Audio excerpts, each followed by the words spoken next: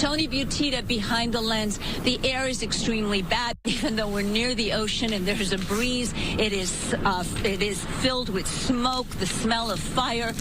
It's hard to breathe. It's hard to even see up ahead on PCH because of all of the smoke. Yeah, Gigi, and if you think about it, you're telling us that this has reached PCH is our first knowledge of that. And it's hard to imagine if the fire has burned all that way that it didn't bring some structures down with it, because there's a whole lot of structures that are in its path in order for it to reach PCH.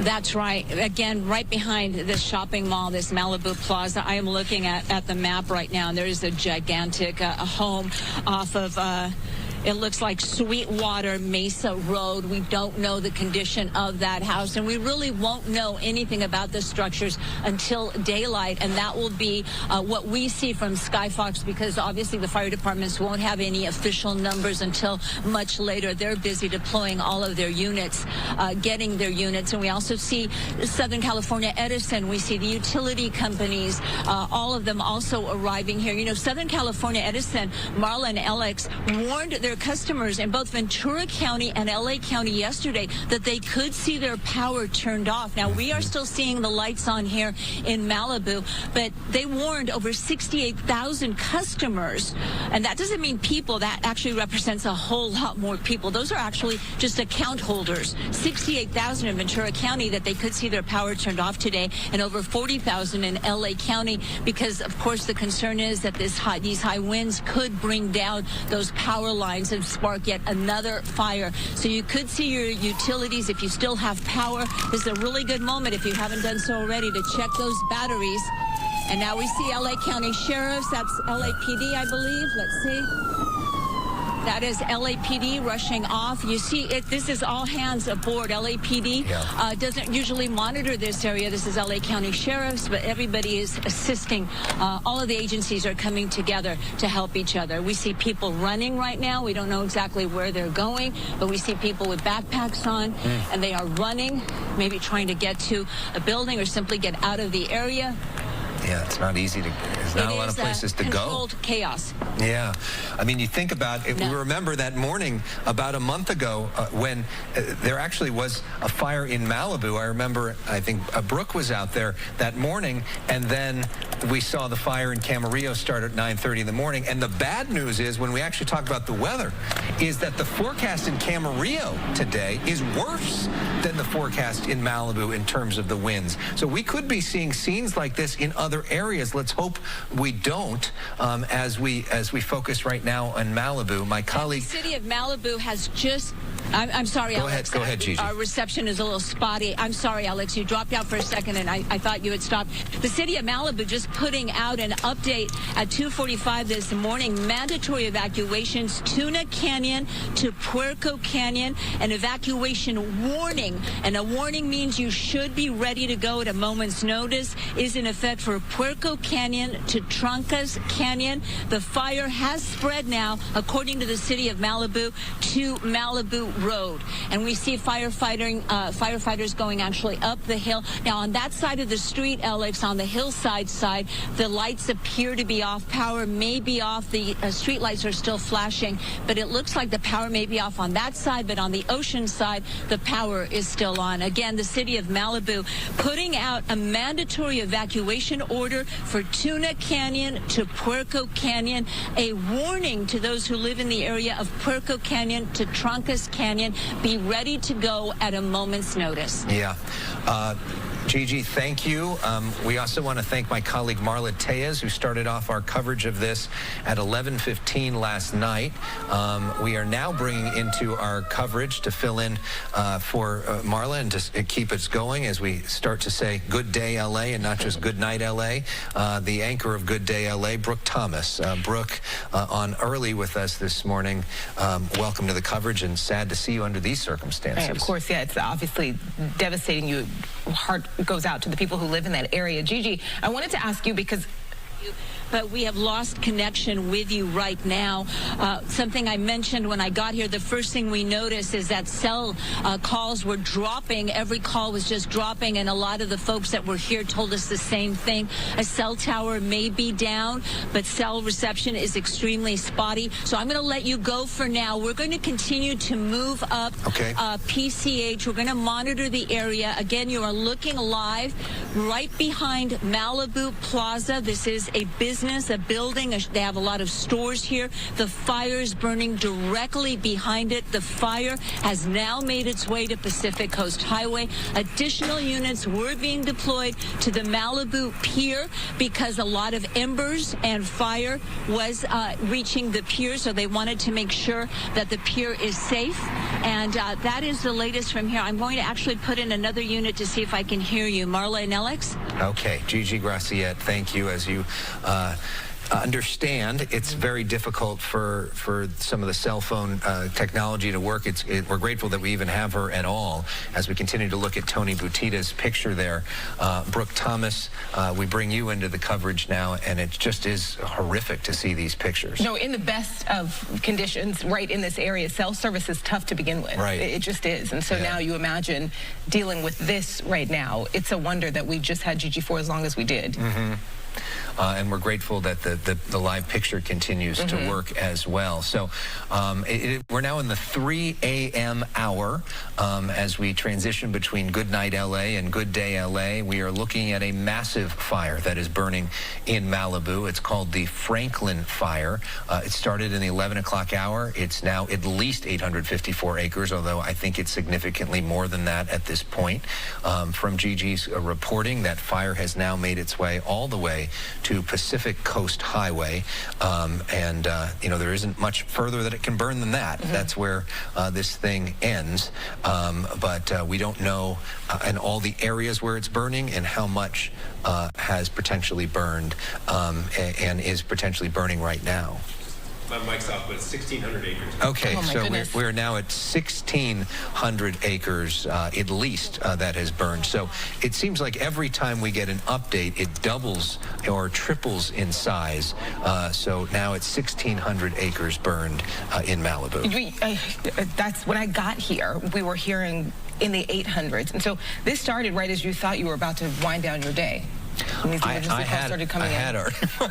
was still working, but I was actually working on a story about trying to get help for folks that were impacted by the mountain fire, and was at my desk typing an email about a story in 2 days, and then looked at the TV monitor, and Marla was on and saw these pictures, and personally, I grew up 10 minutes away from here and hung out in this area all the time and know this area well, and have covered the Woolsey fire and the Coral fire in 2007 on this particular block.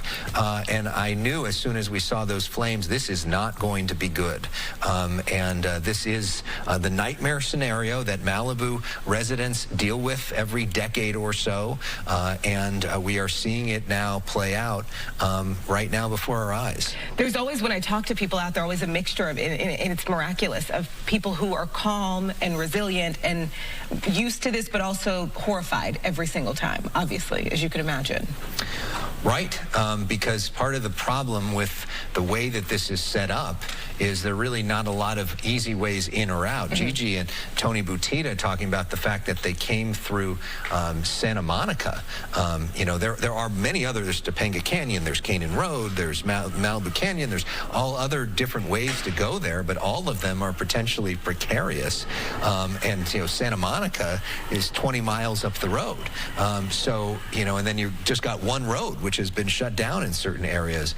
So when this happens, it is not easy to get in or get out, which makes this stuff so dangerous, which is why we are telling people when they tell you to go, get out while you can, because it's not easy. And we saw pictures earlier, and I don't know if we have it queued up, and we can show it again for the 3 o'clock hour of a photographer from RMG driving through some of this.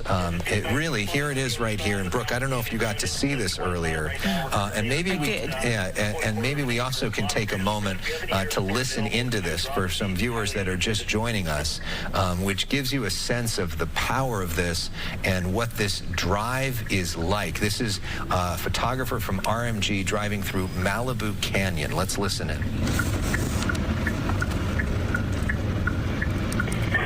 Okay, copy that. I'll be advised.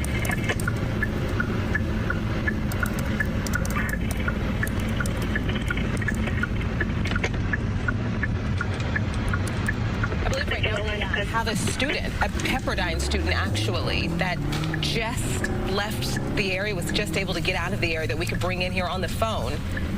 Vic, are you there?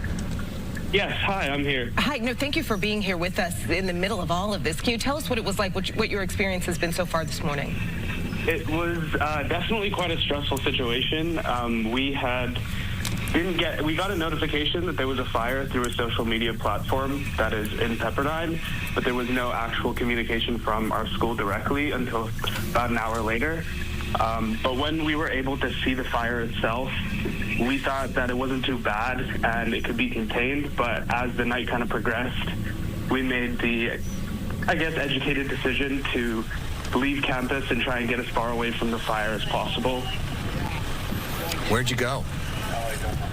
We decided to go to one of my roommate's house. He lives in the LA area, so we went to his area.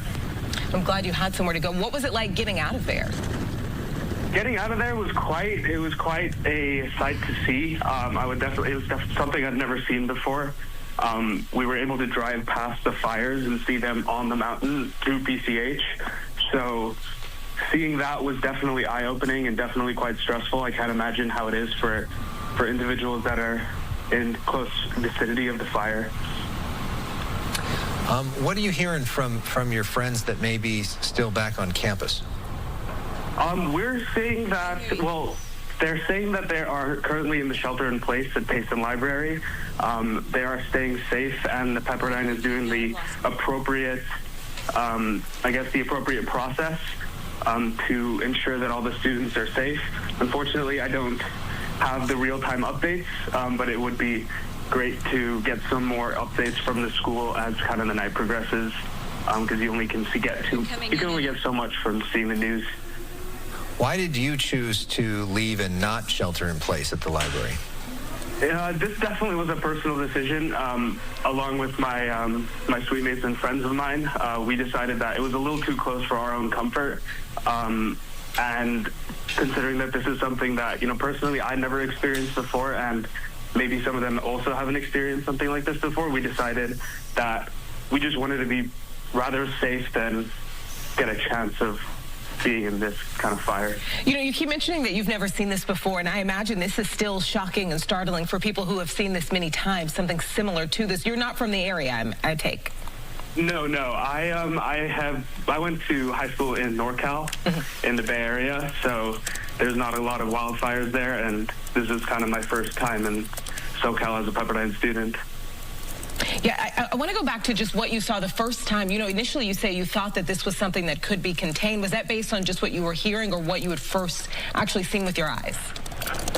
It was definitely what we were hearing. From our dorms directly, where we weren't able to see the fire, but as soon as we went into a more clear and open space by the track, we were able to actually see the smoke rise above the mountain ridge, and that's when we decided, it's time to leave.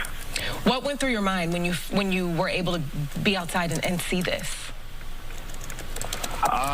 It honestly didn't feel very real. It felt very surreal at first. It was hard to process kind of like how close this fire was. But after a few minutes, it was a quick, rapid decision to think we should pack a bag. It's better to leave, get away from this fire, because I felt like that. We all felt like that was the best decision to make. Did you see any structures burning when you were driving away? When we were driving away, I don't recall seeing any structures being burnt, although I do recall seeing just a line of fire through the mountains. It just looked like ultimate chaos, and it was quite scary to look at. And you heard, I know the finals canceled for tomorrow and school canceled for tomorrow. Sort of where do you go from here? The only hope is that this fire gets contained, and hopefully that everybody is safe, making sure that, everything is prevented, whether that's property damage or, human damage itself should all be prevented. That's the ideal goal. In terms of school, my focus has kind of drifted from that. I'm kind of focusing on just ensuring that my friends are, in a safe space. But I guess if we have to look forward, we do have finals scheduled for Wednesday and Thursday right now. If they go through, then, I've done the appropriate preparations for them, so hopefully they'll go well, and depending on the status of the fire, we'll kind of see how Pepperdine kind of orients the situation. We've been talking about and dealing with, issues with communication, and I know it's tough in the area to begin with. What was that like for you all as this has been going on? Cell service, things like that? Yeah, so we immediately lost power at around, I'd say around 10 p.m., 10:30 p.m., which kind of halted a lot of communication. We'd lost all Wi-Fi and cellular network. I was able to get good cellular network, but there were times when it kind of dropped in and out, where I had to use like the iPhone uses a satellite connection to be able to send messages, so I was able to use that to at least message my parents to tell them that I was in a safe space. Well, we're glad to hear that, and hopefully everybody watching now knows that you're in a safe space as well. We wish you the best, and all of your classmates as well as we go through all of this. Thank you so much. I really appreciate you. Yeah. Thank you very much. If you're just joining us, we're in the 3 a.m. hour. Alex Michelson, Brooke Thomas here for special coverage of the Franklin fire, which has burned at least 1,600 acres in Malibu, and likely more. We're looking at some pictures from earlier from Skyfox in the right-hand side. On the left-hand side is the live picture from Santa Monica. That's because this fire is so big and so bright that you can see it from 15, 20 miles away down the coast. I know on our Venice cam, I saw it as well. I mean, you can see this in every direction. You've been going back to that video of the photographer driving through this, obviously just kind of making it clear why people who are not part of any sort of emergency response should. People who are not part of, an emergency notification process should. But, Alex, I'm just curious, what were your thoughts watching this, just someone who's from this area? It reminded me so much of the Woolsey fire. I covered that one on the ground, drove through Malibu Canyon, drove to Calabasas and saw some of the fire there, drove through Canaan Road. I remember having a similar experience. I remember Sandra Endo and her crew at the time drove through and had very similar picture to this, and remember watching that live when I was on the anchor desk anchoring Good Day LA at the time, and watching some of that and remembering how scared people were from it, and it brings you to what happened there at that time. I'm reminded of somebody who grew up down the road. In 2007, there was a big fire in Malibu in this same exact area where this is happening. The church, which is right across the street from Pepperdine at that time, burned down. 49 structures right nearby there burned down. It took many years for those to be rebuilt, including the church right there. And so, you think about how this one night can impact so many people's lives for so long. And I personally just think Malibu is one of the prettiest places in the entire country. And to think of all of this happening to such a beautiful area is so devastating to see. We want to check back in with Jonathan Torres, who is the LA County Fire Public Information Officer.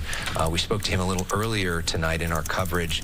Jonathan, we do have some new numbers in terms of what's burned, and it's not good. Jonathan, can you hear us? I could faintly hear you, sir. I apologize. It's very loud where I am. Can you hear me? Understandable. Of course, yes, we can hear you. Okay, I apologize. I'm here outside the incident command center. There's all kinds of radio traffic and phones going off. I apologize. Did we lose Jonathan? Can you hear me, ma'am? Yes, we can hear you now.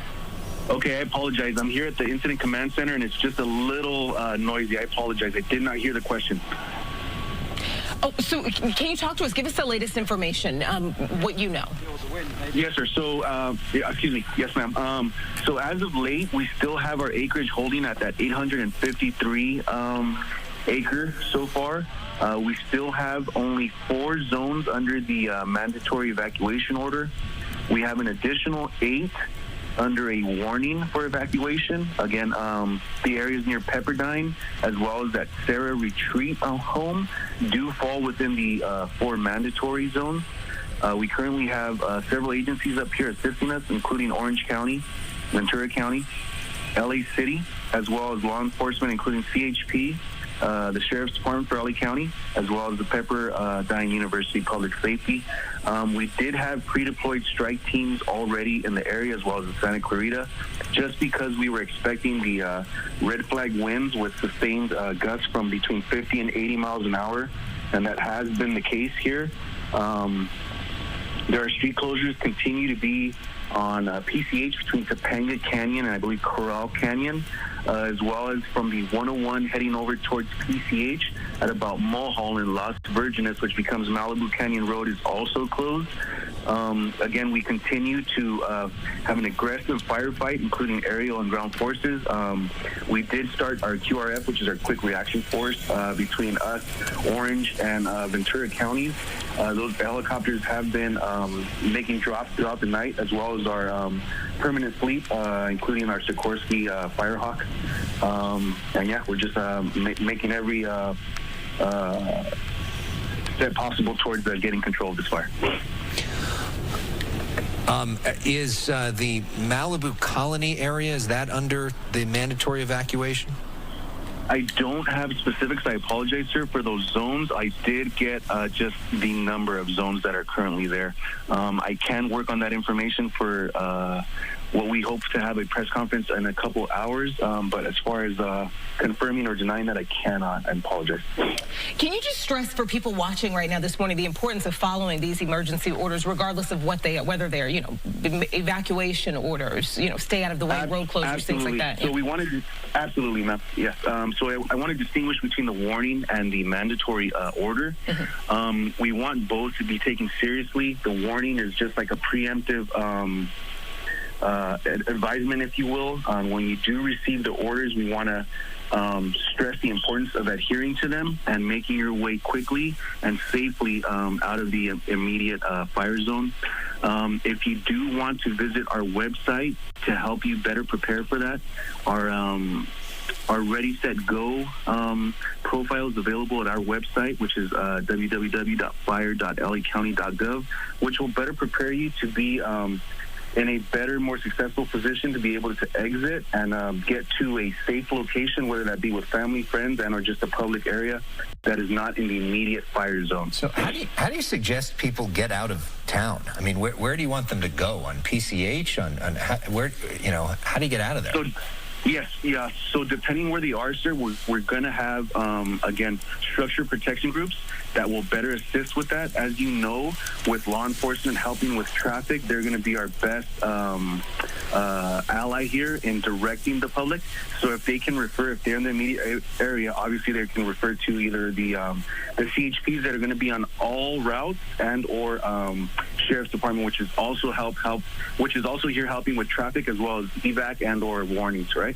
Door to door and whatnot. All right, Jonathan Torres, we appreciate having you here with us this morning. Thank you. Hopefully we'll be able to check back in with you throughout the morning. We appreciate it.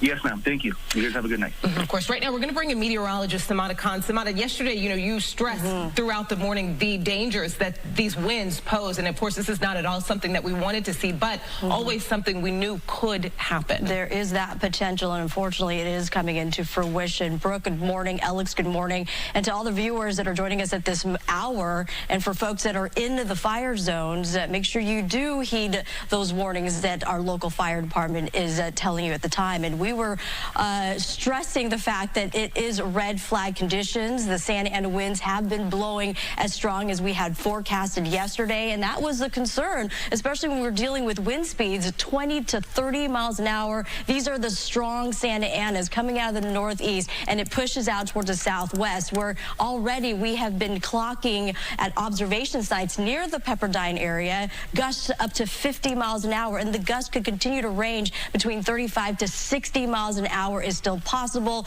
And the low relative humidity at the Pepperdine observation site, it was checking in at 6%. So we're incredibly dry. So a lot of dry vegetation in place through not just that area, but throughout Southern California. The red flag conditions remain in effect through at least this afternoon. And unfortunately, the Malibu area, the Santa Monica Mountains, and downwind across areas of our interior valleys still under these threats.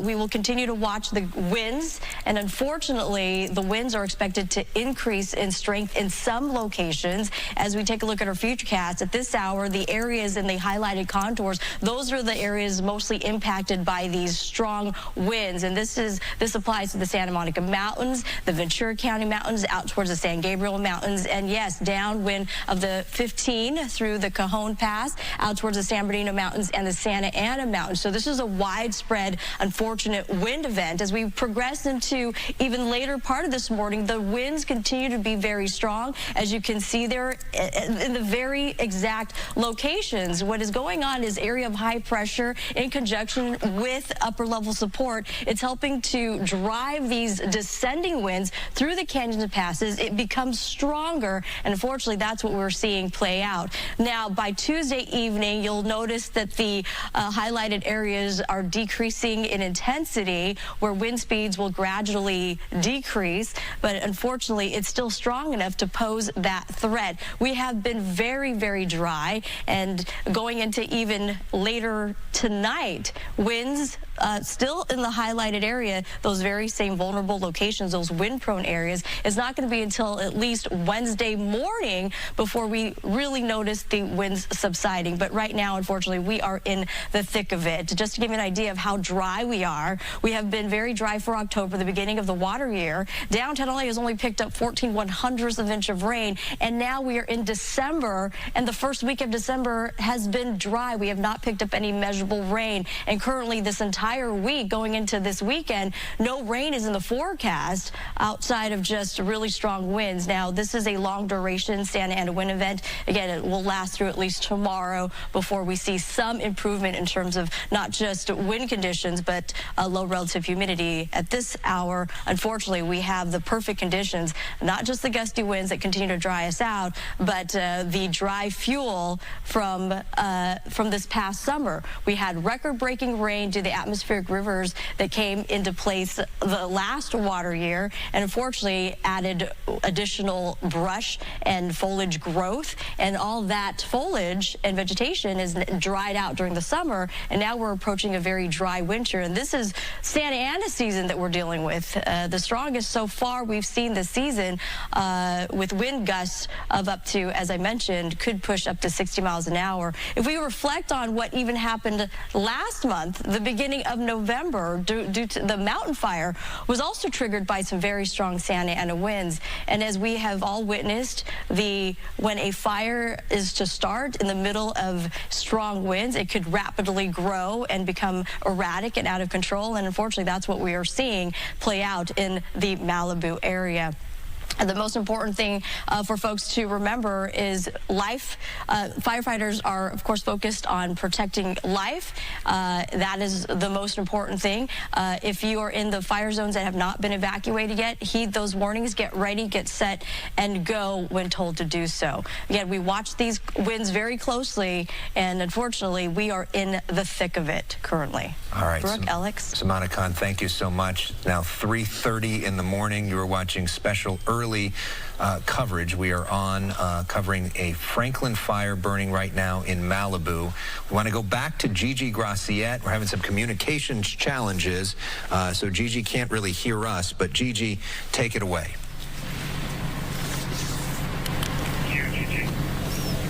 Good morning. We're going to apologize beforehand because we have very spotty communication with you. So if I'm talking and I talk over you, I apologize. Let me show you what's happening here. I am standing in the parking lot of the Santa Monica College Malibu campus building. The Los Angeles County Sheriff also has a communications tower here, and you can see the fire is burning directly behind the building. Now, there are multiple resources, firefighters staged up and down the hillside here. Obviously, structure protection, a major concern. We are unfortunately already hearing about lost structures, whether those are outbuildings, whether those are businesses, or whether those are homes. We don't know yet, but we are beginning to hear that structures have been lost, which is obviously something you never want to hear during this major fire, which has now grown to well over 1,000 acres. Now, if you're just tuning in, the Franklin fire in Malibu started just before 11 o'clock last night and fueled by these dry brush and fanned by the Santa Ana winds. And the wind is light right now, thankfully, but it is sending those embers. The fire has made its way to Pacific Coast Highway, which is shut down right in front of the Malibu Beach Inn, the Malibu Plaza. The fire is also burning directly behind that shopping center. And again, we're at the Malibu campus of the Santa Monica College. All eyes on this hill. Again, difficult to make out, I'm sure, on the camera, but you can see the fire burning here near Civic Center Way. We're moving up and down. Communication is very bad. If you're trying to reach a loved one, I recommend texting or using a communication app like WhatsApp, even maybe Facebook Messenger, Instagram Messenger, to try to get through to them. Just a short while ago, my Verizon phone went down and went into SOS mode. We don't know if towers have been lost, but communication, as Brooke mentioned, is often spotty here in Malibu. But today it is extremely bad. Calls are dropping out if you can even make a call. So if you're trying to reach a loved one, text them, use a messenger app like WhatsApp, and you may be able to get through faster. We're going to continue monitoring this. We're moving up and down Pacific Coast Highway, watching what the Franklin fire is doing. And of course, we're going to bring you the latest right here on Good Day LA. For now, I'm Gigi Graciette, live on Civic Center Way in Malibu. The fire directly behind the Malibu campus of the Santa Monica College and also Communications Center for the Los Angeles County Sheriff's Department. We'll send it back to you. Gigi Graciette, thank you. Some news from the city of Malibu. They're saying that the fire has spread south across PCH to Malibu Road near Webb Way and across PCH into the Malibu Pier area. Malibu Pier and other structures there are impacted. Structures are impacted on Malibu, Knowles Road, and Sweetwater Canyon. Earlier, we heard that some fireboats had been requested to the Malibu Pier. So we do not know if the Malibu Pier itself is on fire, but we do know that that is an area of concern. Also an update from Pepperdine. They just posting that there are spot fires on campus at Pepperdine. They say that there is no life threatened. They do not believe that structures are threatened. Power is out for, remains out for much of Malibu. They're keeping the shelter-in-place protocol until at least daylight. So they want their students to remain in the library until at least daylight. We know some students have chosen to leave, but that's what's happening at Pepperdine. All right, we're going to bring in Mario Ramirez now with more on what you can see. Mario, tell us where you are.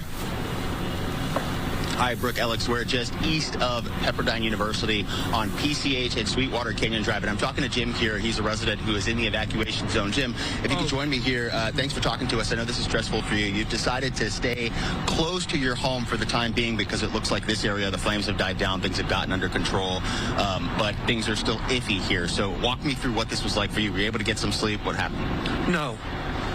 First warning came about 11 o'clock, and it was just an alert. And then around 1, I think, there was an alert. There was a loud alarm that said, "Get out, evacuate now."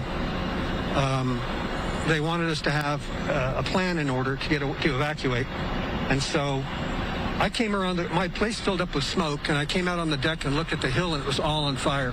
It's really shocking. What street do you live on? I live right here on PCH on the beach side. Okay, and at this area we're looking at here, we saw, me and you, at least one home that was touched by flames, a beautiful home up in the hills. Yeah. How would you describe this area, some of the streets here? Well, it's a very nice area, and there are a lot of beautiful homes, very expensive homes. This house on top of the hill here, which is all dark now, was just totally lit up. And unfortunately, I'm afraid they might have done a lot of damage, if not total loss. They're horrible. I mean, it's a really expensive house. And then there are homes all scattered through the hills that you could just see burning. They're just random fires. Yeah, so down here, you've been watching the activity. You've seen multiple homes. Oh, yeah. Yeah. All in the hills here between Cross Creek and this Sweetwater, I guess, Sarah Retreat. There are lots of homes that have been lost. And what goes through your mind as this is happening? Have you been through a situation like this before? Yeah, I was here a few years ago when the Pepperdine fire happened, and it was also very scary. You know, I don't know why we stay here, because it's tense.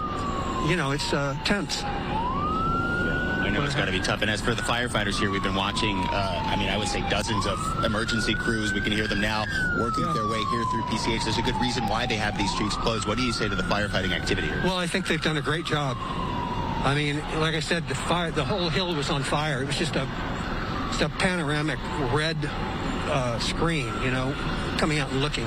And in a matter of an hour and a half, they pretty much got everything under control. So they've done a great job. I mean, they really have done a great job. I didn't think they'd be able to get it under control, but they have. Yeah, that's good to hear. So at this point, where do you go from here? You kind of just where do I go? Standing by? To bed. I hope. Yeah. Unpack and, try to relax. Yeah, not over yet, and we're still feeling these winds out here, so there is the possibility. But I'm much more relaxed now than I was an hour and a half ago. All right, good to hear. Yeah. Thank you, Jim. Yeah, thank you. Glad you were able to be safe in all of this. So that's what you're hearing this morning. Over 2,000 structures are in those mandatory evacuations, 1,200 that are in warnings, and as you can see, some residents sort of standing by and just taking a look at the activity as it gets closer to PCH, hopping over PCH in some areas as we keep feeling these wind gusts. I know they are expected to last through the day, through at least the morning, 40 to 50 mile per hour gusts. And let's show you some more of the flame here. You can see we've been watching this area for the last 20 minutes as we've gotten here to PCH and Sweetwater Canyon. These embers are sort of still flying around here in the area, and these gusts, we are still feeling them. We're going to keep an eye on things here, but the flames, at least in this area along PCH and Sweetwater Canyon, just east of Pepperdine University, seems to have calmed down just a bit, but that fire is still burning here in the city of Malibu. Mario, first off, that interview you just did was really illuminating, because it was the first person we've heard to actually confirm that they have seen structures burn. That's something we've assumed based off of what's happening. We haven't actually talked to anybody who's seen it. So that's our first reporting of that. But it's our first time talking to you, and I'm wondering if you can walk us through what you have seen on your drive in. Did you see any structures burning? Talk to us about your experience getting there. So getting here was extremely difficult. Obviously, there are lots of road closures, and this has been developing overnight. So a lot of them aren't, even known in the GPS systems. You're not going to see them on maps. You're going to run into them. And we tried to come in from the north, or at least I did, from the 101 and Malibu Canyon, and that was not a good route. We had to turn around, and those roads coming from that direction can be very narrow. So we came around PCH, and that was the best bet. But there are still road closures here along PCH, unknown how long it'll be closed to the public, so you can imagine the congestion here this morning. But it is always amazing to see the activity here and all of these fire crews making their way in and out. And I want to go up to those flames up in the corner here. That's the bulk of the activity, the fire activity we can see here. And Jim, while I have you here, walk me through what that area is like, that corner up there that we're looking at. I noticed there was a house earlier, and it was, it's dark, so you can't really make out exactly what's going on, but there is a house there, or there was a house there. And it was burning earlier, and then I think when we started talking, maybe, a half an hour ago, there was no fire there. And now it's started up again, just like you said, the winds. When the winds change, it can all flare up again, which is exactly what it's doing.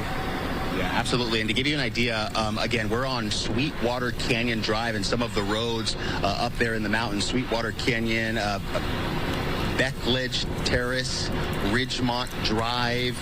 That's really what we can see here from our vantage point, some of the streets that may be impacted up there in the mountains here in the city of Malibu. So lots of activity here on the streets. Again, this area seems to have died down, but we're expecting this to be really active throughout at least the morning. So we'll be standing by and sort of watching this, but we'll keep an eye on things. Send it back to you for now. Hey, Mario, thank you. Just something I was talking about earlier. There's just this sense of resilience from people who live in the area and who are somewhat used to these horror shows and are able to stay calm through such terror. This is terrifying. It is terrifying. And it's and Mario, you've been. Okay, so we're going to talk about what we're seeing here, and we're looking at all this different destruction. We, at this point, really have no idea how many structures have burned. We know that at least 2,000 structures were in the zone that they were concerned about. Right. We don't have any indication that many structures have burned, but we really don't know. And until we get daylight, until we get a chance to get a better sense of what's happening, we won't know. The other big question that I have right now, would be interesting to know more about, is what's happening at the Malibu Pier, because it's clear that there's a lot of concern about that particular structure, and the thought the fire would be able to get all the way there, which is as far as it can go, and you think of the Malibu Pier, there's some great restaurants there and places where families hang out, and you hope everybody there is okay. You hope everybody there is okay. Obviously, you were just saying, we know that some 2,000 structures are at least somewhat in the danger zone here, and that means, we're talking about thousands of people who are affected by this. Thousands of people who were probably, like that guy, sleeping. Right. And then woken up in the middle of the night. You hope everybody was woken up. And then you also wonder about some people refuse to leave in these situations and decide to stay and decide to fight the fire. And sometimes that works, and they're able to help save their homes. And we have seen in fire after fire, big fire after fire, sometimes the people decide to stay and fight the fire. Sometimes they die. Right, it's nothing to bet on at all. But, I do understand that it's a hard decision for many people to make. That's why it was nice that we had Jonathan Torres from LA County Fire, on the phone, just stressing the importance of following these orders, these mandatory orders that come in. And really thinking deeply about the warnings. Right. And you were in Malibu, right, if I remember correctly, that the day that Camarillo fire happened, it started with a fire in Malibu that morning. It did, and, when we got there, we can still see flames, we can see the fire response, and we can see, what the crews are trying to battle as we are kind of like up the hill, essentially, right across the street from Pepperdine. And once things calmed down a bit, we were able to go deep, kind of down into the neighborhood a little bit more, and it was a horror show. Just looking at the houses, these beautiful beachside homes that will never look the same again. Right. And this is a whole lot worse this morning. It was nothing like this. Right. Yeah. And the conditions today are worse, and the conditions today are not over too. Right. I mean, it seems like things are getting a little better in Malibu. This is now a live picture, but that's still pretty bad. And the other challenge, Brooke, is embers. So when you have 40, 50 mile an hour winds, that could take any of these flames, a mile or so down the road and hit another home or a building or a church or whatever. And then all of a sudden you have another fire, and there just aren't enough people and not enough water to put all this out at the same time. I mean, you would need basically a rainstorm to come through, which is not happening anytime soon because there's just so much fire happening right now. No, that's the truth. When it comes to emergencies like this, it's never just what you can see. Of course, there's also what you can't see, and then what could happen just so quickly, as we've seen just in the hours since these calls started coming in, how rapidly this fire grew, the dangers of these winds. And we continue to watch them burning now, and you think of Malibu and this particular area, which is home to some of the most desirable real estate in the country, homes, townhomes, apartments, research facilities that are there. There's world-class shopping and restaurants, all of that right in this particular vicinity. Some of the more famous locations, and not only in Southern California, but around the world. It's a place Miley Cyrus thinks about Malibu. So many people know Malibu, and that's the picture of almost perfection. And now it is going to be scarred by this. Another scar, unfortunately. Yep. This is just one. Yep. And Sumata Khan, as we bring our meteorologist back into the conversation, this isn't the only area that should be concerned today. Yes, right? Unfortunately, Alex, we have been advertising since yesterday and even since last week that there was the potential for stronger Santa Ana winds to make its way across Southern California early this week, and unfortunately we are seeing it unfold before our eyes. Malibu area, of course, under red flag conditions, not only dealing with strong winds, 20 to 30 miles an hour. These are sustained potentially, and already at Pepperdine, the observation site there was clocking in at 50 miles an hour. And unfortunately, to your point, Malibu is not the only location undergoing these red flag conditions. We're talking about locations across the Santa Clarita Valley, the San Fernando Valley, the Inland Empire communities will be affected by these really strong winds and strong gusts. If you've got plans to head along our Grapevine through the Cajon Pass along the 15 stretch, through the San Gorgonio Pass, we're looking at wind speeds, gusts, still that range of 50 to 60 miles an hour. So very dangerous, critical conditions, extreme fire danger. With the single spark, it could lead to widespread devastation as we are seeing things unfold across Malibu. A reminder to heed the warnings of the local authorities, as Alex and Brooke have been reporting that locations across Malibu, the fire jumped across PCH, and we're going to continue to keep tabs on how the pier is doing in surrounding locations, but the winds going to be a real factor. And as we've talked time and time ago, yes, as we talked about time and time again, fires create their own weather, strong erratic winds, and those embers that can fly miles down the road and could ignite new fires. Again, locations across SoCal under red flag conditions, extreme fire weather. Now we're going to go ahead and bring in Gigi. If you can tell us, Gigi, what are you seeing right now?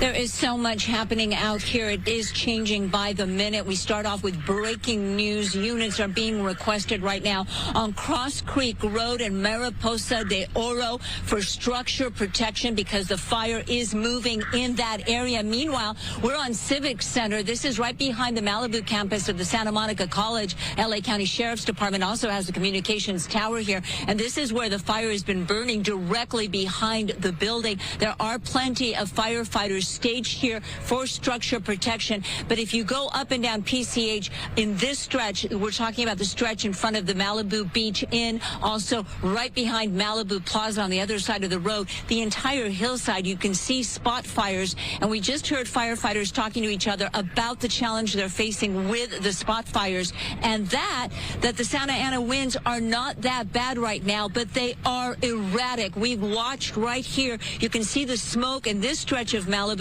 is burning towards the north. On the other side of the hill, on Piuma, you have a very large contingency of firefighters staged. They are holding Piuma Road. They don't want the fire to spread back into that area, so they're staged on the other side of what you see burning here, just to protect the structures and that area over there. There are multiple spot fires as the fire continues to spot ahead of each other. Fires can actually spot a mile or more ahead of itself during windy conditions, and that is one of the biggest challenges that firefighters face during Santa Ana wind conditions. And they have plenty of challenges. They have the topography, which is right now driving this fire. We see the smoke moving towards the north. Earlier, it was moving moving towards us, towards the south. At points, it was moving in both directions at the same time. One firefighter describing the wind as squirrely.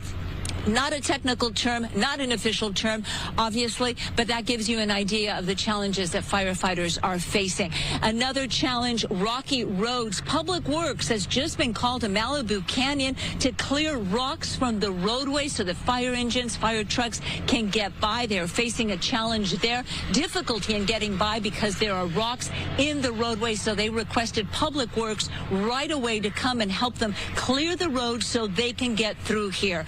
Pacific Coast Highway is shut down. If you work in this area, if you live in this area, most likely you know what's going on. You've either evacuated or are under an evacuation warning and are ready to go. But if you work in this area, you will not be working today. It is shut down for all the fire trucks. So please don't come to the area. Call your boss, call your manager, and tell them and get directions from them, because we don't want to see additional cars here as firefighting units from all over Los Angeles and Ventura County flock here to help the firefighters with the Franklin fire, which has now grown to well over 1,000 acres. Again, if you're just joining us live on Good Day LA, we are covering the Franklin fire. This was a big concern yesterday as firefighters warned us about that red flag warning, about those Santa Ana winds moving in. The National Weather Service telling us just yesterday we were going to see conditions similar to what we saw in Ventura County that first week of November, when we lost so many homes,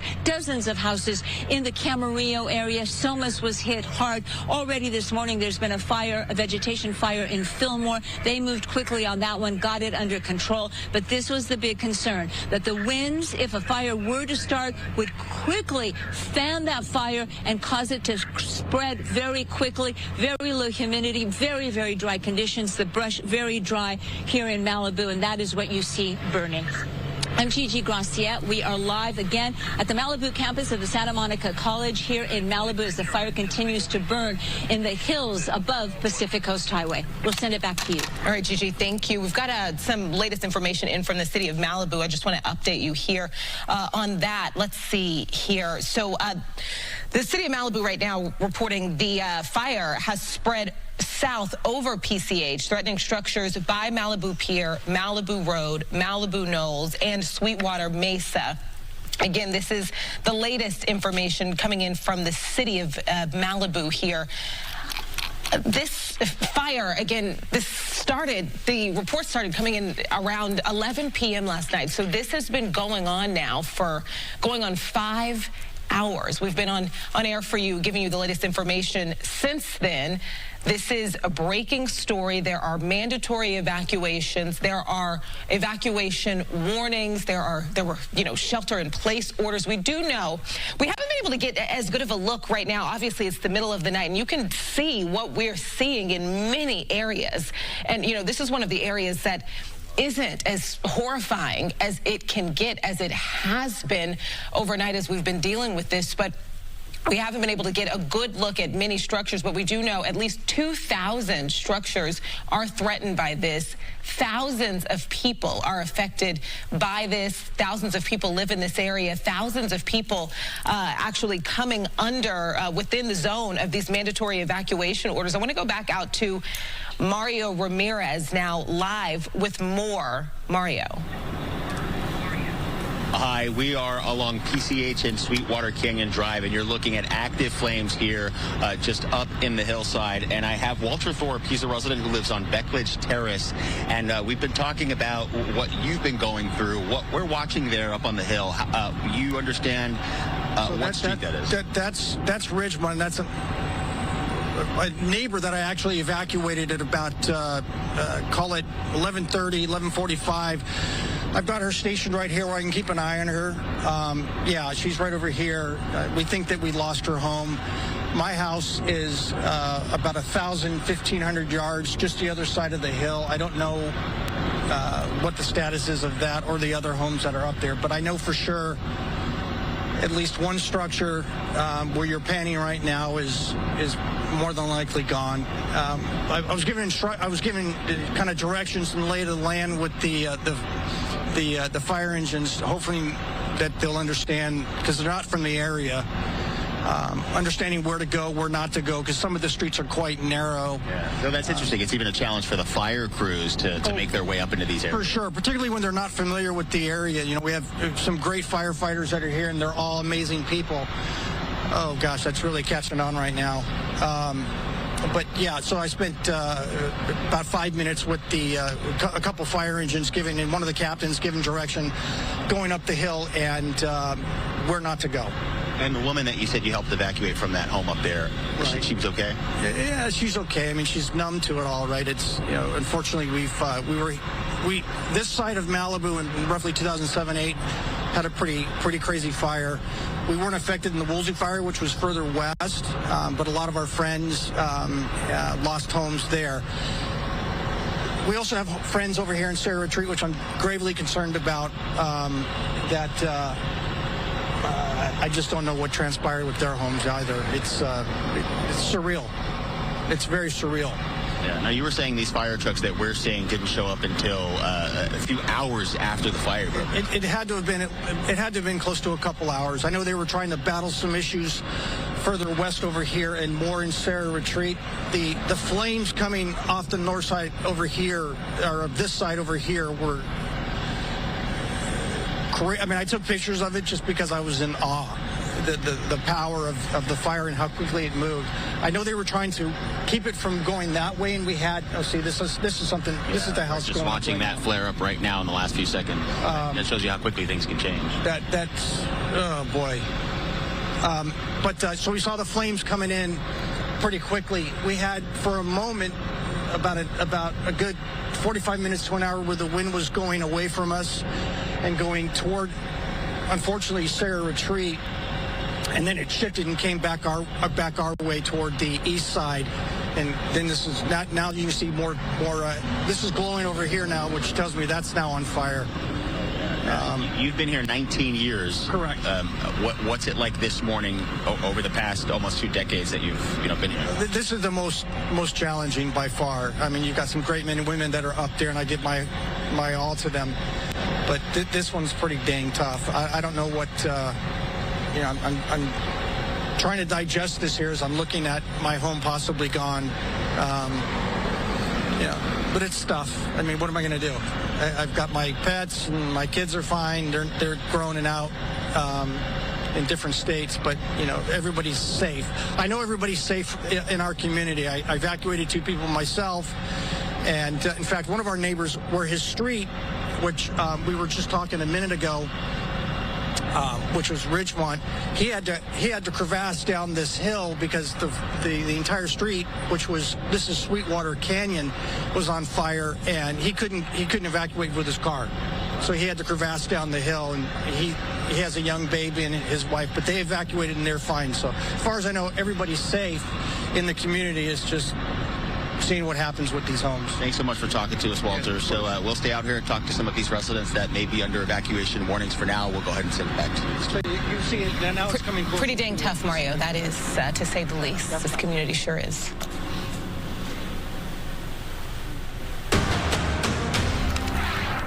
All right, good morning. I'm Brooke Thomas. Welcome to Good Day LA at 4 o'clock. We, of course, begin with the breaking news in Malibu. That's where we have been just out of control wildfires spreading in the hillsides near Pepperdine University, where students are now under shelter-in-place orders. We're actually going to head out to Gigi Graciette. We're going to head out to Gigi Graciette in a bit. Obviously, this is a fast-moving situation. This is something that's been going on since just after or around 11 p.m. last night. I wonder if can we bring in Mario Ramirez? He's also live on the scene. Mario, there's so many things I've wanted to ask you throughout the morning as you've been able to talk to members of the community out there. But I wanted to know from you, can you talk a little bit about what it was like driving in, specifically, how soon before you even got to the scene that you were able to see this and maybe even smell this? Well, I will say that it definitely took maybe 3 times as long driving in. We first tried to come in from the 101 and Malibu Canyon from the north of this.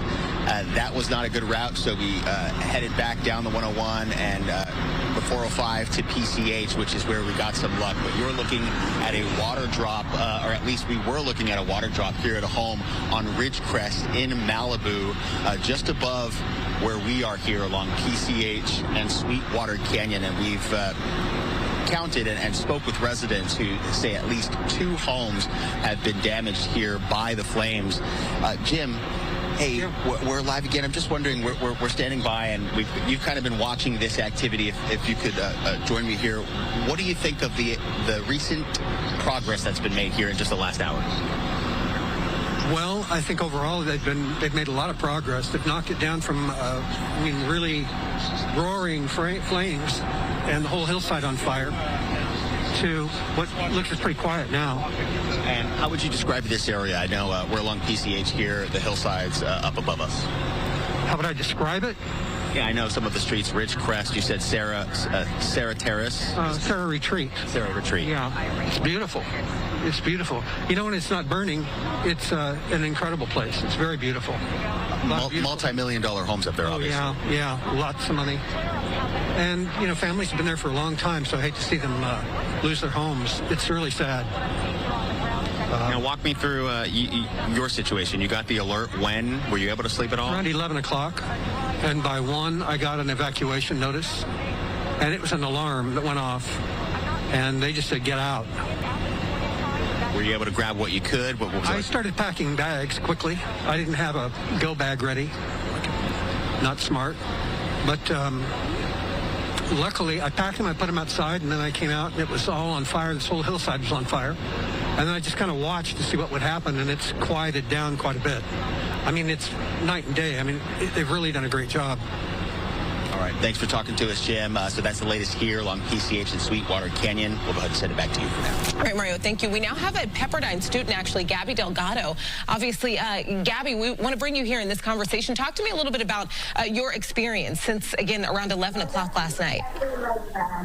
Yeah, so, I mean, I've been in the library for probably the past 3.5, 4 hours. And it's honestly been a really stressful situation. I mean, seeing flames like right where I'm used to like looking outside and studying and seeing like green mountainsides and seeing that on fire is definitely crazy. But it is nice to know that like now when I look out the window, I see less fire.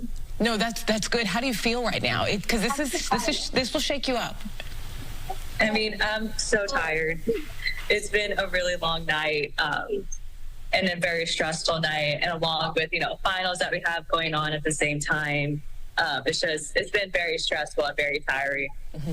Yeah, you thought your tests were the biggest thing you were going to be dealing with this week. What was the first notification that you got that something was going on? It was probably around 11:30 or 12. We got a notice that there was a fire, but that the university was not under threat of anything. But that changed quickly when I came to the library and I saw the flames getting very, very close to campus. I imagine you were so scared. Are you from the area? Have you ever dealt with anything like this before? I'm from Central California, the Central Valley, so 3 hours north. So this isn't something that I'm used to. Absolutely. And so, I think sometimes it's hard. We were talking to someone with LA County Fire this morning about just trying to stress, getting people to heed these warnings, these orders, things like that. It is hard, regardless of your, ownership, just to leave your home. And you kind of have to gauge whether you believe it or not. But of course, we want everybody to believe this, to understand this, to heed these warnings. How quickly were you able to snap into it and decide, okay, what do they say we need to do? Let me get to the library. Pretty much immediately. I was in my room when the power went out, and I knew it meant a fire. And I called my friends. I called my academic advisor asking what I should do. I was talking to different RAs, and I immediately packed a go bag. And I was really anxious, so I just came down to the library because I knew that was my shelter-in-place area. And I was here before the shelter-in-place was issued. Gabby Delgado, I believe I called you Gabby Delgado earlier. Sorry about that, Gabby. You mentioned that, you called your friends, and were you all able to get there together? What's the vibe in the room? You all are so young. This is a scary situation. I mean, it was a very stressful situation. My roommate, she's an RA, so she stayed back a little bit longer to keep tabs on her residents. And then I had a friend, one of the friends that I did check up on, and went to her dorm room. She ended up leaving campus and going to her friend's apartment off campus. And then I have a friend that lives off campus as well. So I called him asking if he was okay because he lives through the canyon. Just making sure, he had power and if he saw anything. So I kind of came here alone, and then I found people eventually as I was here. Of course, we hope you all are watching the news at all times, but I know what it's like, to be a college student finals week and how you kind of unplug so that you can focus and try and get on with your life. So were you familiar with any warnings, any dangers, that were going on, at least since yesterday, that, unfortunately, this is something that worst case scenario could happen? I mean, it was definitely something that I had on the radar. I mean, just being a journal student is something that I stay on top of just because I need to. Right. But I feel like the average student probably wasn't very on top or really had that on the top of their minds. But when I was walking outside to get dinner and I felt how strong the winds were. And I was like, this is dangerous. I almost feel like I'm talking to a friend on FaceTime, Gabby, but can you show us the room a little bit there? I want to see, your surroundings if possible. So this is the library. There's a lot of students that are just relaxing right now. Mostly students are just relaxing, de-stressing because of fun. But everyone's able to be calm, and everyone okay? Everyone able to talk to their parents, their loved ones, and check in? Because cell service also, that's an issue. Cell service was a huge issue. I was trying to get a hold of multiple people, and my calls were just not going through, which is really stressful because I didn't know what to do. I really felt like I needed to be in contact with those people, and when I wasn't able to get into contact with them, it was very stressful. Gabby, it's Sandra Endo here jumping in with you this morning. Just a quick question, because Pepperdine was threatened by the Broad Fire just recently, like about a month or so ago.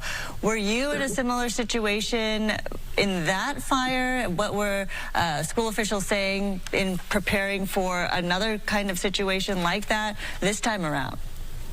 I mean, it was definitely a different situation because it was a much smaller fire, and the winds were going away from campus. So campus at no moment felt like it was threatened by the fire. I mean, I did go down closer to the end of campus during the Broad Fire to get a closer look, and it was very scary to see, but it's not comparable. The Broad Fire and the Fayetteville Fire are not comparable. They're completely different experiences.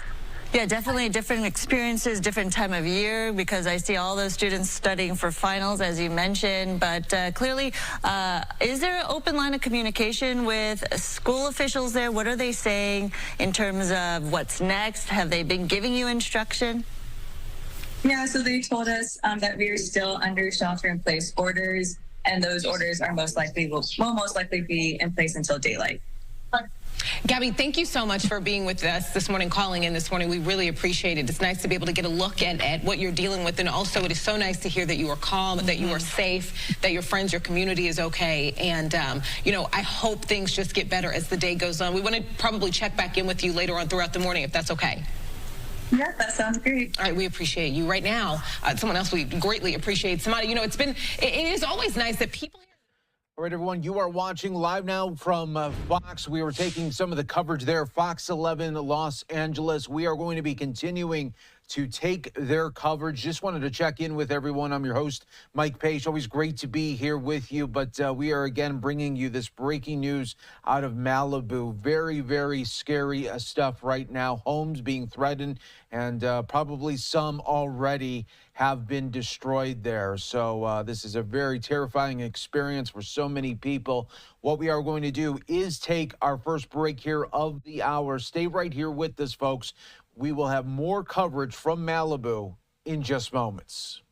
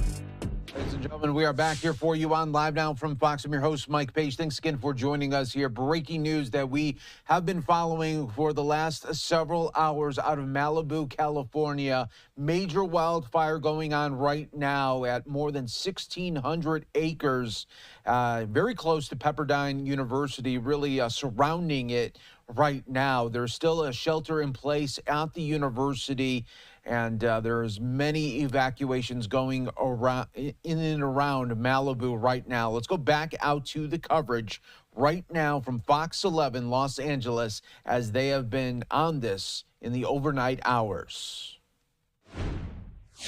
How quickly you can start to sense something, going on far before you're close to it. Yes, I was near LAX and I could smell the heavy smoke already. And then driving up to our station here on the west side, you could see that Malibu was aglow. That's the part. You can't often see it as far away as you're able to see this. This has been just a sight to see. Yeah, it's such a scary situation. Let's go live out to Mario right now to give us the very latest on the situation there. But clearly, the widespread effect of this already being felt all throughout the area. Mario. Yes, Sandra, Brooke, good morning. We are in an area where we've seen 2 homes that have burned here by the Franklin fire. This all started on Malibu Canyon Road and PCH. We know several strike teams from multiple agencies are up in the hillsides here. Law enforcement have been helping with the evacuations. And we talked to some residents out here in these road closures under evacuations. Over 2,000 structures are in mandatory evacuations right now, 1,200 under warnings.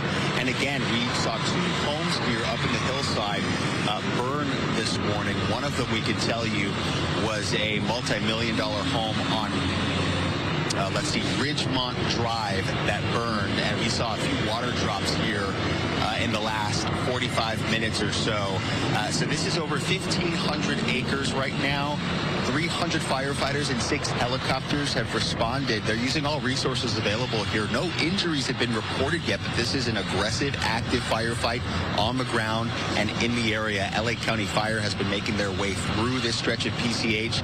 Dozens of emergency vehicles. Pepperdine University issuing a shelter in place on campus. And let's talk more about those evacuations east of Malibu Canyon Road, south of Piuma Road, Sarah, Retreat, and Pacific Coast Highway, again between Topanga Canyon Boulevard and Coral Canyon Road.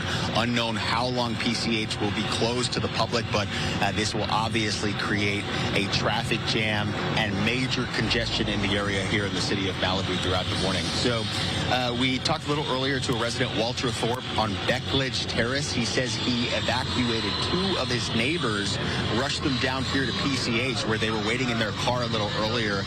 We don't see them here right now, and some of these fire trucks are starting to move to a different area, so that gives us the idea that maybe the fire is moving to another location, and these flames are dying down here in this area near PCH and Sweetwater Canyon. But we're still feeling those winds. We still see some of those embers blowing around here in Malibu near the coastline. We're going to keep an eye on things, and that is the very latest here in Malibu. I'm Mario Ramirez. We'll go ahead and send it back to you. All right, Mario. Thank you. It's just so devastating to watch this scene right here live with the mountain aglow on Malibu, and knowing that just a month ago, this area was struck by the Broad Fire, this community definitely suffering all throughout the years. So many fires that we've covered throughout the area and community of Malibu. This is certainly something they've lived with for quite some time, as you heard a lot of residents there saying, they know that when there's going to be high winds and dry conditions, they're in for trouble perhaps, but clearly nothing comes to mind when it actually happens, right?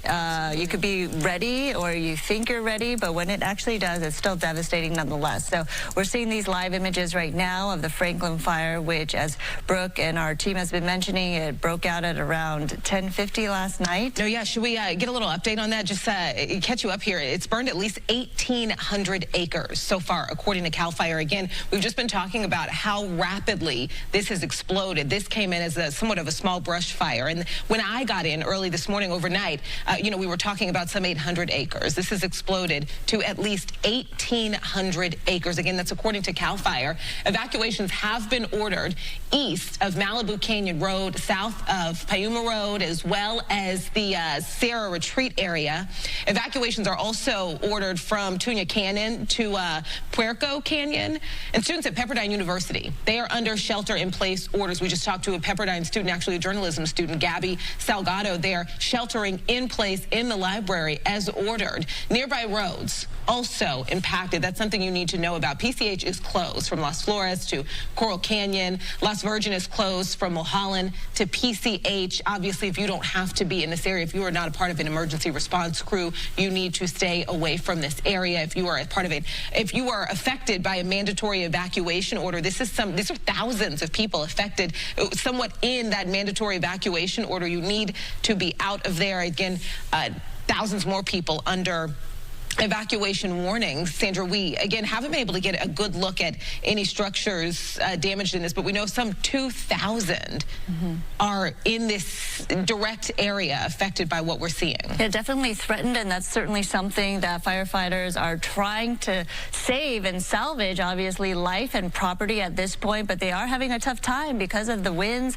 and the poor visibility, as well as the power outages right there. So there's difficult challenges ahead for fire crews trying to battle this blaze. But as you heard Mario say, he did confirm that at least 2 structures have been burned or damaged. One of them, a multi-million-dollar home in the community of Malibu. So certainly really devastating news to hear, especially around the holidays when people are thinking about coming together, spreading some cheer, and then having to deal with this. But we are going to stay on top of this. And also, as Mario was saying, the winds and the flames kind of shift from time to time, because as we know, fires have a personality of their own. They create a weather system of their own as well. And depending on the winds, it definitely does shift. So sometimes you can think that you're in a community that may be saved or salvaged from all of this because the winds have shifted and the flames aren't in your area anymore and you don't see that glow. But definitely any moment, those winds can turn and definitely create a different storyline here. But you see from our images right there, I think there's an aerial asset flying above those flames along that fire ridge, but clearly we could use more help, right? Mother Nature needing to calm down in terms of the wind situation right now, and hopefully as daylight comes up, it'll be easier for firefighters to assess the area and how widespread this has been. It's also, I want to go back to, we've been talking about, how close this was to Pepperdine and how the students are dealing with either evacuation orders or shelter-in-place orders. Just the latest from the university is that they understand that the worst of the fire, of course, and we're talking to Gabby. If you are just joining us, we actually were able to check in on video with a student, Gabby Delgado, a student who was sheltering in place in the library, and she was just able, from her perspective, to see the changes from, maybe not so bad to an absolute horror show to things seem like they're getting better from what she can see. And the university saying that they believe the worst of the fire has pushed past Pepperdine, but they want everyone on campus to know that there are smaller spot fires on campus that are not threatening life or structures. And of course, fire resources remain on campus. They're trying to address these spot fires as they occur. Additionally, power still out for many people in Malibu. Cell service is spotty, to say the least. And, they want people to, even if you see changes when it comes to, what's going on around you, to still heed those warnings, those orders. They want you to still shelter in place until at least daylight. We'll keep you updated on what's going on there. Let's head over to Samara now to get a check on the forecast and if these winds are going to shift or change or what the situation's like. Yeah, unfortunately, these winds will continue to be very strong. The strong stand is we're in the thick of it. We've got wind speeds earlier this morning where one of our observation sites near the Pepperdine University area clocked in at 50 miles an hour, and that continued again to drive these ferocious flames. We have currently at least gusts a little improvement, and that's part of the shift gusts about 14 to 23 miles an hour, and sustained winds still a range of 12 to 17 miles an hour. We're still dealing with incredibly dry conditions, as that is what happens with Santa Ana winds. Those descending winds from the upper levels of the atmosphere runs and crosses through canyon passes, and as it does so, it creates very dry conditions, and the foliage and the vegetation responds. Humidity down to 6 to 12%, as low as 5% is what we were possibly going to be dealing with. Acreage, as you both had mentioned, right around 1,822 acres currently, according to CAL FIRE, and 0% containment. And we can tell you all the local fire agencies are working really hard to try to get this fire under control. In terms of wind conditions, we've got red flag warnings currently in place for that region, and that will stay in place at least through tomorrow evening in some spots. All the areas you can see here highlighted in the magenta being impacted by winds and very low humidity. And it's not just the fire zone in the Malibu area, but it is widespread, the potential for explosive fire growth when you couple winds and dry conditions. Wind speeds could still range of 20 to 30 miles an hour, with gusts 35 to 60 plus is still possible, and that remains possible not just through this morning but through the afternoon hours, and it won't be until at least later this evening that we'll slowly start to notice the conditions subside a little bit. But this also impacts areas along the Grapevine through the 5 corridor.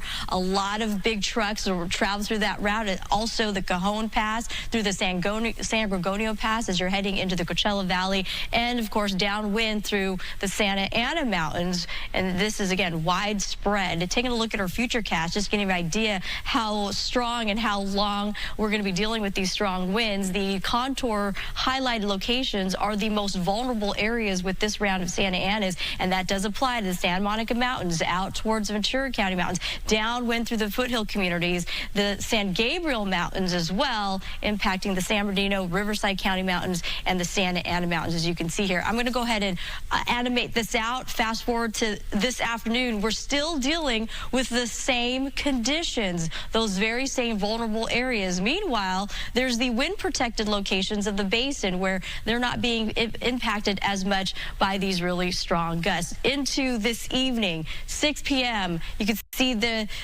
intensity of the colors are diminished just slightly, which is a good indication that winds are also slowly going to diminish, but they're still strong enough where it will continue to elevate our fire concerns. Overnight into Wednesday, finally we get a little bit of a break from the winds, and into tomorrow afternoon is when we'll really notice that break in the winds that will help the firefighters. Meantime, look at the relative humidity in and around the fire zone where the strongest winds are. We're looking at 8 to 11%. Meanwhile, locations across downtown LA into Pasadena, higher relative humidity levels. So there's a little bit more moisture. So we're still in the fire danger zone through at least early tomorrow morning, and it is widespread, as I pointed out. There's still that potential of down trees, power lines that could lead to public safety power shutoffs. So please be mindful of that if you're joining us in locations outside of the fire area. And as I mentioned before, those really strong crosswinds are going to impact your commute in those very vulnerable locations. All eyes right now, of course, in the fire zone area, and we continue to watch those winds. We're still in the thick of it, unfortunately. Back to you, too. You truly are. Samada, Pepperdine University, we've been talking about Pepperdine a lot this morning. They have activated again their shelter-in-place protocol. Students at the Malibu campus, you have been directed to shelter in place. They want you to stick with that protocol. They want you to shelter in place in the Tyler Campus Center or the Payson Library. We spoke to a student inside. Yeah, so as you can see behind me, we have the flames. I'm right by the entrance of the library. So this is the window that you see when you walk in on the second floor. These flames are getting really, really close, as you can see, right around here. And then right in front of me, there's also quite a few students. So if you look over here, there's a lot of students that are standing around the window, watching the fire, getting video, because it is very stressful and they want to see what's happening. Classes have been canceled for today. Finals, yes, have been canceled. We're going to keep a close watch, of course, on the university and keep you updated. Just the latest here from the Right, everyone, that was a little bit of Fox 11 coverage of the breaking news of the Malibu wildfire that continues to burn right now, more than 1,700 acres at last check. We are going to take another 2-minute break on Live Now from Fox. Stay right here with us. We'll get you back out to Malibu on the other side of the break.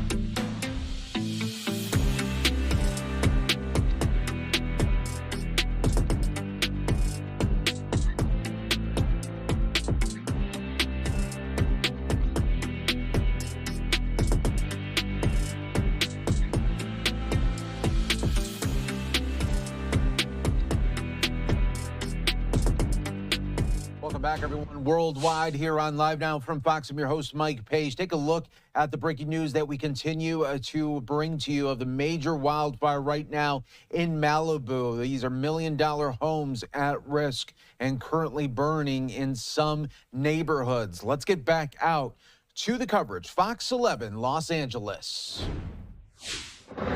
From where it was at 1 o'clock, which was just pretty much engulfed the whole hillside, and many, many houses were on fire. And an hour and a half later, and they had it pretty much completely under control. We still have flare-ups, and there's a couple of houses that keep flaring up again. You think they're under control, and they're not. And they come back and drop more water on them, which is great.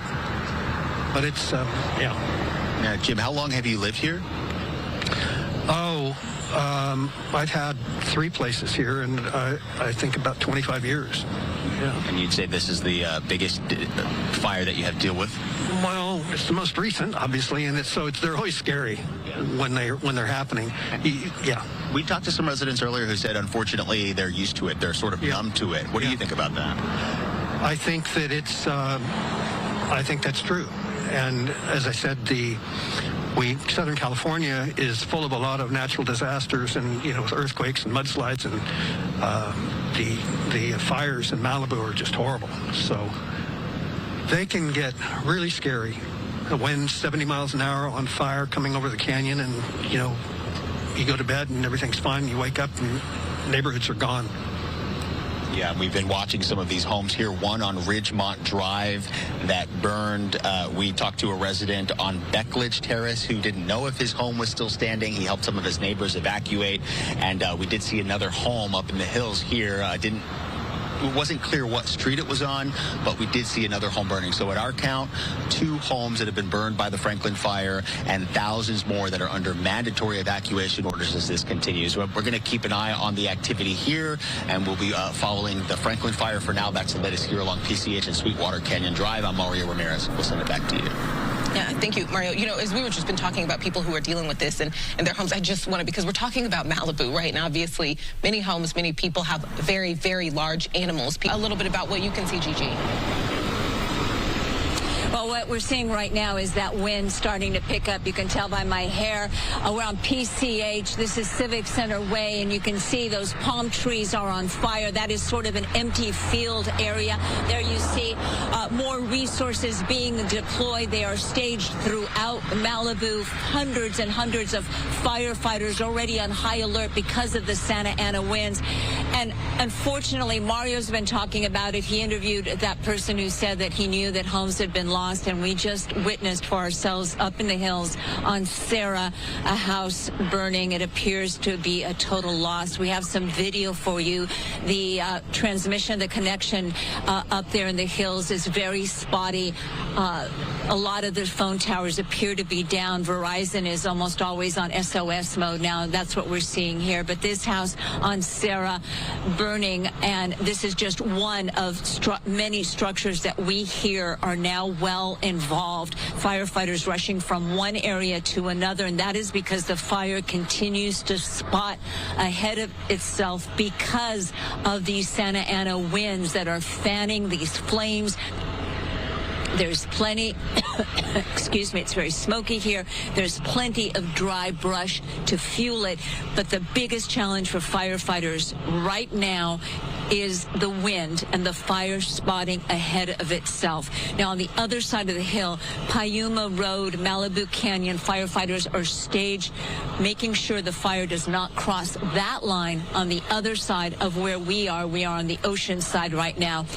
And you are looking, and this is always devastating. And, you know, folks may have insurance, folks may be able to rebuild, but it is the pieces of people's lives that are left behind, the things that cannot be replaced, the family photographs. Maybe it is a teacup that your grandmother left you, and it means the world to you, and you weren't able to take it with you, and it's now lost. Those things cannot be replaced. A lot of family photos, heirlooms.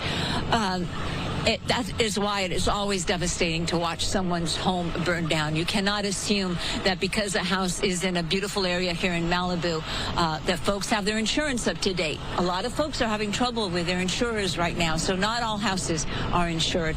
Not all people were able to get out what really means something to them, and we've seen this all too often. Bringing it back here live, you can see now as the smoke begins to clear, there's a building right next to where this fire is burning off of Pacific Coast Highway. You can make out the building. Unclear what that is. If that's an apartment building, we see what appears to be a tennis court inside there, but I don't know what that is. If that's an apartment, a condo complex. Hopefully all those folks have gotten out safely.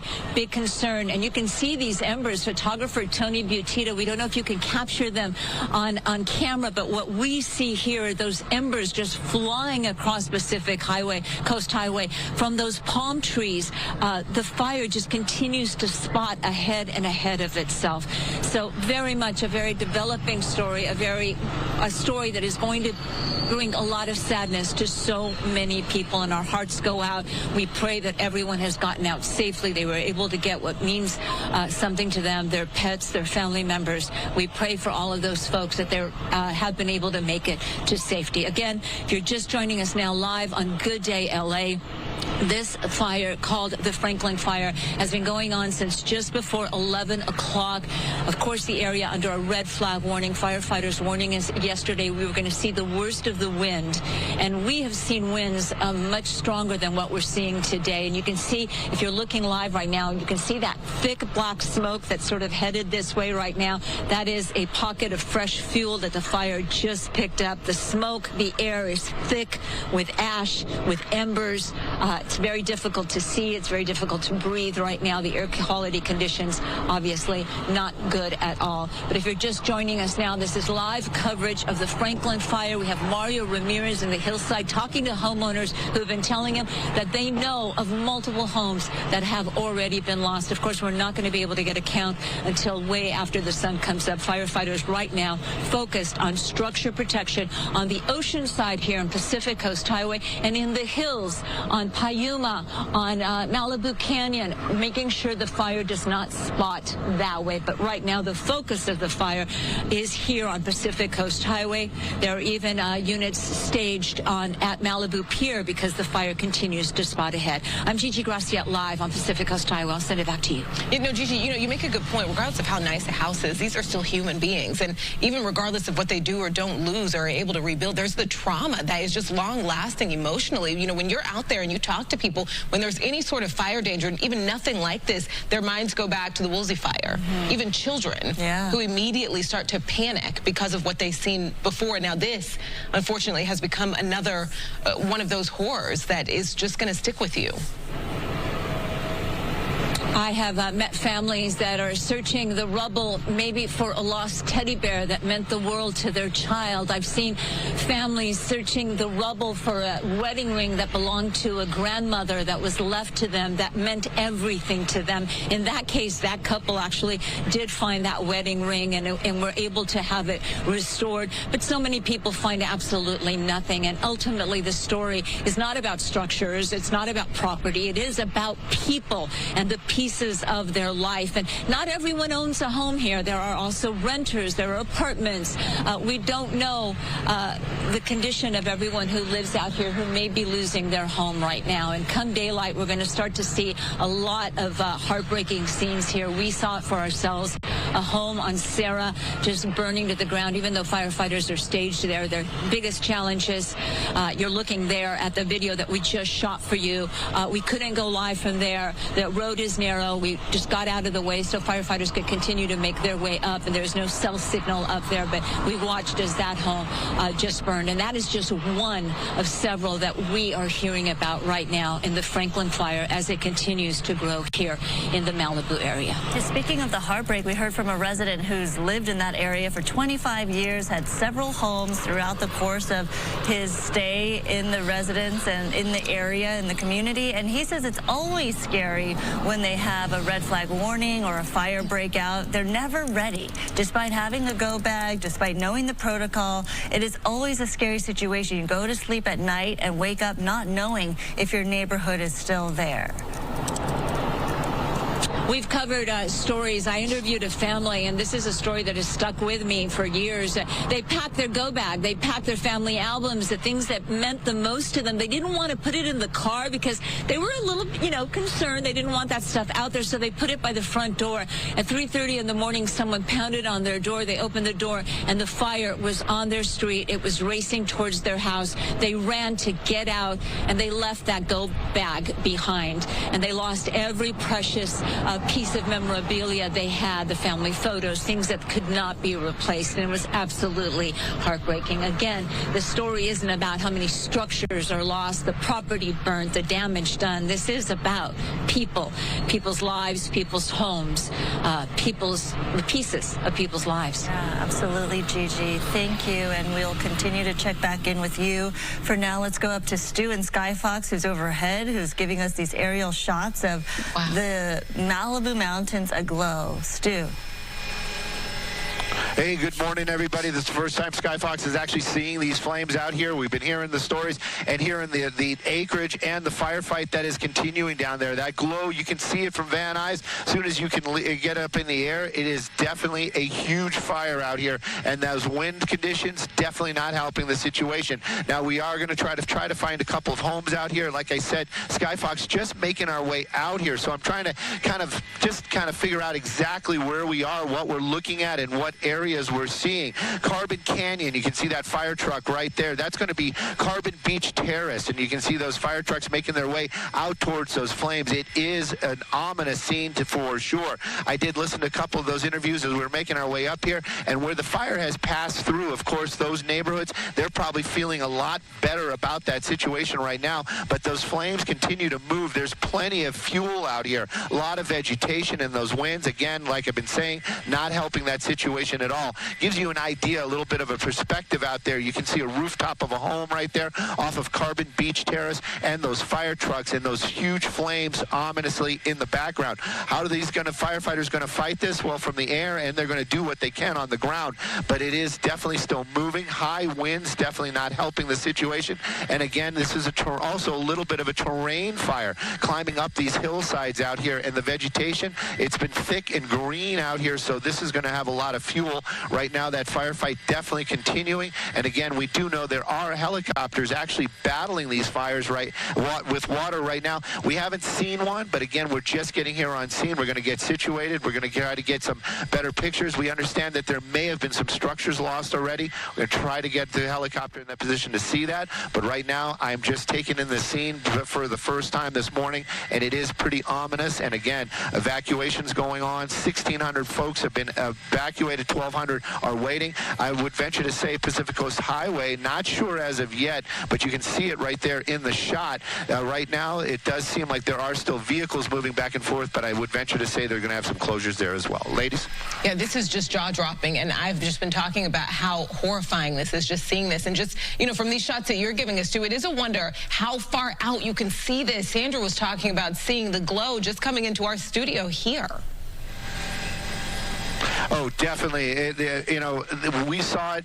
As soon as Skyfox got up in the air, I knew the general direction, and you could actually see the glow out there in the distance. The winds, they are definitely clearing out those clouds, and it made it so it is a very clear night out here, but that's not what the firefighters want to hear about. Those winds are definitely fueling these flames. Right now, the smoke is actually moving. It looks like it's going out towards I'm taking a look at my map here as well. It's kind of blowing out towards the west.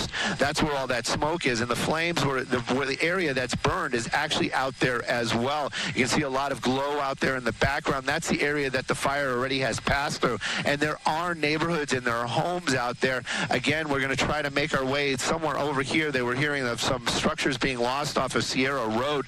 That's going to be here in that glow and in that darkness. You can see some fire trucks down there as well.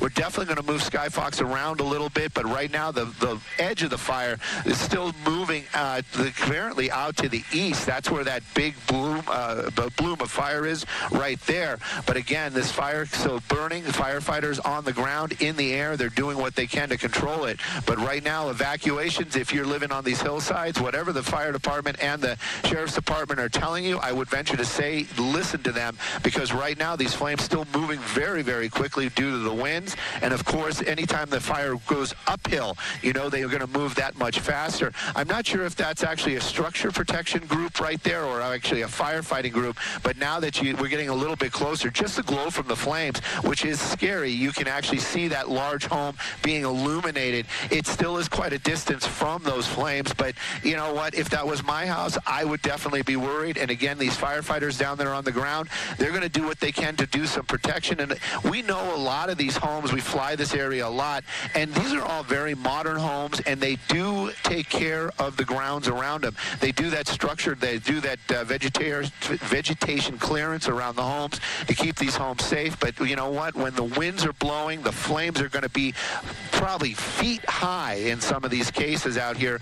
Any of that structure, even the structure protection groups will have an issue with that when the winds are whipping it up and we're coming towards those homes. Right now, the firefight continues, and you can see that line of fire as I'm making my way up the hillside up here. And again, this is going to be all out in the Malibu area, and these flames just ominous. Fox 11, Stu Mundell, high above in Skyfox right there. Just some just horrifying images coming out early this morning out in Southern California. We are going to take another 2-minute break. We are going to continue to monitor the breaking news out of Malibu. We'll be back in just 2 minutes.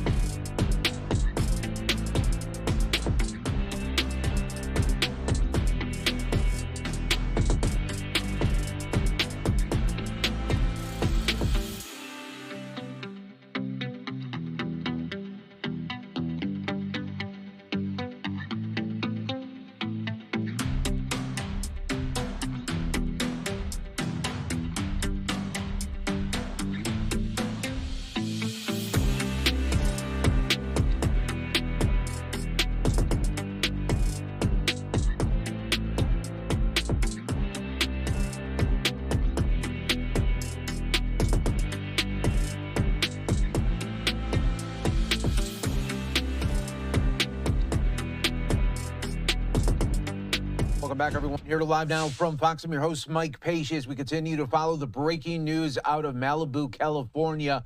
Massive wildfire right now, burning at more than 1,600 acres near Pepperdine University right now. Let's go back out to Fox 11 Los Angeles for more of their continuing breaking news coverage here on Live Now.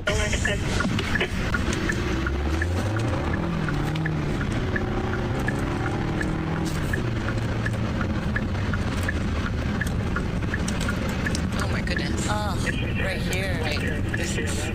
This is why roads are shut down. This is why there are mandatory evacuation orders in place.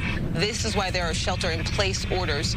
This is why no one should be in this area unless, you know, they are a part of an emergency response. No one should be coming in to this area. This is just terrifying. Yeah, the thing about these roads, too, there's no turnoff. There's no other street to escape from. You can't get out of it once you get in. You're trapped right on that narrow road, and I'm sure you've covered many fires before, especially in these canyon roads. It is devastating. It's so scary to drive through just like he did, and you never know what's going to spark a fire, whether on your vehicle or whether it jumps on the other side of the road or not. It's just terrifying. And again, all the journalists out there, the photographers, the crews working this scene, as well as the fire crews, I mean, this is just the kind of conditions that they have to work through. They're making a sacrifice so that you can stay safe.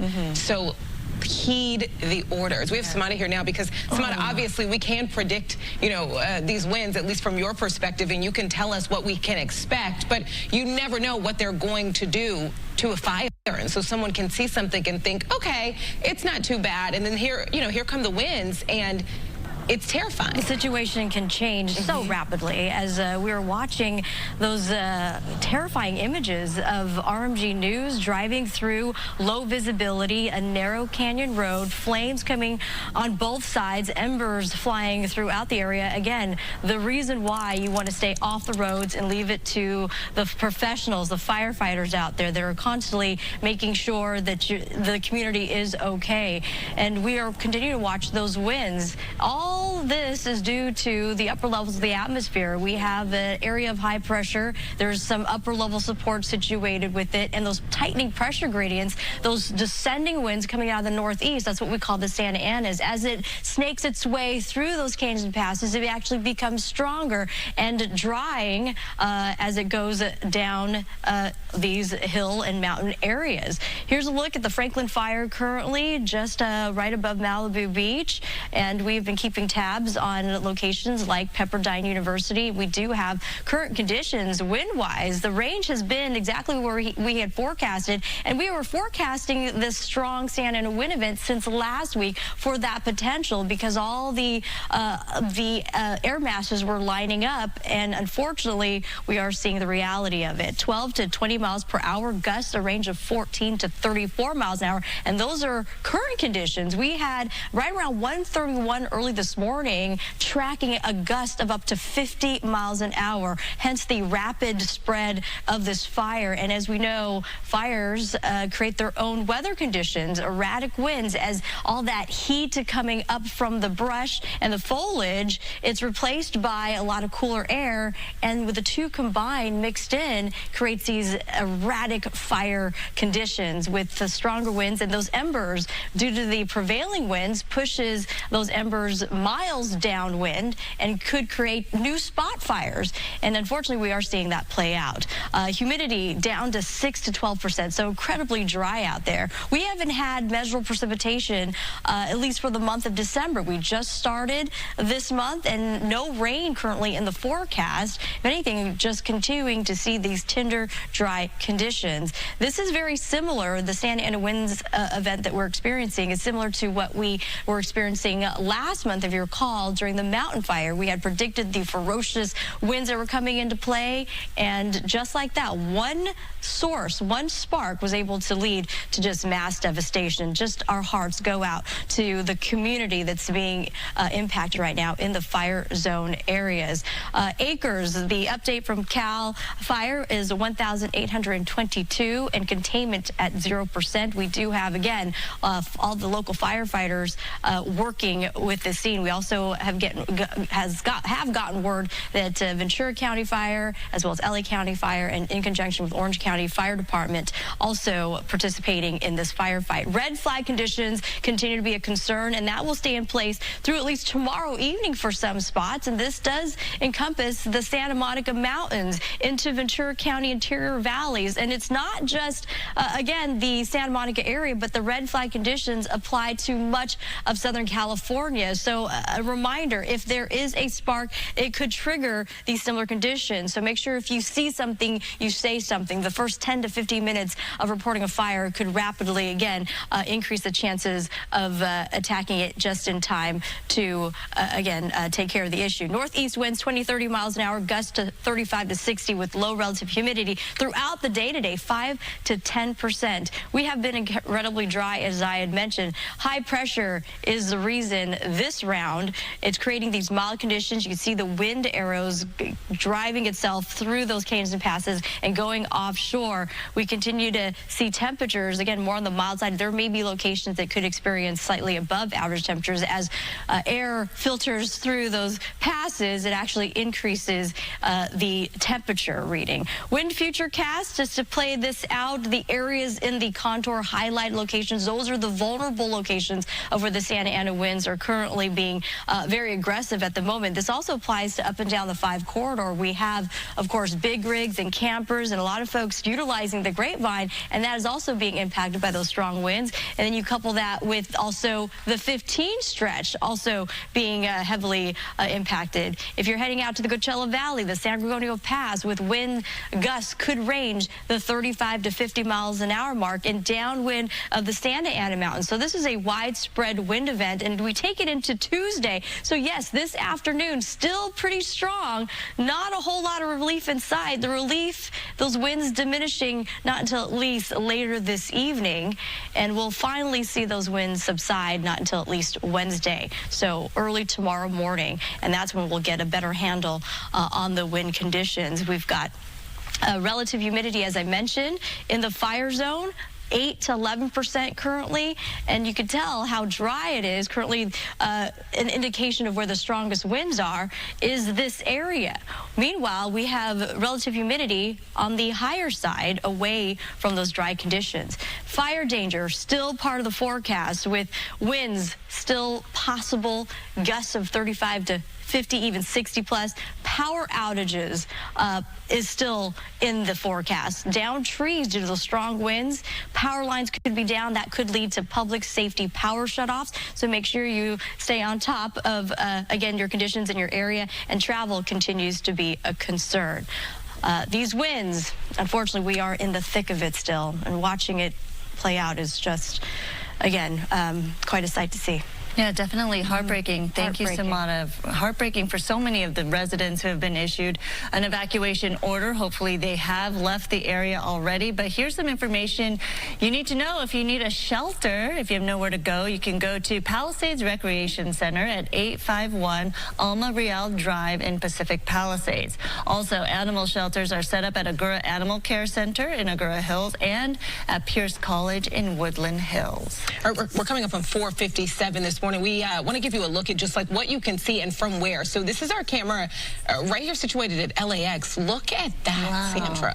This is the area you were in where you could see this already. You could smell also the smoke. It was very, very heavy and thick already. So I wouldn't be surprised if people woke up to their cars maybe with a little layer of ash, or definitely if you're going on an exercise or a walk or a jog this morning, you really want to be mindful of the air quality. Even if you feel like, oh, I'm nowhere near Malibu, you will definitely feel and smell the impact of this fire, really widespread because of the winds really fanning the flames here. Yeah, this is West LA, our camera actually right on top of our studio here. So right here on Bundy, look at that.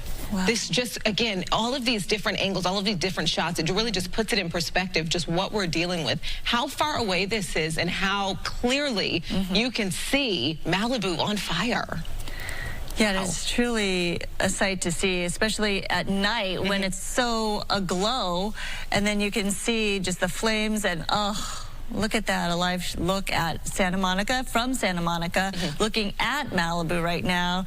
This is just how big and widespread it's become. Initially, when it broke out, you know, we were talking about just a couple hundred acres burned, and now it's well over 1,800 acres burning at this point. The Franklin fire devastating Malibu and the community there, but that live shot from Santa Monica is clearly showing the impact. And this is a time lapse of what we've been talking about when the fire broke out at around 10:50, 11 o'clock last night, and in the overnight hours, there you see it, the time lapse showing the changes of the fire, the smoke, and how widespread it's become. You can see the flames really just topping that ridgeline right there of the Santa Monica Mountains, and just, oh, look at how widespread at this point. I have the chills just watching that. Samara was just talking about the importance of reporting anything as soon as you see it, right? Because again, this started as a brush fire, something that, you know, you could have hope would be able to go away, would be able to be contained quickly. But because of these winds, because of just really the area and how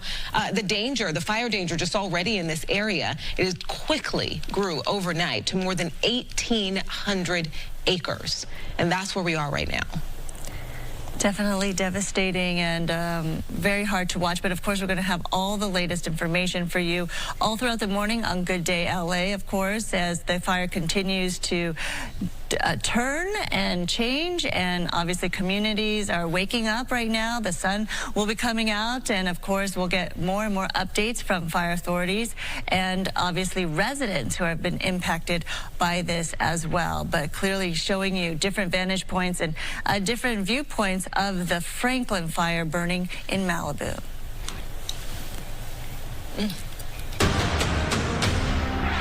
Hey there, good morning. Yes, I'm Brooke Thomas. Thanks for joining us. And thanks, for being here. I'm Sandra Endo. Welcome to Good Day LA. Right now at 5 o'clock, of course, the breaking news we're covering in Malibu. That's right. We do have breaking news in Malibu. That's where an out-of-control wildfire continues to spread in the hillsides near Pepperdine University. Students are now under shelter-in-place orders. We're actually going to go out to, I believe, Gigi Graciette, close to the scene there with more. Gigi. Good morning, Brooke. Good morning, everyone. We're on Pacific Coast Highway looking at Civic Center Way, and you can see by my hair that the wind continues to pose a significant threat and a challenge to firefighters. The wind very erratic, blowing in all directions and causing this fire to spot ahead. Now take a look. This is an open field right now, but the concern is it is burning right next to Malibu Canyon Village, which appears to be either a condominium or an apartment complex here on the 23,000 block of Civic Center Way. Again, Malibu Canyon Village, no damage. Firefighters are staged there for structure protection, but this is where just one of multiple areas where this fire is burning. Now, just a short while ago, the city of Malibu put out some information that could be important to our viewers. An evacuation shelter has now been set up at Palisades Recreation Center. This is on Alma Real Drive. It has been upgraded to an evacuation center, and they are accepting pets in carriers or crates. Now, if you have a larger pet, you can shelter that pet at Pierce College in Woodland Hills. And you might be able to hear the wind, which is certainly picking up, which it tends to do during the sunrise hours. And this is causing a big challenge for firefighters. In addition to the low humidity, the fuel moisture, these conditions all combine to cause what firefighters call explosive fire growth. And can you see the fire is sort of causing its own weather? They're creating its own weather pattern. We often see what are referred to as fire nados at the scene of the fire, and that's what we're starting to see here, the fire situation creating its own weather pattern. And you can see how erratic the wind is. It just changes direction, causing the fire to spot ahead a mile or two, and that has firefighters just fanning out throughout the hills of Malibu. Now let's go to some video we shot for you earlier. This is difficult to watch. Keep in mind, this is someone's home. This is on the 3500 block of Sarah here in Malibu, and we watched as this house was just burning. It appears to be a total loss already. We also watched as our colleagues, our freelance news photographers, were called into action to help firefighters start to pull hose, and they went to work. They put their cameras down. The priority is always saving property and life, even for those of us that are not firefighters. Those photographers jumping into action when they were called to help, and they began pulling hose, trying to help as much as they can. So a shout out to them, working hard, trying to document an important news story, but also knowing when you have a priority. Again, you're looking live at Civic Center Drive. You might be able to make out those embers that are just flying across Pacific Coast Highway. We're going to continue monitoring this. For now, we'll send it back to the studio. All right, Gigi, thank you. Of course, we'll check back in with you in a bit. Right now, we have a live look from Sky Fox with Stu Mundell. Stu. Well, we've been keeping an eye on this flank of the fire. This is going to be on the most western end of the flames, and this is where the firefight is still moving. These flames really starting to get into this area. Now, just moments ago, we saw a huge gust of wind just light up this entire area right here. It's hard to see right now, but there is actually a construction trailer right there, and you can see part of that construction trailer on fire. The wind shifted. There was this huge ball of fire, and those flames just started licking those buildings right there. Now, that is going to be a construction trailer, possibly maybe some sort of container, a little bit of fire there. There are firefighters nearby, but this home, I'm sure, is what the firefighters are very concerned about. They've got structure protection. We saw the fire trucks actually make their way into that driveway. Firefighters making their way through that home, making sure there is nobody in there. Where is all this? This is on Carbon Beach Terrace. Now, we're going to show you where this is and also give you an idea how close these flames are to that home. Now, mind you, there is some vegetation clearance in that area, but those flames are just about 200 feet away, maybe 300 feet away from that home in that direction. And if those winds kick up again, we watch those embers bounce around. Now, we've talked about it in the past. A lot of the homes out here are built up to code, if not even beyond code. This one, a much newer home, you can see right there, very little wood, no shingle shake roofs or anything like that. So I would venture to say that they've done everything they can to keep that home safe from any kind of flames. But again, with a fast-moving fire like this and those huge flames, it is very difficult to keep any structure safe. Now, on Sarah, we're going to try to show you that one right now. We've been hearing about structures being lost. Now, even Sky Fox can't make our way over there right now, but we can show you on the map, and there is still glowing embers in that area. Now, that the right where I'm showing you right there, you can't see it, but there is actually the address of the 3500 block, 3600 block, and all we see right there is embers. That's the area that the flames have basically come through. That's going to be the burnt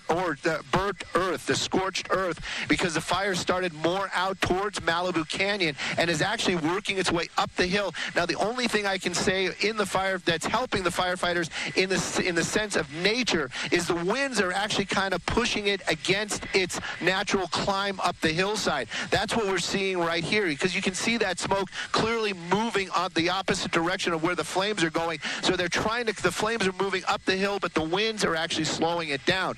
Now, in this area right here, you can see on that, because we have the map up, there are no streets up here in this area. That's just going to be vegetation. As I say that, you can see there are some homes out here on Coastal Del Sol Way, and I also see some flashing lights that venture to say those are going to be firefighters, and of course, that's what we're seeing right there, firefighters and structure protection. Now, every one of those lights that you're seeing, I venture to say there's a home there or nearby, so they're going to do what they can, but those look like smaller homes, maybe older homes. Hopefully those flames will wane before they get up to that area. We're definitely going to keep an eye on it, but this firefight, very active. Those firefighters down there, trained professionals, and really putting it to the limits this morning as that fire continues to burn and those winds keep pushing it through that area. Like I said earlier on when we were looking at that Carbon Canyon or Carbon Beach Terrace roadway area, look at that. There's that one home, and it is just surrounded by these huge flames right now. We'll keep an eye on it. I venture to say, just because of the condition of that home, the time and the building and the codes, I venture to say it will be safe. But then again, I thought for sure none of that construction material would actually catch fire, and that is now burning in that empty field right there. Firefighters, they're out there. They're going to pick and choose what they can battle, because sometimes, you know what, they just got to let it go, because there's very little they can do when those flames and those winds are pushing it at that type of velocity and speed. But right now, you can see it. This is an active firefight unfolding right before our eyes. Skyfox keeping an eye on it. And again, a lot of those streets out there, hopefully everybody's gotten out. But on those streets are all our first responders, and they're doing what they can to save structures. And on Sarah Way, we're hearing maybe a couple of homes. If you really look at all the area that has burned, this is pretty amazing that the number of homes that have burned compared to the area and the density in that area. Those firefighters doing an amazing job. Sending it back to you all in the studio. All right, Fox 11, Stu Mundell high up above right now in Sky Fox as we continue the coverage from Fox 11. We are going to take another 2-minute break right here. When we come back, we'll get you back out to more from Malibu, California, as this massive wildfire continues to grow into the morning hours. You're watching Live Now from Fox.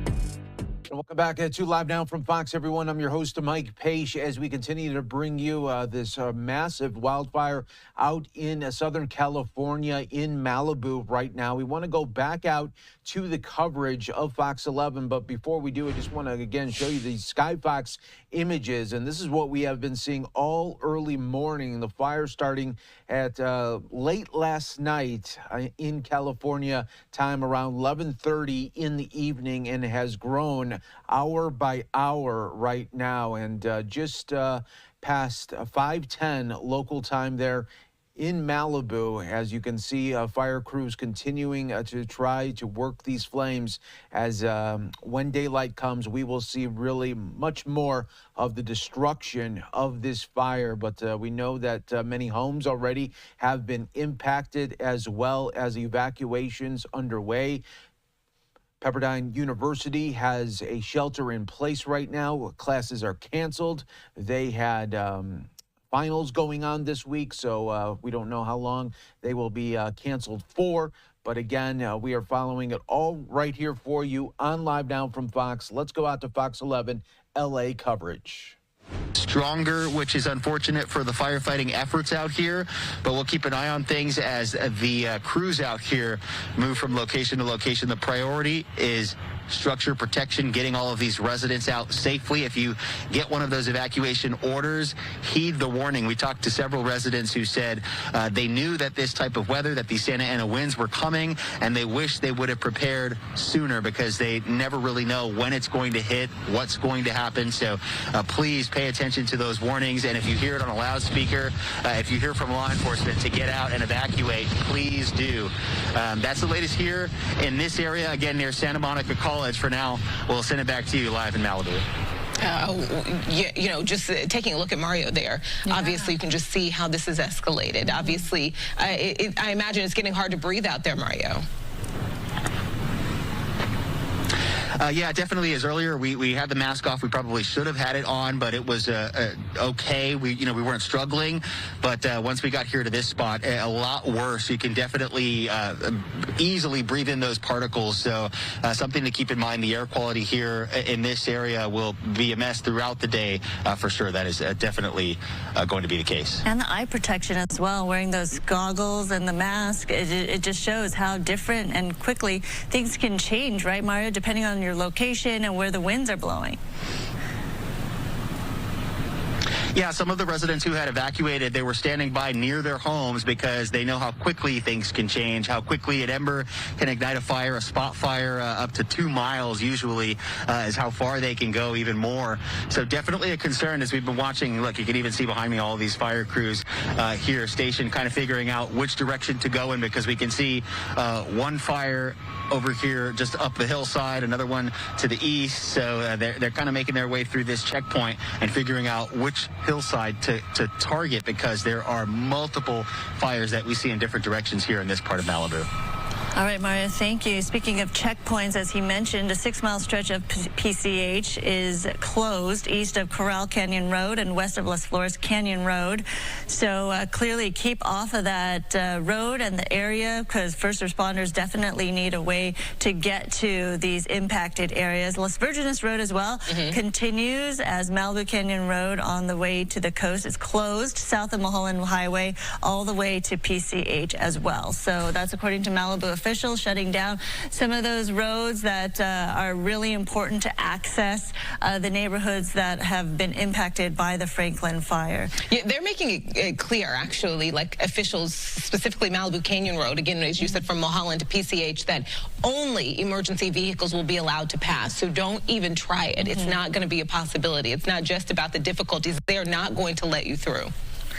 And speaking of the evacuation orders, just to remind people, much of central Malibu, covering 6,000 homes, have been issued this evacuation order. We're talking about Tuna Creek to Carbon Beach to Puerco Canyon, and approximately Puerco Canyon to Trancas Canyon as well. So hopefully, as we've been mentioning, people understood the warning and made sure to get out while they could before that knock on the door. Listen, many of those early warnings about the dangers and the possibility of what we could end up seeing today came from our meteorologist here in-house, Samada Khan, yesterday morning, just talking about these winds. And that's a big part of this. That's the story here, because this started small. It started small. As you both reported, this fire began right around 10:50 last night, and we started to notice how quickly it grew due to those ferocious winds. This is unfortunately the perfect ingredients in place. We have this is a wind-driven fire where the upper levels of the atmosphere have winds gusts of up to even 50 miles an hour, and that was clocked in at the Pepperdine campus right around 1:30 this morning. And then you have sustained winds of up to 20 to 30 miles an hour. Currently, those winds are right around 12 to 20, so right around that range that we had forecasted, and that continues to drive, again, the fire. We also couple that with dry conditions, a lot of dry vegetation. This was also a fuel-driven fire, and on top of that, it's also a terrain-driven fire due to the mountains and the foothill communities. A fire can rapidly speed up as it goes uphill, and you could see all that play out. Unfortunately, just, again, a devastating look at what the fire is doing. And as Mario pointed out, there are multiple fires,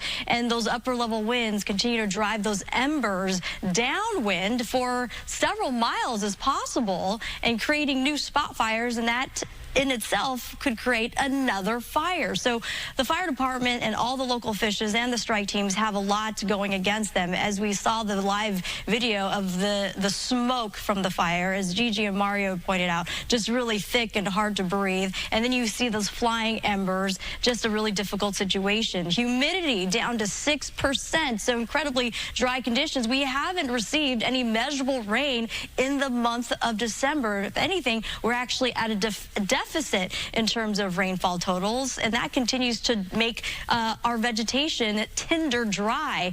Acreage so far, according to CAL FIRE, 1,822, and containment at 0%. We continue to watch these wind conditions, and red flag conditions also remain in place all the way through at least tomorrow evening in some spots. And you can see it incorporates just about everywhere across Southern California. Taking a look at our future wind gusts, we are not out of the woods. This is a long duration Santa Ana wind event. We take it all the way, not just 5 a.m. where wind gusts could reach up to 48 to 50, if not stronger in some areas, but this is also widespread. Look at areas of the Inland Empire communities and areas of downwind of the Santa Ana Mountains also being impacted by these strong winds, and it is widespread. You can take a look at our red flag warnings remaining in place, again, through at least Wednesday evening in some spots, where gusts could still range between 35 to 60 miles per hour. So Southern California very vulnerable to fire growth. If a new fire were to ignite, erratic and fire behavior could unfortunately come into fruition.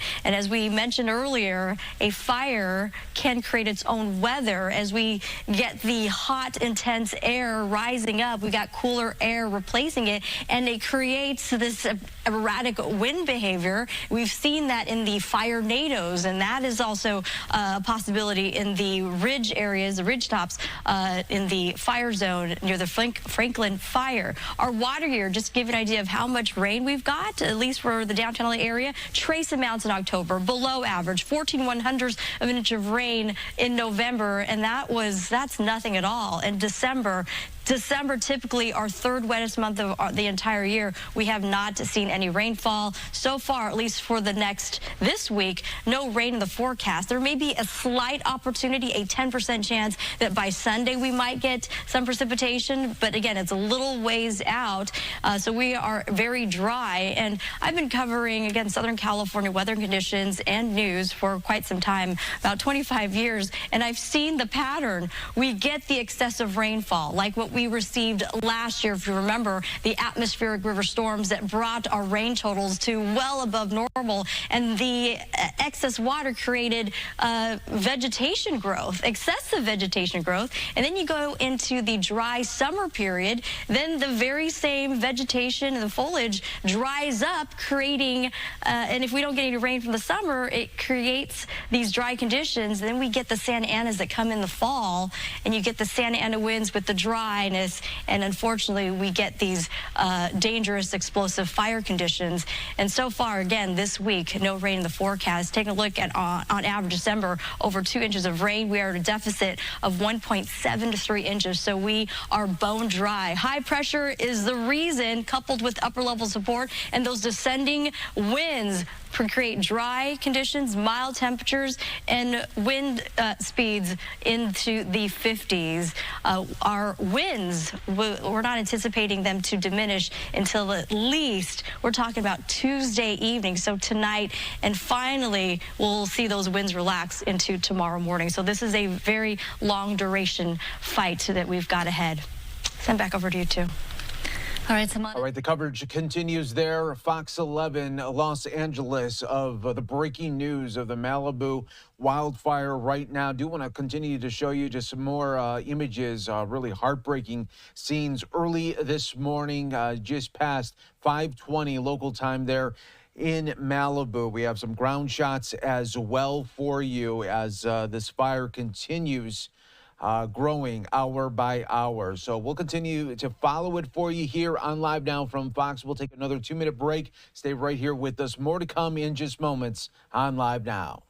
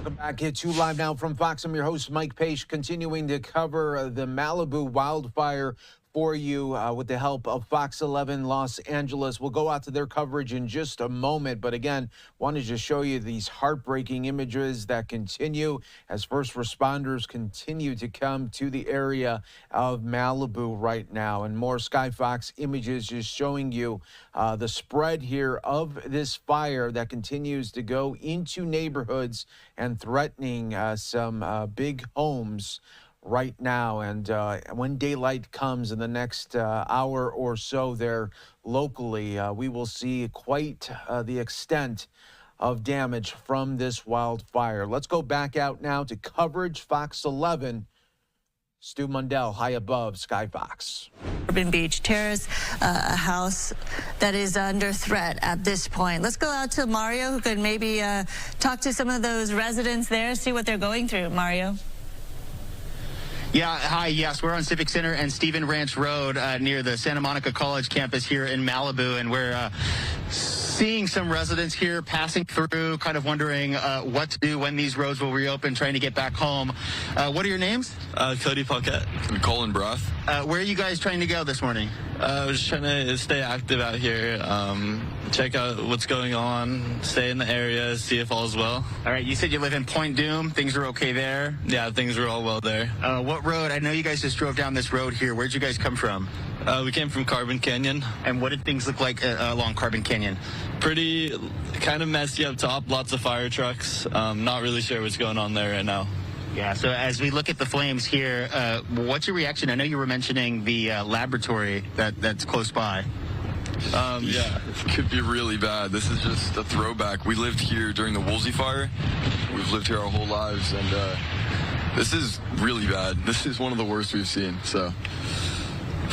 Worst fire in a while for here. Yeah, and the flames that you're seeing now, we've been kind of feeling these gusts pick up very strong here this morning. You must be used to these winds here in this area, but feeling them this morning with the fire, that's got to be nerve-wracking here this morning. Yeah, it's definitely not something you like to see. The wind's pretty common, though, especially this time of year when it's dry like this. So, yeah, it gets crazy, though. All right, so we've got several strike teams out here from multiple agencies, road closures in the area, over 2,000 structures that are in mandatory evacuations, and 1,200 under warnings right now. So we counted at least 2 structures down by PCH and Sweetwater Canyon that were burned by the flames here of the Franklin fire. How many would you say? I know you said earlier there were some homes that you saw. Yeah, I mean, I'd probably guess at least 10 if there's only 2 so far, but it looked like there was a lot more going on by Carbon Canyon, like Sarah Retreat area. Okay, so Carbon Canyon, Sarah Tree area, you saw multiple homes burning as we continue to watch some of these flames pick up. And I know you two were just mentioning, is that a gas line? Is that an active gas line that, you know, people in the area should be worried about? Because we've been watching these flames really shoot up. So these firefighters doing an amazing job. They've really been going from spot to spot here as we've been watching these embers flying around and these flames, serious flames here this morning that have been making their way through the city of Malibu in dry brush with these Santa Ana winds that picked up yesterday. And this all started late last night, around 1,800, over 1,800 acres. The good news here is that there are no injuries reported, but this aggressive and active firefight on the ground and in the air continues with multiple agencies on the scene. If you get one of those evacuation warnings, I know we received several alerts, warnings on our phone, just letting us know that we are in an area where an evacuation is in place. So if you get one of those alerts, please pay attention, leave the area if you're told to do so, because firefighters and law enforcement are making their way through this part of Malibu. For now, we're live here on the ground. We'll send it back to you in the studio. Do you know what you're looking at, by the way? Thank you. Actually, Mario, do you have to go right now? Because I wanted to talk to you about just the people you've been able to talk to this morning. It's been really powerful. I believe you talked to a man named Walter, who had said that he had gotten his neighbor to safety. And I thought it was so interesting, the calm that he had while also still pretty scared. At one point, I think he said, you know, I think my house is gone, but I'm okay. Yeah, we were talking to that gentleman a little earlier. His name was Walter Tharp, and he lived on Beckledge Terrace, and that's near PCH and Sweetwater Canyon. And we spoke with him maybe about an hour and a half ago, and he said he evacuated his home, and he helped two of his neighbors evacuate. And nearby, one home on Ridgemont Drive we saw burned. Another in a cul-de-sac on the hillside we saw burned as well. So we saw at least two, and we just heard from these gentlemen here. They saw several more along Carbon Canyon. So it's definitely a concern. A lot of these residents here say that they've lived here a long time and they're numb to it. They're used to this type of activity, but they never know when it's going to strike, when things could change in an instant, when it'll get close to them.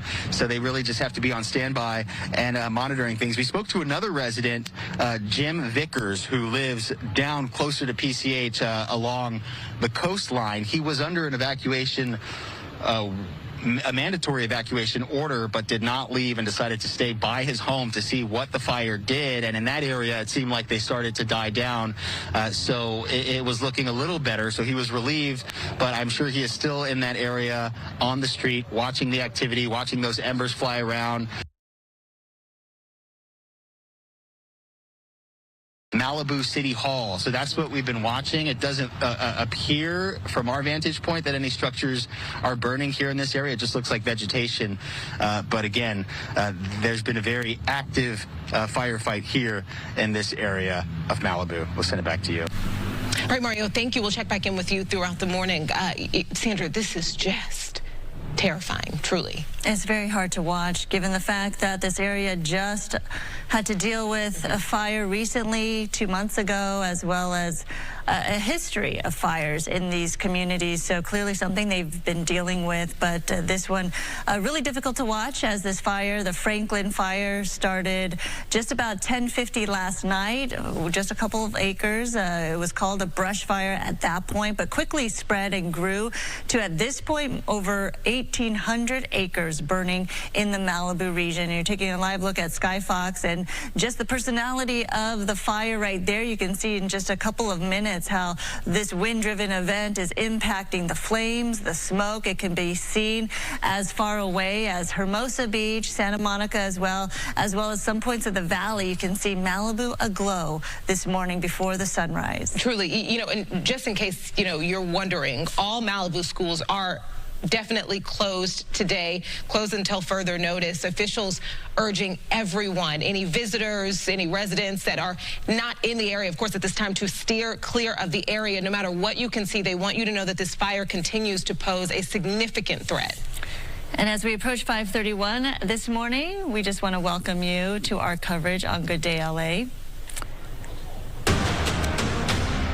And thanks for joining us this morning. I'm Brooke Thomas. And I'm Sandra Endo. We continue with this breaking news this morning as we've been covering the Franklin fire, which broke out at about 10:50 last night. And we start this morning with more coverage of this as Malibu continues to burn. Hundreds of acres have gone up in flames, prompting evacuation orders in neighborhoods and a shelter-in-place order at Pepperdine University. So let's go out to Gigi Graciet now with the very latest from her vantage point. Gigi? I want you to take a look behind me as the wind continues to fan these flames of the Franklin fire, posing such a challenge for firefighters. We're on Stewart Ranch Road. This is not far from Malibu City Hall. And back there somewhere, we can't see it because the smoke is so thick right now, there's actually a holiday Christmas tree lot that we hope is being spared right now. But you can see just a moment ago, all these trees were on fire. I'm going to ask photographer Tony Butita to pan off to the left. You can see there in the distance more palm trees on fire. This is just off of Civic Center near Pacific Coast Highway.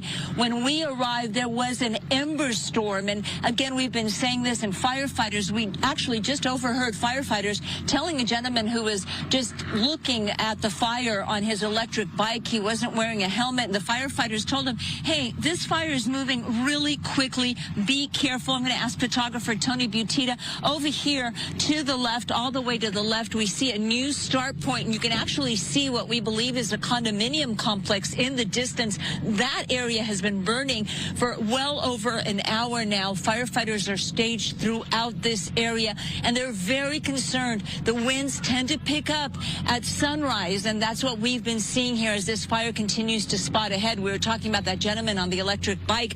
We saw firefighters, we heard them warn him, hey, be careful. This fire is moving very quickly. It is spotting ahead, and there are embers everywhere. You're not protected.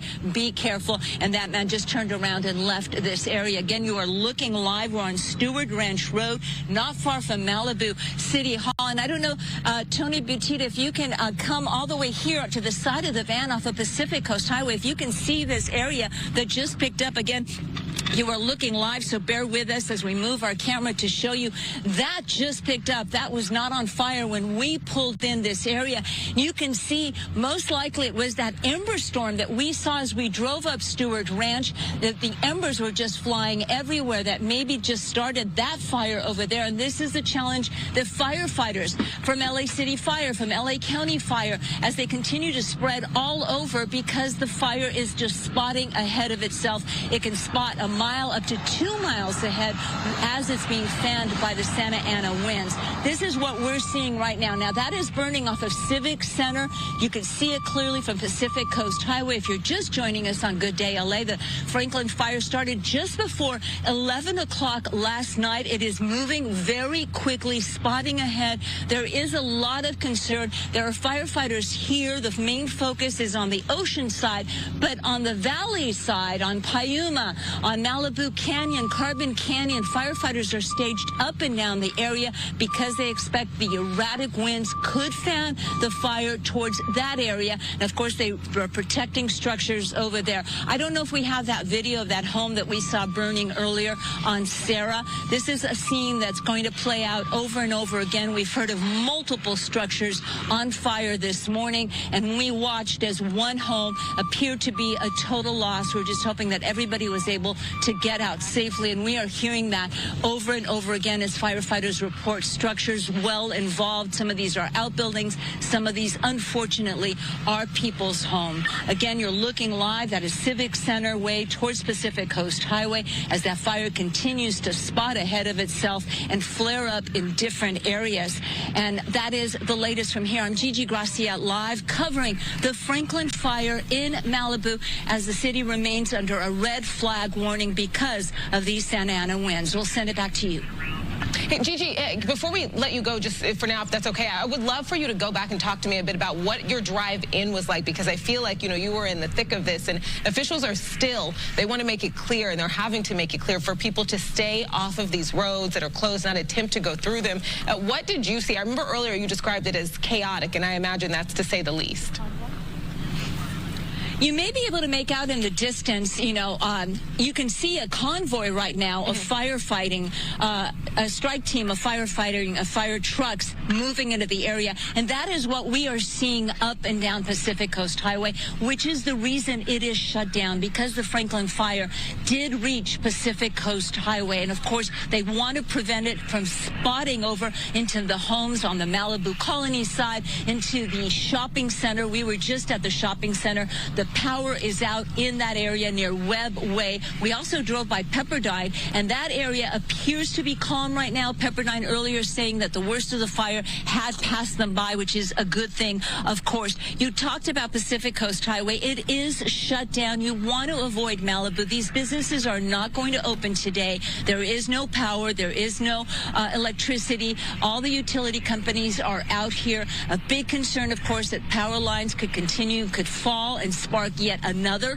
fire. Southern California Edison warning its customers yesterday, 68,000 in Ventura County, over 40,000 in Los Angeles County, that they could lose power because of the Santa Ana wind event. So it's an area you want to avoid. Pacific Coast Highway is extremely busy with firefighters moving from one location to another location. Sarah Drive, they have firefighters staged up and down Sarah for structure protection. We see them in people's driveways doing their best to try to protect these homes as this fire continues to flare up in different areas. I'm just looking at the video that we have there, just like looking at those palm trees, Samada, just they never look as tall as they actually are, and then put it in the perspective of the fire and the flames and the smoke. This is just incredible images. Truly. Gigi and her crew out there, we really appreciate you bringing us these live images of this aggressive fire.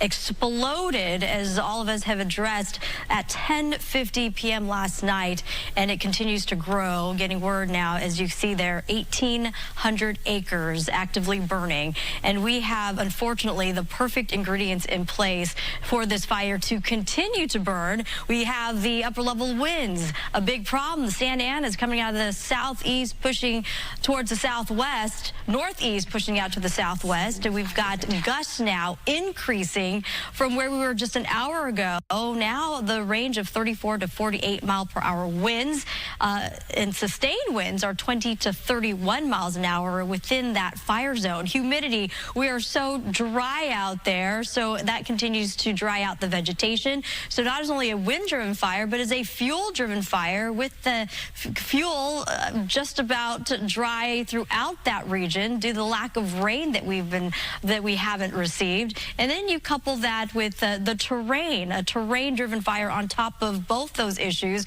where we have foothills and mountainous locations, and through those canyons and passes, a fire tends to speed up as it makes its way uphill, and we're unfortunately seeing that play out. The ridge tops, as Sky Fox is showing us right now, the glow of where most of the fire is, it just continues to just bring awe to our viewers right now. We have winds that will continue to be a problem, unfortunately, all the way through, not just this morning, but through the afternoon and the early part of the evening. We are expecting these winds to diminish not until at least late tonight and through early tomorrow. All these locations, the Santa Monica Mountains, yes, this includes Malibu, Ventura County, the San Fernando Valley, Santa Clarita Valley, all under red flag conditions, where we have those strong Santa Anas that will continue to blow through SoCal. And then you couple that with low relative humidity of 5 to 10%. We're talking about single digits, tinder, dry conditions. And as Gigi had pointed out, the ember storm, with this explosive fire behavior, those embers burst into all directions, and then you have the winds that are driving those embers further downwind, creating new spot fires and new fire conditions. And thankfully, we have our fire officials and fire departments on scene,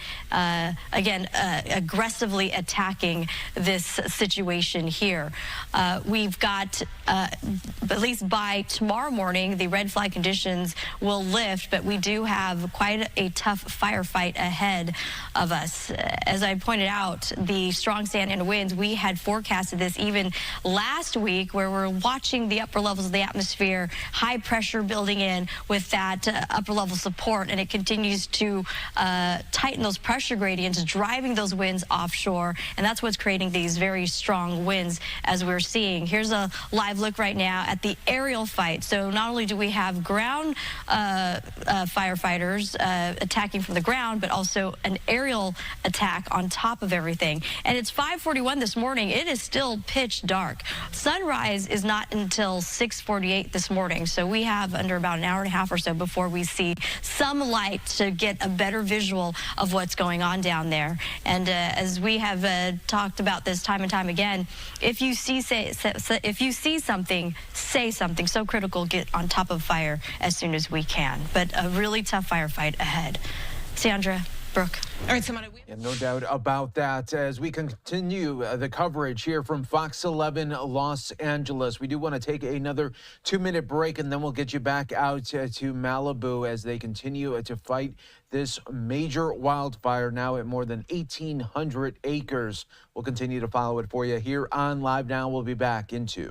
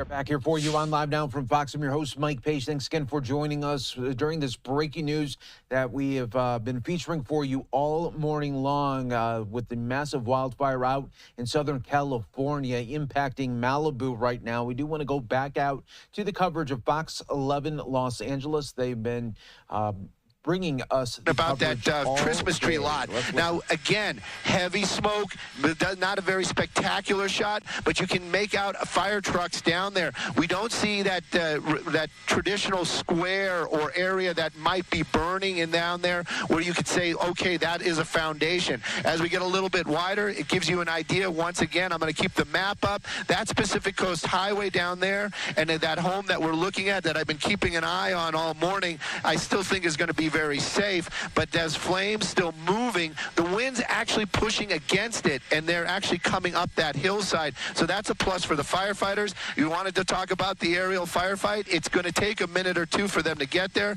but there's another one of our heroes right there in the sky. I venture to say it's a little dark right now. We're going to get, as it goes through the flames and gets backlit, I can tell you what kind of aircraft that is. That's going to be one of the Firehawks. We can watch them make a drop, and it gives you an idea also how much water is coming out of that. I think that's going to be 1,600 gallons, and right now, when you see that drop, it looks so insignificant with the backdrop of those huge flames, but that's what they can do, and they work. They're not just hibbity-bibbity, I'm just going to drop some water here and just bail. They're doing this very precisely. They're looking for a spot where they can think, okay, that's a hot spot that we can put out, and then it will actually slow that movement of that fire. But those Firehawks, they're huge helicopters, and it gives you an idea of the size of those flames when that helicopter flies by and gets backlit. It looks minuscule, and that's what those firefighters are dealing with. And could you imagine being on the ground and having that wind whips flames making their way towards you while they're on the ground and trying to do structure protection? Those guys, true heroes. And again, we do know a couple of structures have burned, but in the thick of things, they are doing a significant work out there. And that LA County Fire ship, look at that. There's that drop that we were talking about, and it looks very spectacular. But look at that. That was a solid drop, and it hit that really hot spot right there, and it almost looks like it really did nothing. Then this is what they got to do. They're going to continue making those drops, and they're going to continue to battle these flames. But those winds, that fuel, and of course that terrain makes it so difficult. Definitely difficult for residents there too, Stu, because many are there without power. And we do want to remind folks, if you don't have any power, you can continue to get all our breaking news coverage and latest updates. If you go to our Fox Local app, we will keep you covered on this breaking news situation in Malibu at this point. Thank you, Stu. Once again, let's actually go out to Mario Ramirez, also live on the scene here covering this. Mario, you've been out here for hours, and you've been able to talk to so many people who live in the area and, are clearly directly impacted by this. Yeah, that's right. I just talked to those two gentlemen that I spoke to earlier who went to a nearby middle school to check on it because they saw some active flames, and they say it is on fire. So we're going to try to get some more information on that. But we're along PCH and Webb Way. You can see the flames here. There's a strike team here from LA County that just got on the scene, and those are the crews that are really responsible for creating that containment line around these flames. This is still 0% contained. The fire burning out of control. Evacuations east of Malibu Canyon Road, south of Payuma Road in the Sarah Retreat area. And we can tell you over 2,000 structures are in evacuation warnings, or I should say mandatory evacuations, 1,200 under warnings. And we saw several, at least 2 homes that were burned a little down towards the coast near Sweetwater Canyon and PCH. And we talked to some residents earlier here that said multiple homes along Carbon Canyon Road had burned. And I want to see if I can grab these 2 gentlemen here that I spoke to earlier. We just mentioned on the air that you went to a nearby school to check on that. What's the school and what was the status where you went? It's Our Lady of Malibu. It's just up here above this hill pretty much, and it looked like there's a flame that was just behind 2 of the buildings already, and then there's another flame that started at the upper section of it too. There was some crews on the scene, but only a couple way up top pretty much, like maybe 3 trucks it looked like, 4, I'm not sure. Okay, and you said that we're multiple homes on Carbon Canyon Road. We've been watching the activity here near City Hall. This is just down the way from City Hall, down the street. A lot of the Malibu fire or I should say police vehicles are parked there. So we saw the flames getting extremely close, and they managed to make good progress on that. Doesn't look like that structure had burned, but this a very active and aggressive fight on the ground and in the air, and this shot gives you an idea of the winds that are still pushing a lot of that smoke and a lot of those flames towards the coast here from PCH near Webb Way. Lots of embers still flying around, so we're still feeling those strong gusts, which could move this fire from spot to spot, which is what fire crews have been dealing with, going from location to location and watching these flames really pick up. Sometimes a palm tree will just light up, it'll go back down, and then we'll see another fire ignite just a few yards or in a different spot on the hillside, because those embers can quickly carry with these strong wind gusts that we're still feeling here this morning. Live in Malibu, I'm Mario Ramirez. We'll send it back to you for now. All right, Mario, thank you for that. And as we first started covering this fire, Pepperdine University was under big threat earlier this morning when this fire first broke out, and Pepperdine University activated its shelter-in-place protocol. Students at the Malibu campus have been directed to shelter in place in the Tyler Campus Center or Payson Library. And we spoke to a person at Pepperdine, a student there, with what they're experiencing.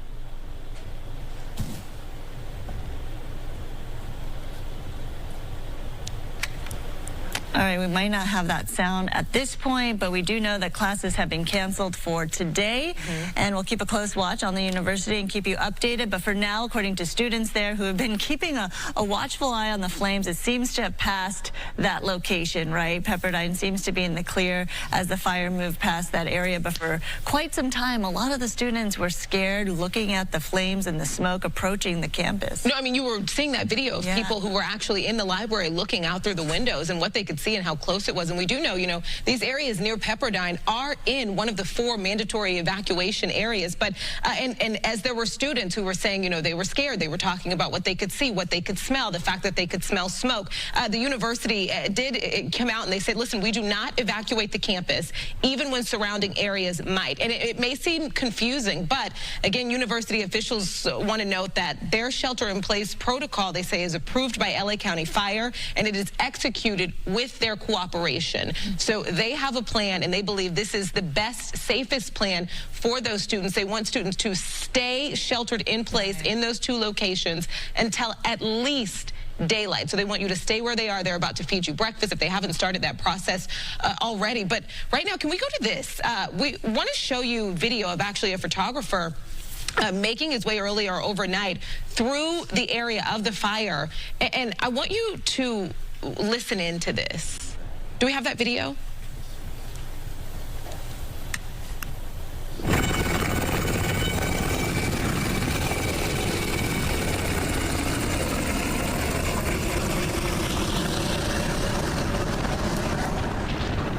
This is actually a different video, just showing you, the scene, some of the scenes, what we've been seeing overnight. This fire, again, started as a somewhat small brush fire a little bit before 11 o'clock last night. It has now burned to more than 1,800 areas, and officials want you to know that even if things seem calmer in your area now, the wind is unpredictable. What the wind can do to flames, it's unpredictable, and obviously, this fire is not out. Right. And you need to heed their warnings. And you could see that firehawk making that drop. It did virtually nothing to the flames. But I think this is the video you're talking about, where a photographer was trying to make its way through a canyon road right there. Listen in.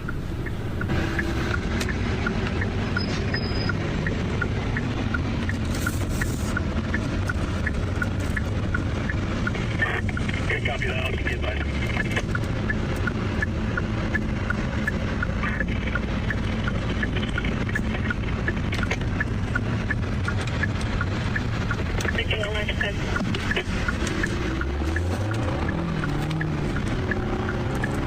Yeah, we're talking so much this morning about what you can see, what you can smell. It's also important to note what you cannot see. And just looking at this obviously skilled photographer making, their way through this, so many areas of zero visibility. Zero visibility, and who knows if a power line is down across the road, or a power pole for that matter, and you have to make a U-turn and turn around. There are no roads off of this canyon road to deter and get off of. So you're basically stuck between the narrow area area where there's fire burning on both sides of you, and thankfully he made his way through. But if there was a down power line or a pole across the road there would be no way to get through. There would be no way to get through. These roads are closed, not just so officials can, you know, have the space to safely fight this, but also for your safety.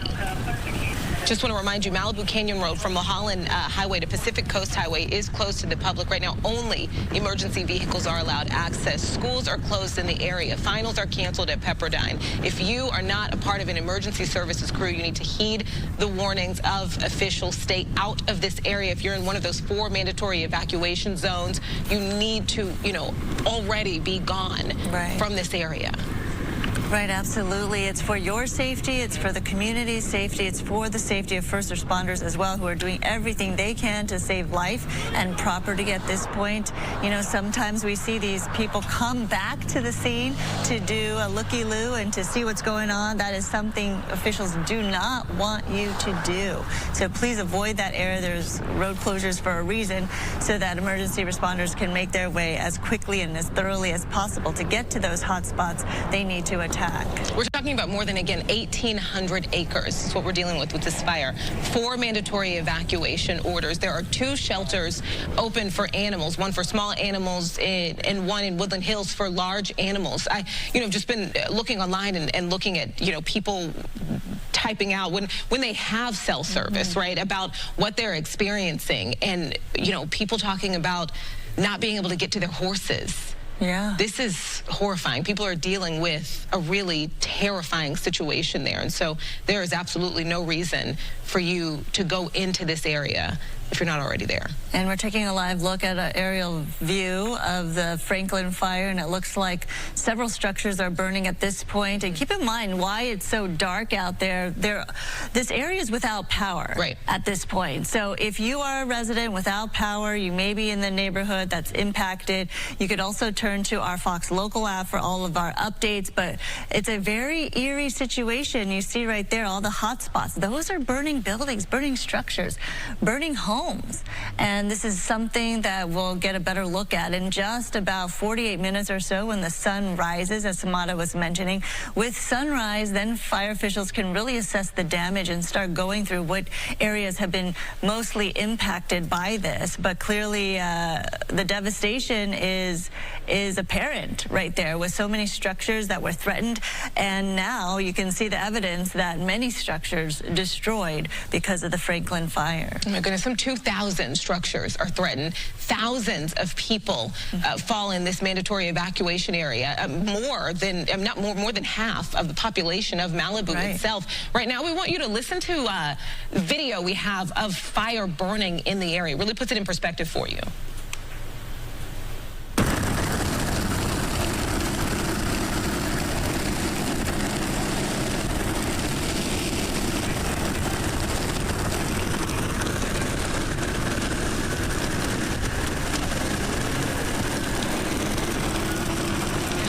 Working around the clock to try and put this fire out. We're actually going to go up to Stu Mundell and Sky Fox with more on you can see so much from your perspective, Stu. Well, you know, it's actually, sometimes we can and sometimes we can't. It's so difficult to see what's going on down there. You have to remember we're actually looking through smoke as well, using all the tech we have at my disposal. We're looking at this, and it actually looks like this is on Palm Canyon Lane, and it's quite off in the distance, but it definitely is a structure that is burning out here, and it seems to be a small single-family home. There also is a fire truck there that is actually structure protection, doing what they can. They're using what they call the battery on that truck, basically throwing water from the cannon on the top of it, just trying to keep those flames from spreading. But that clearly is at least one home that we're seeing burning right now. Now, we do know that there are several others, and again, this one is going to be off of Retrack Court and Palm Canyon Lane out here in the Malibu area. But, you know, again, this is actually through a lot of smoke, and that's an area that the fire has basically passed through. You know, as we go a little little bit wider, and you can actually see where that is compared to where that active flames are right now. And those are still climbing up hillsides out here. Now, LA County Fire Department, we did hear that they are going to start slowing down the helicopter drops, and the only reason why is because they ordered in fixed-wing assets from the state, meaning that it's going to be CAL FIRE coming out here. They're going to start dropping that FOS check probably as soon as the light breaks, because they're not going to do those drops at night. But right now, the helicopters are still out doing the drops that they can. As I'm pushing in right there, this is going to be off of Malibu Canyon Road. We've been keeping an eye on this one as well. Is it by any homes? I would venture to say no. But again, this is just going to be one of those areas where the flames are just climbing up a hillside up here, and they would slow down and then they would reignite. Again, it is something really to see. Some people might actually even say it is beautiful to look at night, these orange plumes out there in the darkness. But this is a lot of devastation out there, very close to a lot of homes, disrupting so many lives. When you talk about 1,600 people being evacuated, that is a lot of families out there this morning. Or at that little light that you're seeing way out in the distance, that's going to be a helicopter out there, probably one of the firefighting helicopters. I venture to say it's going to be one of the LA County ships. Again, though, they're doing what they can to slow that roll. But you can see right there, this is going to be the top part of the fire. I'm calling it the top part of the fire. This is going to be up on the top part of the hill. That's going to be near Malibu Canyon and Piuma Drive, a road up there. This is a very popular spot, and that's going to be and you can actually make out way out in the distance. You can see those first responders. Those might be Sheriff's Department blocking the road on Malibu, not letting anybody get past there. But then as I make that pan, that slow pan down towards PCH, you really get a grab. Malibu and Piuma all the way down to the Pacific Coast Highway, almost to the water. And of course, that's the active spot. And we know that this fire started out more towards Pepperdine, more towards Malibu Canyon and Pacific Coast Highway. And that's going to be all that 1,800 acres that has already burned. That's what we're kind of looking at right there. Again, it is under a lot of smoke down there. And what we're seeing popping are those hot spots and also first responders. There's so many roads out there. Actually, I'm going to bring it up for you guys right now so you get an idea. That is a neighborhood down there. Those are homes in that area. Now, are they all burned? Hopefully not. Are there damaged? Some on fire? Yes, most definitely. And those firefighters still working to keep everybody safe. I heard Mario say it. It is very impressive when you think about it. There are no injuries to anybody so far this morning, and that is amazing. This fire starting in the early evening hours and working through the morning hours till now. Those are fire trucks down there. Again, it's a little off because of the distance, but that's Mariposa de Oro and Serra Road. Now, Serra Road is the one that we've been trying to make our way into so much this morning, because we understand that there are structures burning in that off of that roadway. As I'm actually talking to you, that might be one of them right there. That you can see it. That clearly is a structure, and that's going to be off of Serra and Palm Canyon, and that definitely is a home out there, and it is definitely burning. Now, the fire department, they are nearby. They will do what they can to keep those flames from spreading. But as far as making an aggressive attack on that one home, that's beyond them. All right, Stu, thank you very much. Welcome, everybody, to Good Day LA at 6 o'clock. I am Melvin Roberts. And I'm Jen Lombers. If you are just joining us, we do have breaking news out of Malibu. That's where a massive and growing 1,800-acre fire started in Malibu shortly before 11 o'clock last night, spurred by very strong Santa Ana winds. We know several structures and homes have been burned. There are 2,000 homes in the mandatory evacuation zone as we speak.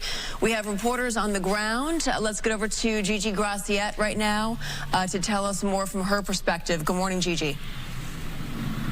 Good morning, Jen. Good morning, everyone. We're on Pacific Coast Highway right in front of Civic Center, and take a look at the Franklin fire, which has now grown to well over 1,800 acres. And the concern here, and it's actually died down a bit, because when we pulled up, this whole area was just raging with fire. It's been burning for well over an hour and a half now. And the big concern with the fire burning here is the condominium or apartment complex just to the left of us. That's Malibu Canyon Village on the 23rd 3000 block of Civic Center Way. Firefighters are stationed there for structure protection. Thankfully, it does not appear that the fire reached those residences. Again, Malibu Canyon Village right here on Civic Center Way. Now, I don't know if we have a video. We've been talking a lot about the loss, and as the sun comes up, we're going to see exactly what the loss is. And we know that several homes have already burned. They appear to be a total loss. We were at one earlier this morning on Sarah, and we just watched as firefighters did their best, but they were up against those erratic and changing winds, causing the fire to spot ahead of itself a mile to 2 miles. The conditions extremely challenging for our firefighters. We've seen LA City, LA County fire here.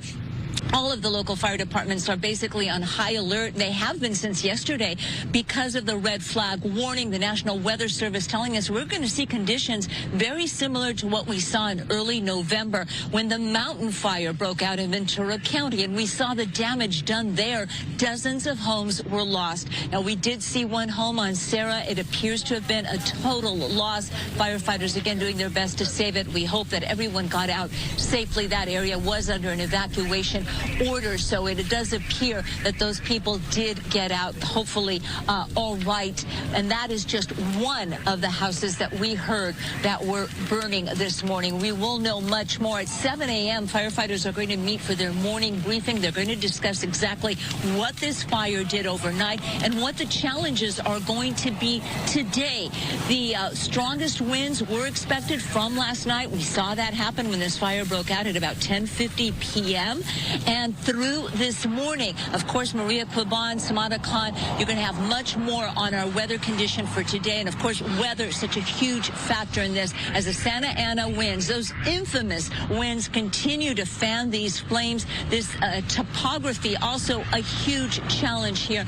And the big thing about the winds is that they are very erratic. They're blowing in different directions at times, causing firefighters to go to one area and then to another. That is the latest. Again, we are live. If you're just joining us on Good Day LA, the Franklin fire breaking out at about 10:50 last night here in Malibu. It has burned all the way to Pacific Coast Highway. It does not appear to have crossed PCH. Firefighters staged up and down the road, and as you can expect, the roads are closed, and all schools in Malibu, classes are canceled today. Between the fire that's still burning and posing a threat, to the closed roads, to the air quality here, all schools in Malibu are closed today. We'll send it back to you in the studio. All right, Gigi, thank you very much. Yeah, as you all heard Gigi mentioning, you got like 3 compounding elements. You have the dry vegetation, you got those strong Santa Ana winds, you also have dry air, the humidity level very low.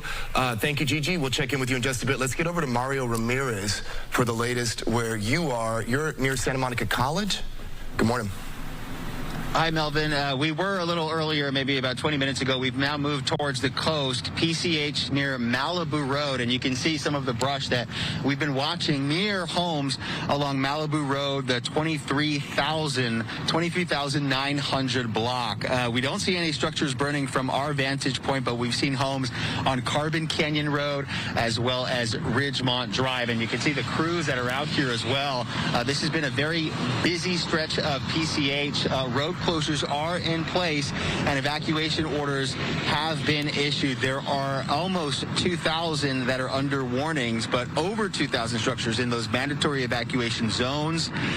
We know at least 300 firefighters with 6 water-dropping helicopters have been responding. They're basically using all resources available here, an aggressive firefight on the ground and in the air, and multiple agencies making their way here through this area. Several strike teams from different agencies here in the city of Malibu to help out with this huge effort this morning. And we've also been talking about those strong winds and the wind gusts that we've been feeling here since we started with this coverage late last night.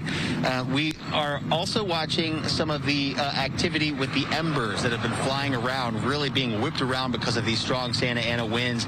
So that's obviously a concern, that the winds that we're going to be feeling throughout the next couple of hours, at least through the early afternoon, could really spark more spot fires, those embers being carried 1, 2, even more miles, spreading more acreage, over 1,800 still burning out of control this morning with 0% containment. That's the latest here in Malibu, near PCH and Malibu Road. We'll send it back to you. And we know that firefighters are waiting for fixed-wing aircraft to come in from the state to help with this firefight. They're not really allowed to fly at night. The sun should come up around 6:45 this morning, so that will change.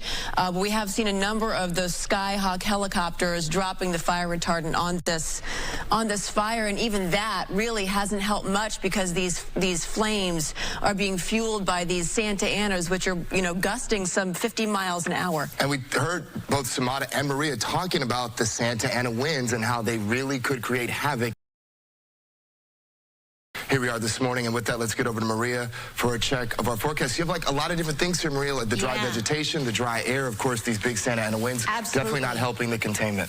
We have the perfect recipe right now when we talk about those low relative humidity values. Very dry out there. We have these strong winds coming out of the northeast. We have the terrain and, of course, the vegetation and that dry brush. We have a lot of that chaparral that is burning. Franklin fire, we're getting winds, of course, coming out of different directions in terms of the fire creating its own weather, right? But when we talk about the prevailing winds, these are the winds up at the upper levels of the atmosphere coming out of the northeast, nearing 20 to 40 miles an hour. These wind gusts, though, ranging anywhere from 45 to 55 miles an hour. I saw some weather gauges with wind gusts closer to 70, 80 mile per hour wind gusts in some isolated areas. So this is not helping, of course, the firefighters. Thankfully, some of the air assets are up there. You mentioned those helicopters that are dropping some of that retardant, so that is the good news. High pressure is in control.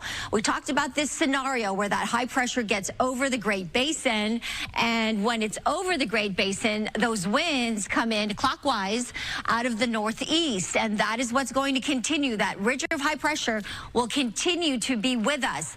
Look at this future gust graphic. This is one of our computer models, and I want to show you the alleys, really, if I could. If you look at the brightly colored areas, the purple areas, Camarillo, Malibu, notice those high values, 50 mile per hour wind gusts, 30 to 35 miles an hour near Malibu. Out towards the Santa Ana Mountains, of course, parts of the high desert, that's where we see the highest concentration of those strong winds. Now, the Franklin fires right in the middle of it there, near Camarillo, Malibu. They're going to start to weaken slightly. If you look at the timestamp, 11 a.m., maybe a slight diminishing, but not diminished. I don't want you to misunderstand. Still, these winds are really strong.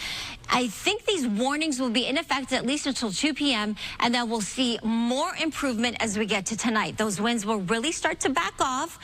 But notice they're still coming from that northeasterly direction, and still those gusts are going to get strong in some areas and at times. So the danger is still going to be with us in terms of that fire danger through tomorrow. The winds will continue to move out of the northeasterly direction and then eventually shift late tomorrow afternoon. They'll get more of an onshore flow, and we like that because that brings in a more moist air mass that gives us a little bit more moisture, and that will help the firefighters, and of course temperatures will cool off slightly. But until then, those winds are going to be very strong. High wind warnings in effect, particularly dangerous in this area where Malibu is at. Parts of Ventura County, up towards the 14 and Santa Clarita area, high wind warnings stay in effect. So be very mindful of what you're doing. The smallest spark can cause a fire, and it can spread rapidly under these weather conditions. That's what it means when we talk about red flag warnings. And look at the wide area that covers not just Malibu, but practically all of SoCal.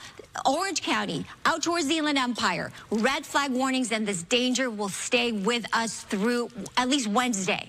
All right, the impacts, power outages, we talked about that possibility, down trees, down power lines, and of course this is impacting travel because of these crosswinds. So very dangerous conditions out there, really on all fronts. Right now, temperatures are varying between 21 degrees in Lancaster, 91 in Simi Valley, 49 in Santa Monica. High temperatures today will be in the 60s to low 70s. I'll talk more about the fire. Of course, I'll show you the relative humidity values, which have lowered significantly, especially in the Malibu area. I'll be back with more of that in just a few moments.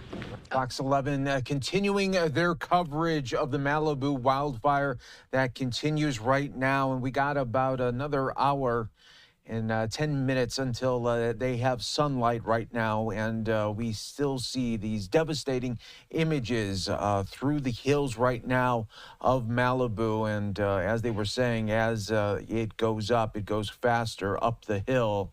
And we'll be continuing to follow it for you here on Live Now from Fox. We'll take another 2-minute break. Stay right here with us. We'll get you back out to Fox 11 in just moments.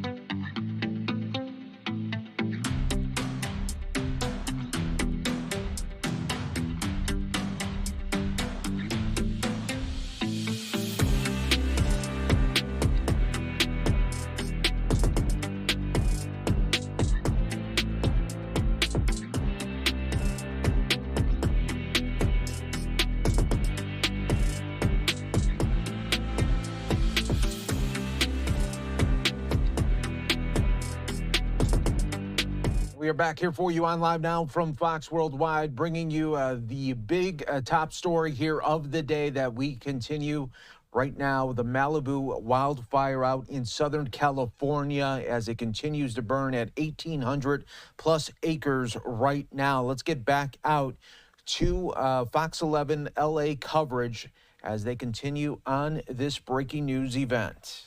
Smoke, but you can see some of those hot spots still very active out there, and that's going to be over by Civic Center Way and Pacific Coast Highway. So this is almost all the way over to where Pepperdine University is. As we make our way over to the other side of the fire where that actual front fire line is following PCH, then you start seeing those flames right there. That's going to be Carbon Canyon right in that area right there. That's going to be Carbon Canyon, actually more off to here. So it hasn't quite made its way to Carbon Canyon, but it is getting very, very close. The most top part of the fire is actually going to be right about Malibu Canyon and Piuma. That's going to be up in this area right here. That wall of flame, or that line of fire, making its way all the way from the Piuma Road area all the way down almost to Pacific Coast Highway. This is a huge fire out here. And then we were talking about all those evacuations, 1,600 people, or 1,600 homes under evacuation, the number of folks that had to get out of there. And again, I'm going to bring up a map real quick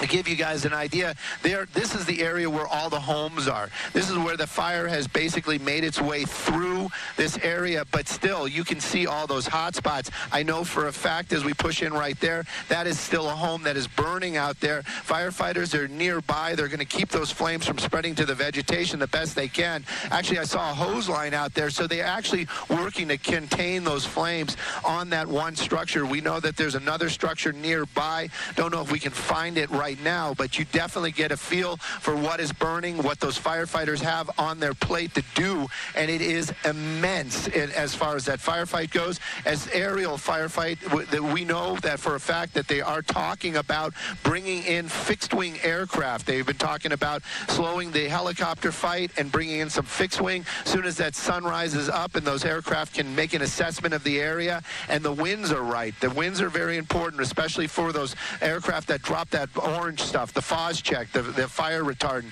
Once they get here, this might change the sight picture a lot, but hopefully they fall into the parameters that those firefighters need in the aircraft, and they'll be able to get those fixed wings out here. We'll start seeing those firefighters dropping the FOS check, hopefully to slow those flames, but right now, still very active firefight out here in the Malibu area. I'm Stu in Sky Fox. All right, Stu, thank you very much. Now, this is a live look of a view of Santa Monica, from Santa Monica, of those flames right up against that hillside right there. The eastern half of Malibu, as we've been reporting, was ordered to evacuate. The rest of the city was under also an evacuation warning. So some 6,000 residents, just for perspective, live in the area that's ordered evacuated, firefighters are saying, which is most of the city's population of about 11,000.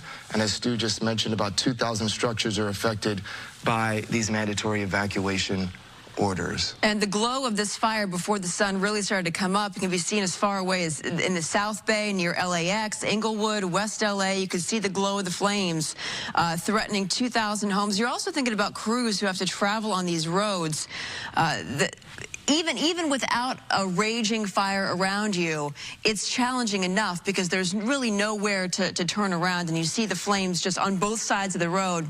It can be very chaotic and very terrifying. So we do think about all the news crews and the fire crews whose job it is to both cover this event and battle this wildfire before it gets any worse. No doubt. And of course, the smokestack and the implications there to visibility, to your point, Jen, about folks being on the road and traveling. And then, if you know, that's a picture from Sky Fox that Stu Mandel is bringing us of just this fire raging over 1,800 acres, burning all across the eastern half of Malibu. And just to give you a sense of how strong these winds are, this fire tripled in a time span of 1 hour, tripled in size. And the firefighters at this point, they just have to maintain control as much as they can until these winds finally start to die down, which should start happening around afternoon time today. Well, we heard Samara, yesterday, and of course Maria yesterday, talking about these Santa Ana winds and these Santa Ana winds coming in. And of course, if there were to be a fire, the winds would definitely play a big role in fanning this fire. And of course, that's what happened. And the fact that these wind gusts have been all over the place. I mean, last night when the fire first broke out, you had wind gusts of about 65 miles per hour. Then they dipped down. And so they're just all over the place, which isn't helping either. Plus the dry vegetation, plus the dry air. Mm-hmm. Yeah, so you can see that Skyhawk helicopter right now. They use the fire retardant to dump on the flames, but sometimes that, doesn't do much because, again, the winds are just so powerfully strong. So they're going to bring in fixed-wing aircraft from the state, but they really can't do that until the sun fully comes up. We were afraid this would happen, right? All day long yesterday we were talking about those red flag warnings. And this is the point. The embers can jump ahead, can almost spot fire the areas ahead, up to 2 miles ahead of itself when you're talking about 40 to 50 mile an hour wind gusts, which we are experiencing right now. We've seen homes surrounded by fire in some of the canyon areas in Malibu. And a lot of these homes are up to code and then some. They're not made with, wood components, but some of the homes that have been there for, decades in these canyon areas, not the case. And don't think that just because these homes are where they are, that they're covered by insurance. We know that a lot of people in that area have had a good amount of trouble with their insurance providers. And the point you just raised, too, about embers and how those embers jump, that's a big part of the firefight, is that these embers can just jump to places that firefighters are not even able to see. And then, of course, being fanned by these major Santa Ana winds, they're starting little microfires along the way, which are continuing to fan the fire. Let's get you a look at some information on shelters now, everybody. A shelter is set up at Palisades Recreation Center. That's 851 Alma Real Drive in the Pacific Palisades. Animal shelters are set up at Agora Animal Care Center in Agora Hills and Pierce College in Woodland Hills. There will be a press conference coming up at 8 a.m.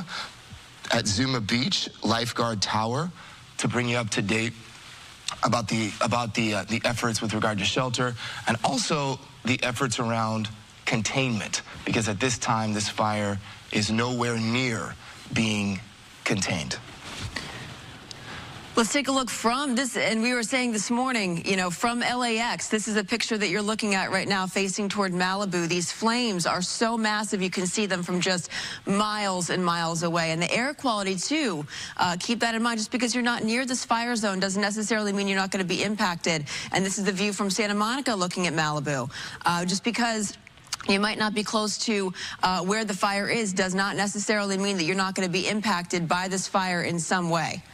Yeah, and of course, many folks out there receiving evacuation orders and only having minutes to be able to get themselves together. One of the big things that fire officials talk about during fire season, which, you know, years ago was just a certain part of the year, and now they say it's all year long, is the importance of preparing and the importance of having a bag and having a go bag just in case this were to happen, to mitigate perhaps your anxiety of just having to throw everything in a bag and get out the door, which many people had to endure. Let's get up to Stu in Sky Fox, who has been bringing us these aerial images. Stu, what's the latest from your perspective?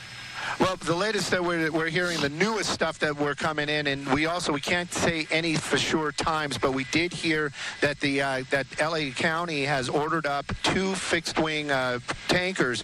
So that's 2 of them, but we don't know which ones they're going to be sending. I would venture to say they're going to be sending the big guys, but I don't know if it's going to be the 747. But we also don't know the time frame for them to get here. While they're en route and before they get here, they're actually going to have another aircraft that's going to show up and do an assessment of the area to see if they can use those fixed wings. So it's the wheels of progress are turning, but it again is always through bureaucracy. So they are on their way. They have been ordered, but before they even get here, you still got our guys in the air. You got LA County Fire Department down there. You also have some Colson aircraft down there as well. And I venture to say LA City is battling from the air also. But those Firehawks, they are just amazing machines, and it's kind of sad in a way to watch this amazing helicopter, which is huge, and making these big water drops, and they almost seem insignificant against those huge flames. But that's what they can do, and that's what they're going to continue to do it.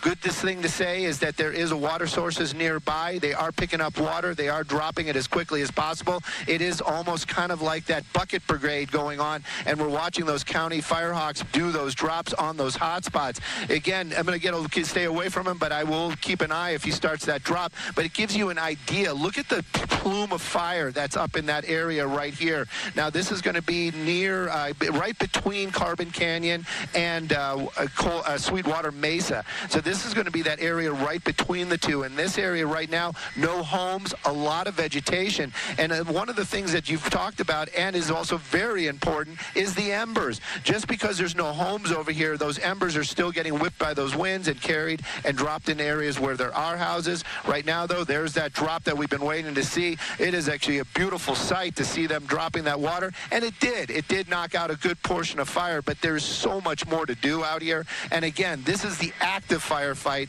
As we get down into the area that has burned, that's going to be the part of that 1,800 acres that have burned. Homes still on fire out here in this area. I believe that's just a hot spot right there, thank goodness. But there are still homes out here in the area that are burning. Firefighters nearby, they're doing what they can. There's an army of firefighters down there on those roadways, and they are doing amazing work. But again, the fire basically passed through this area, but still a lot of hot spots. And with those winds, if the winds change, those hot spots could become active fire again, and that's the reason why they've got so many firefighters out there, and there's so much work still to be done out here. Is there a particular challenge for firefighters there on the ground when it comes to those tight roads in canyon country when they're trying to fight the fire from the ground?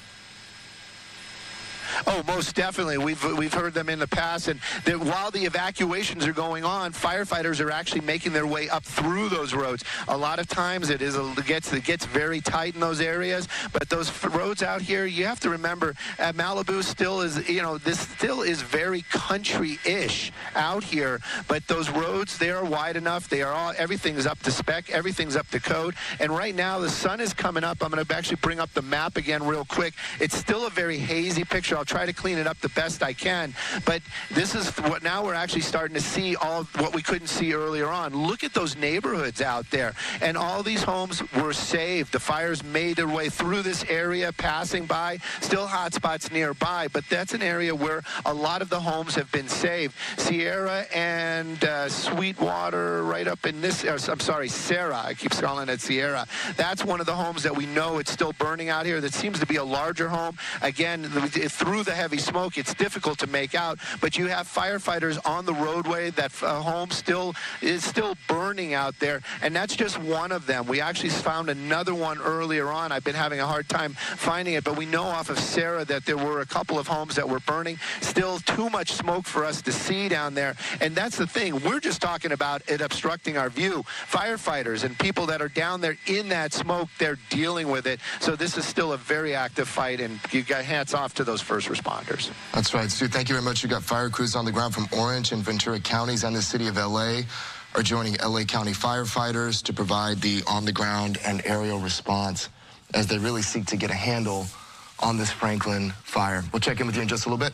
And if you are just joining us, 6:30 on this Tuesday morning, we do have breaking news and wall-to-wall coverage of this Franklin fire. 1,800 acres and more burning right now in the Malibu area, fueled by Santa Ana winds. Let's get out to Mario Ramirez. He's on the ground to give us perspective of what things are looking like where he is. Good morning to you, Mario. Hi, Jen. Still watching those active flames. Stu up in Skyfox just mentioned how tricky and narrow some of these roads can be, and we talked to some residents earlier who were actually helping those fire crews navigate these areas because they can be tricky, and that's why they have a lot of these roads closed, fire crews making their way through. And what you see there, that brush burning right now, very dry brush, those flames between PCH and Malibu Road. Firefighters from multiple agencies are stationed throughout the area for structure protection, and from our vantage point, we don't see any homes directly burning in that area. The Franklin fire here starting near Malibu Canyon Road and PCH late last night. Thousands of residents woken up in the middle of the night with emergency alerts and law enforcement enacting these Malibu evacuations in these neighborhoods. We saw at least 2 homes burning, one on Ridgecrest Drive. Residents also telling us multiple homes burned on Carbon Canyon Road. The city's been using all resources available with every nearby agency assisting here, and you're looking at some of the firefight right now with firefighters on the ground there, strike teams from multiple agencies. Now, we can tell you hundreds of firefighters and water-dropping helicopters responded here as residents were rushing out of their homes. Evacuation orders are still in place east of Malibu Canyon Road, south of Piuma Road, and the Sarah Retreat area. Flames we saw a little earlier were getting very close to Malibu City Hall and Our Lady of Malibu Catholic Middle School, as well as Webster Elementary. All schools in the area closed because of this fire activity.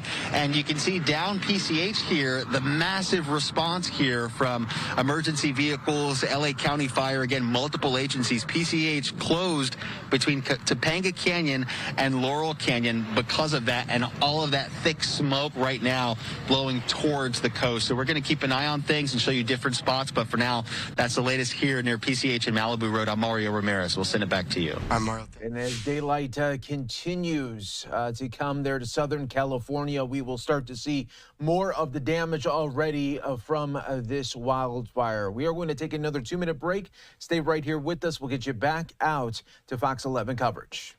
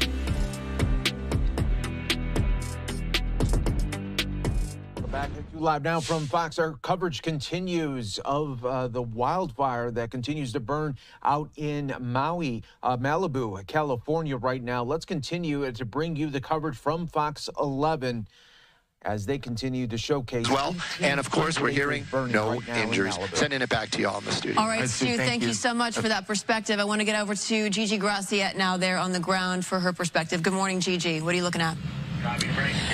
Jen, we're on the 22,000 block of Pacific Coast Highway, and this is an area of concern for firefighters right now.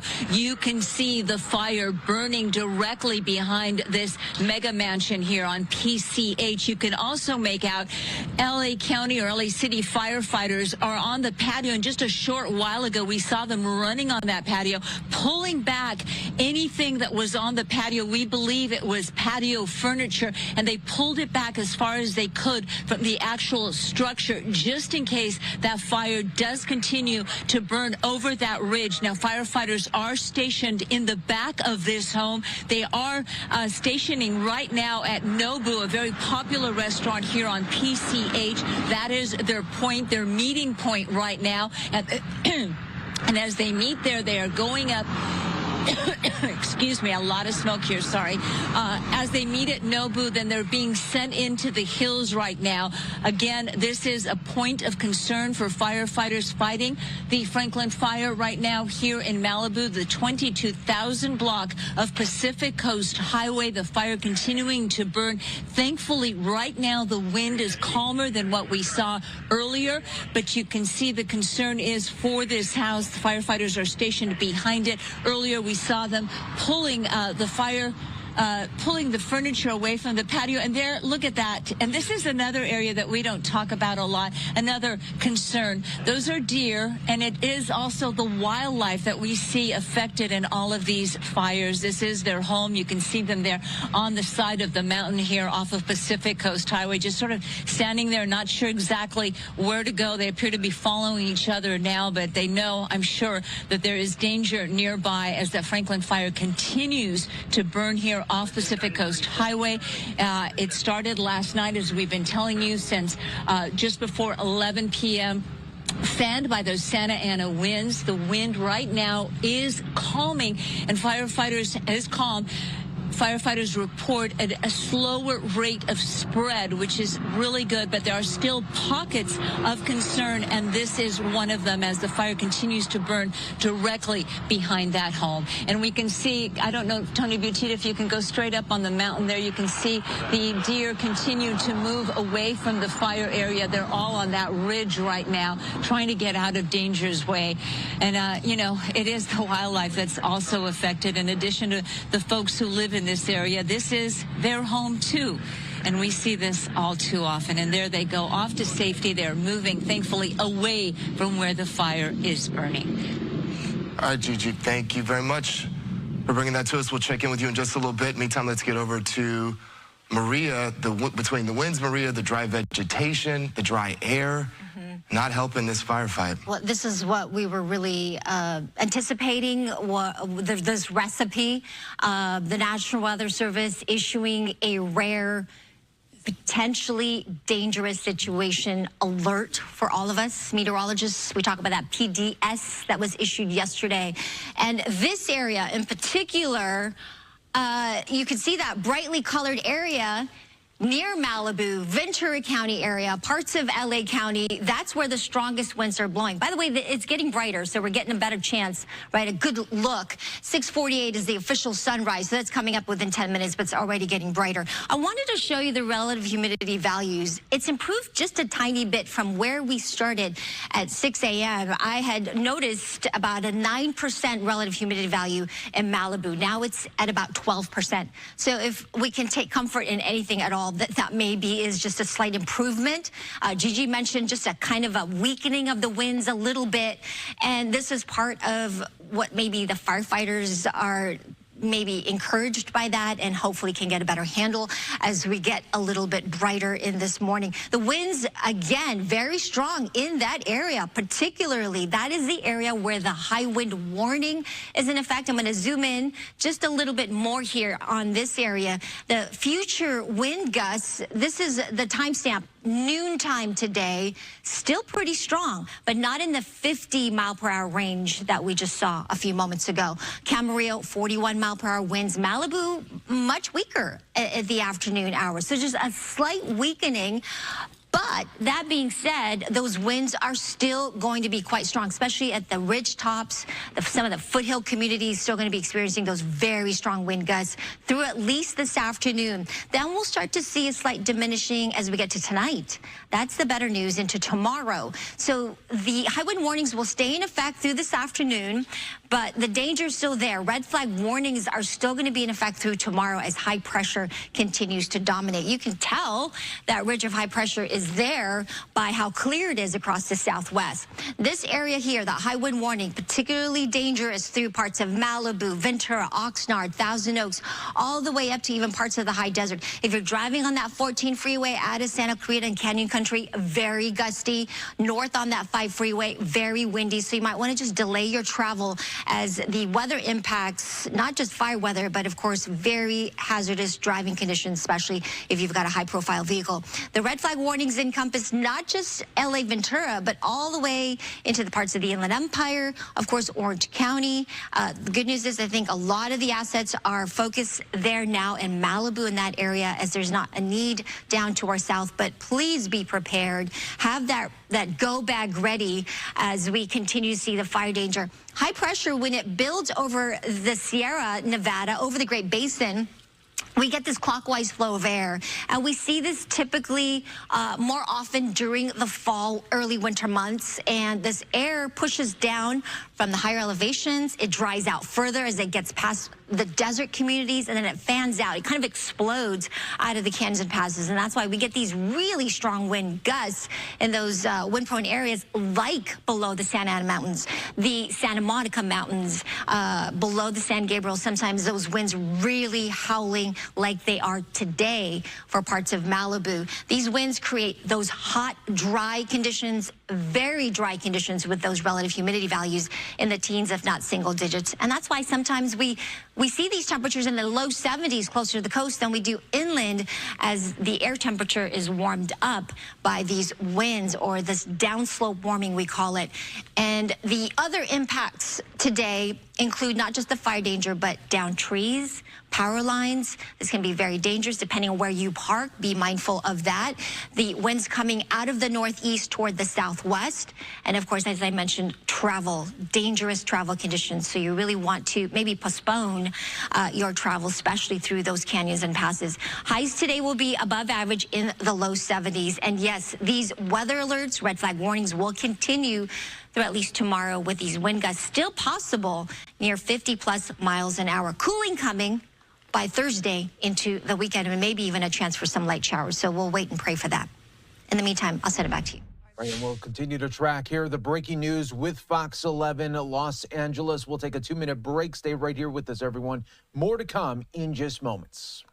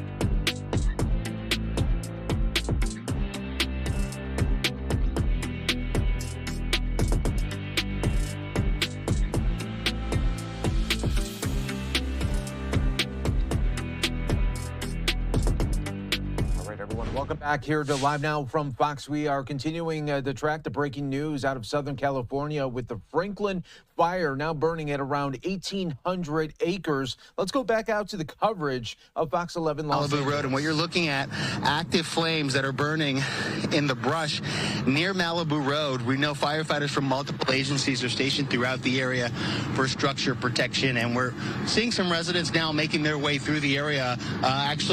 Just ran into an LA County Public Works crew. What's your name, sir? Lance. Lance, walk me through. You were trying to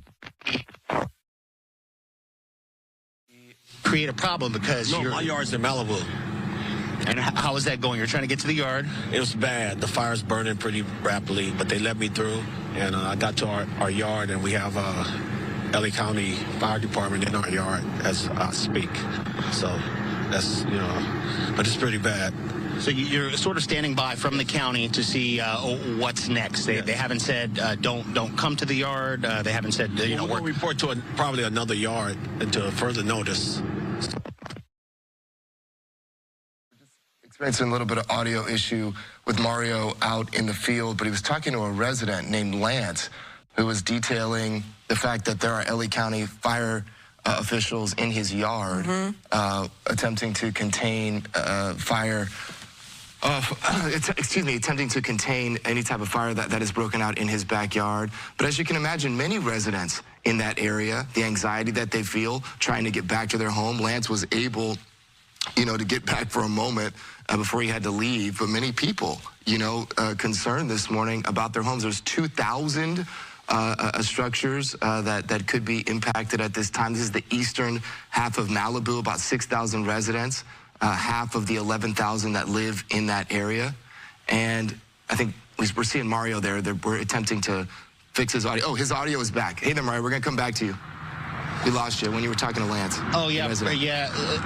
Sorry about that. Yeah, Lance, an LA County Public Works crew, he was trying to make his way through the area to report to work. He was telling us that his work yard that he's stationed is here in Malibu, and he's sort of waiting to hear from the county on what they should do. He says they'll likely have to report to another yard, and they'll start operations there. But you can imagine how much of a hassle that is. These are crews that are out on the streets working on the roads, pothole repairs, infrastructure repairs, that sort of thing. So that is going to cause a delay. Now, again, you're looking at flames burning between PCH and Malibu Road this morning as we've been watching the Franklin fire. This started near Malibu Canyon Road and PCH late last night, and you can see some of the efforts to put those flames out. It was a little worse here maybe 20 minutes ago, so they have been making progress on this side of the fire over PCH towards the coast. Thousands of residents were woken up here in the middle of the night with those emergency alerts. Law enforcement, LA County Sheriff's officials evacuating Malibu neighborhoods with loudspeakers, telling them that they need to leave their homes as the fire was spreading. And as far as the damage, of course, it's still early, so it's hard to tell, but we saw at least 2 homes burning ourselves, one on Ridgecrest Drive. Residents telling us multiple homes burned on Carbon Canyon Road. And the city has really been, using all resources, all hands on deck with those nearby agencies, multiple assisting. And we'll show you PCH here and the activity that you can see just down the road there as this closure is in place along PCH between Topanga Canyon and Laurel Canyon. Over 1,800 acres have burned. It looks a little better now than it did even 20, 30 minutes ago. So that's good news as the firefight continues here in Malibu. For now, that's the latest. I'm Mario Ramirez. We'll send it back to you. Coverage there, Fox 11 definitely continues, and we will take our final break here of the hour. And when we get back, we'll take you back out to Fox 11 as we continue to track here the big story of the day in Southern California with this wildfire. We'll be back in 2.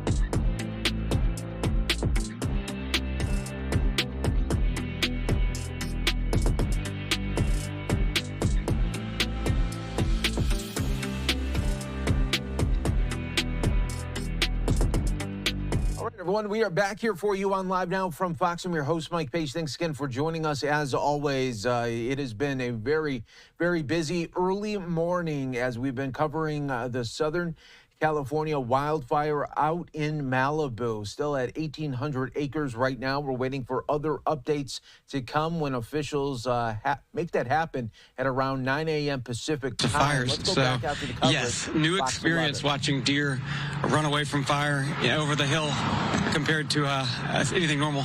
Yeah, you were standing with us when we were watching that live as the deer tried to get away from the fire. The wildlife, of course, also affected here. And one of the things you and I were talking about is how erratic those winds can be. The Santa Ana winds, they're infamously erratic. They can blow in different directions. That causes yet another challenge for firefighters. And these fires can spot ahead. You went to sleep last night. The fire was nowhere near your house. You looked at the wind. It's blowing away. But overnight, the wind shifted.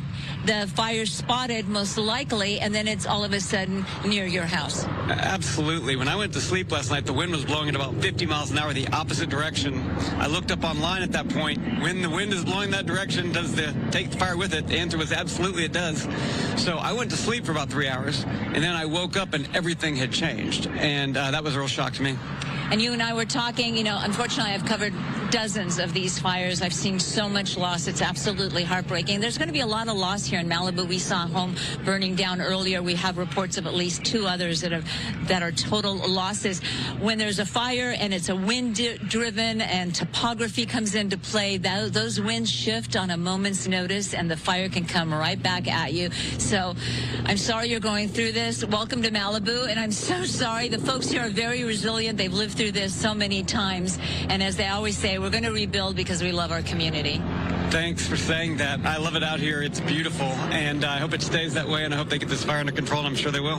They're working very hard. Adam Blumenfeld, thank you very much. My best to your family. Probably watching this from Texas, watching what's happening in their new community. Thanks. And Adam's story, like many people, they went to sleep, the fire was nowhere near their house, and they woke up to the major fire. Again, we're on the 22,000 block of Pacific Coast Highway. The fire's been burning behind this house here. Firefighters are staged up and down on that ridge for structure protection in people's driveway. And earlier we saw those deer just trying to get away, moving the opposite direction that the fire is moving. And that's something to also keep in mind because they, too, are affected. I'm Gigi Graciette, live in Malibu. We'll send it back to you.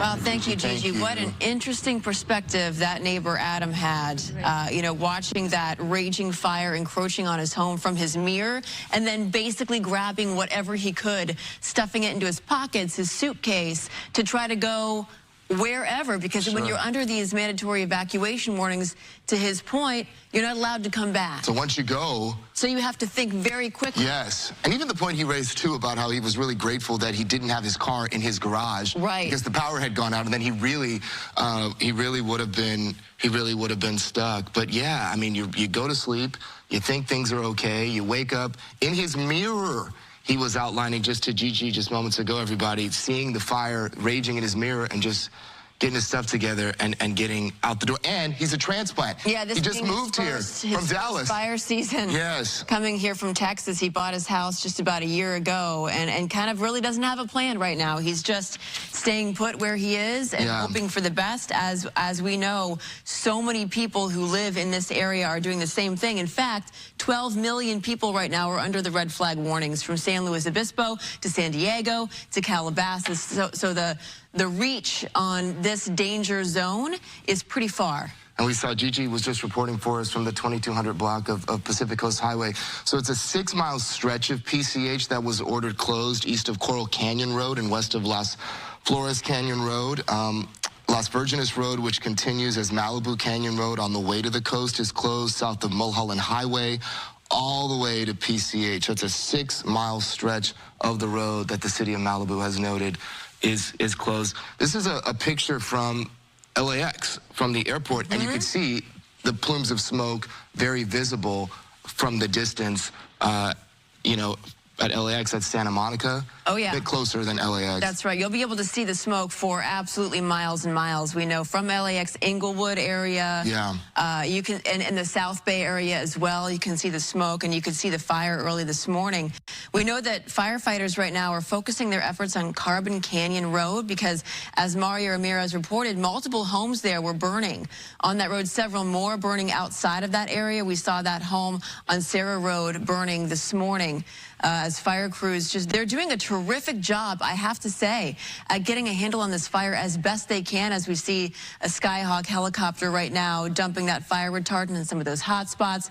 Carbon Canyon, that's the area they're focusing the most on right now because we know that that hot spot is pretty significant. Yeah, and it's very much a multi-unit effort. You've got fire crews from Orange and Ventura counties and the city of LA joining LA County firefighters, providing the on-the-ground and the aerial response as they really seek to contain this Franklin fire. 1,800 acres burning throughout Malibu at this time, a little bit over 1,800 acres to be more exact. And there is very limited containment at this time. Gigi also reported just moments ago that there are 2 structures that have been lost at this time. Unfortunately, I'm sure we're going to hear about more. And of course, we think about all the residents in these areas who had just moments to pack their things, to get down the hill. And now, whether they're at an evacuation center or with a family or a friend or just kind of in no man's land, parked somewhere just trying to figure out what to do, their sense of anxiety with regard to their home, of not knowing what's really happened or what's going to happen in their surrounding community. Yes, Stu Mundell earlier was telling us about how the only saving grace to this fire in particular is that usually fires, of course, move up the hillside, but the Santa Ana winds are actually going against those fires, so it's almost doing its own containment measure there. We also know that Pepperdine University, while the university is in that mandatory evacuation zone, the school's been told to shelter in place in accordance with protocol, through the fire officials telling them to do that. And the worst of the fire, we know, is passed by Pepperdine University and some of the schools in that area. Yeah, and as you mentioned, Jen, that is their university policy to shelter in place and to not evacuate the campus. This is, of course, supported by LA County, and they did work with them to develop and implement their protocols on their campus. But yes, they do shelter in place. If you are just joining us, we are covering breaking news. The Franklin fire in the Malibu community is burning at about 1,800 acres at this time. Welcome to Good Day LA at 7 o'clock. I'm Melvin Robert. And I'm Jennifer Lammers. Yes, we are continuing to cover this, what has turned into a pretty significant 1,800-plus acre fire, the Franklin fire burning in Malibu. Firefighters doing the best that they can to contain it, facing Santa Ana winds. As the sun is starting to come up, we're getting a better sense of some of the damage done here. We know several homes, especially in the Carbon Canyon area, have burned. There was a home on Sarah that has burned. We know that there's evacuation orders in place, and 12 million people right now are under red flag warnings from San Luis Obispo to San Diego to Calabasas. Let's get to our reporter Gigi Graciette. She's on the ground there giving us some incredible images. Gigi, what can you tell us? What's new right now? Goes to Santa Clarita and it comes back. I don't think we have Gigi's audio. The 22,000 block of Pacific Coast Highway, and we've been watching the fire burn behind this house right here where firefighters have been staged. They put a call out for everyone to meet up at Nobu. That's a very popular restaurant here on PCH, and from there they were deployed onto the ridge lines and behind the different structures up and down Pacific Coast Highway to protect these homes. We actually saw firefighters on the patio of this mega mansion here, just pulling away patio furniture from the structure in case the fire were to spot. A good thing to report right now is that the wind has died down considerably. The rate of spread on this fire has slowed down, according to firefighters who are in their morning briefing right now. They're talking about what the fire did overnight and what the plan is for the morning shift. Where are the areas they are going to be focused on? Now, we've been speaking to homeowners on and off camera.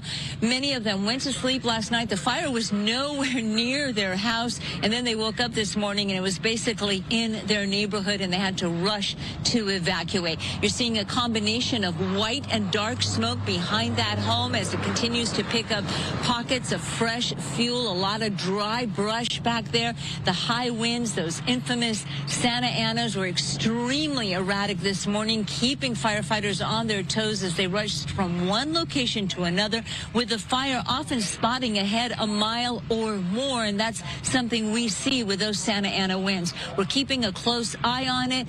If you're trying to reach a loved one who lives in this area, we believe that a tower may be down. I know my Verizon phone is on SOS right now, and it's basically been that way almost all morning. Calls are dropping out continuously. You may try texting someone or using a messaging app like WhatsApp to see if you can get through to them. PCH in this immediate area does remain closed. And earlier we were talking about the fire spotting. It actually did spot over PCH earlier this morning, and sadly we did see at least one home burning. It appeared to be a total loss. Mario has seen others and heard of even more. We're going to get a better idea now that the sun is up of what the fire did overnight and the losses. Reporting live in Malibu, I'm Gigi Graciette. We'll send it back to you. All right, Gigi, we'll check in with you in just a little bit. Meantime, let's get over to Mario Ramirez. Mario, good morning. What's the latest where you are? Good morning. We have seen some progress here in just the last 20 minutes along PCH near Malibu Road, just down from where Gigi is, a little towards the coast here. And I want to show you, you can see, obviously the coastline here, but we've been watching this patch of dry brush burn here near homes along Malibu Road, and a lot of the flames have died down. Firefighters in the area now just working on hot spots here from our vantage point, but strike teams from multiple agencies, they are stationed through this area for structure protection, and it looks like at this point they have been able to save the structures here, what we're looking at. The Franklin fire starting near Malibu Canyon Road and PCH late last night. We talked to residents who received those emergency alerts around 11 o'clock. Thousands of residents woken up in the middle of the night here with law enforcement evacuating these neighborhoods. And as far as the damage, of course, we're going to get more information on that throughout the day, how many homes may have been touched by flames, but we saw at least 2 homes burning, one on Ridgecrest Drive. Residents telling us there were more on Carbon Canyon Road, which seems to be an area of major concern right now. The city's been using all resources available, all hands on deck, with agencies from across Southern California here to help. Hundreds, over 300 firefighters and water-dropping helicopters responding as those residents were being rushed out.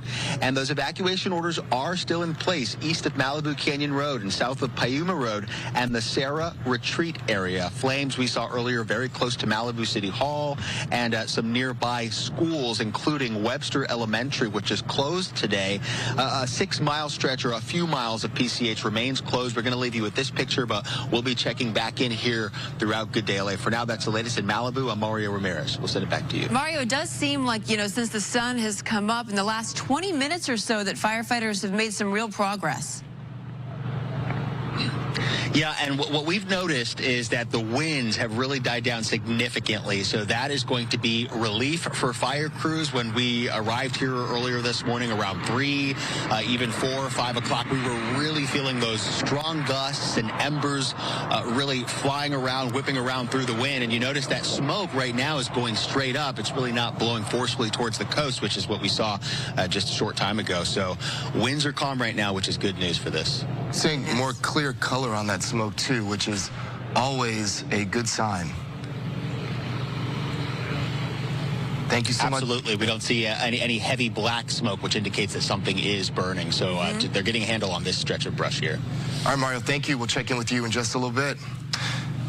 So the Franklin fire has forced all 4 Malibu schools to close down today. The Santa Monica Malibu Unified School District made that call and posted on X. The 4 schools affected are Malibu High School, grades 9 to 12, Malibu Middle School, grades 6 to 8, Malibu Elementary Schools, grades K to 5, and John L. Webster Elementary School, grades K to 5.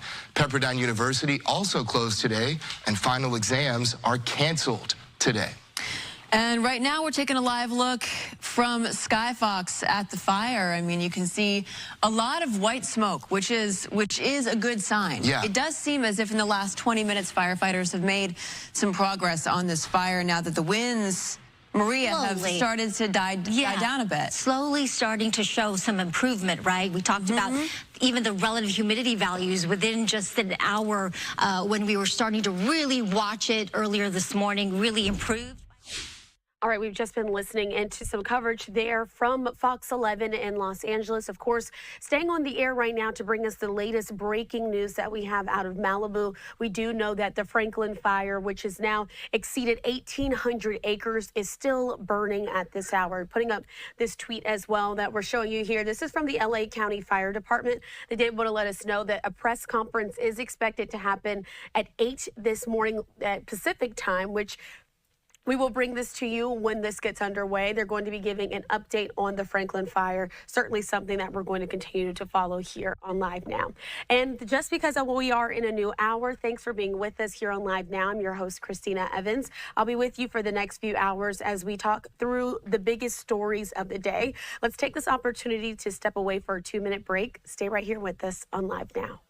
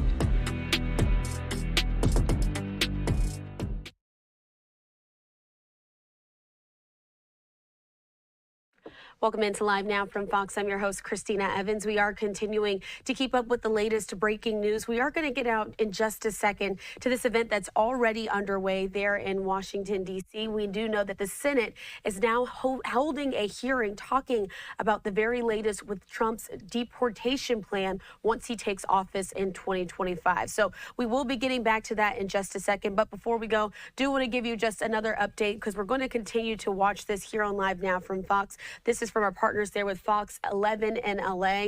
We do know that Pepperdine University is closed and those final exams at this point have been canceled, all due to this fire that is now broken out there, this wildfire. It's over 1,800 acres at this point. We should be getting an update from fire officials around 8 a.m. local time. We'll continue to watch that and bring that to you live when it happens. But for now, let's get back out to the Senate hearing here talking about the very latest with the Trump deportation plan.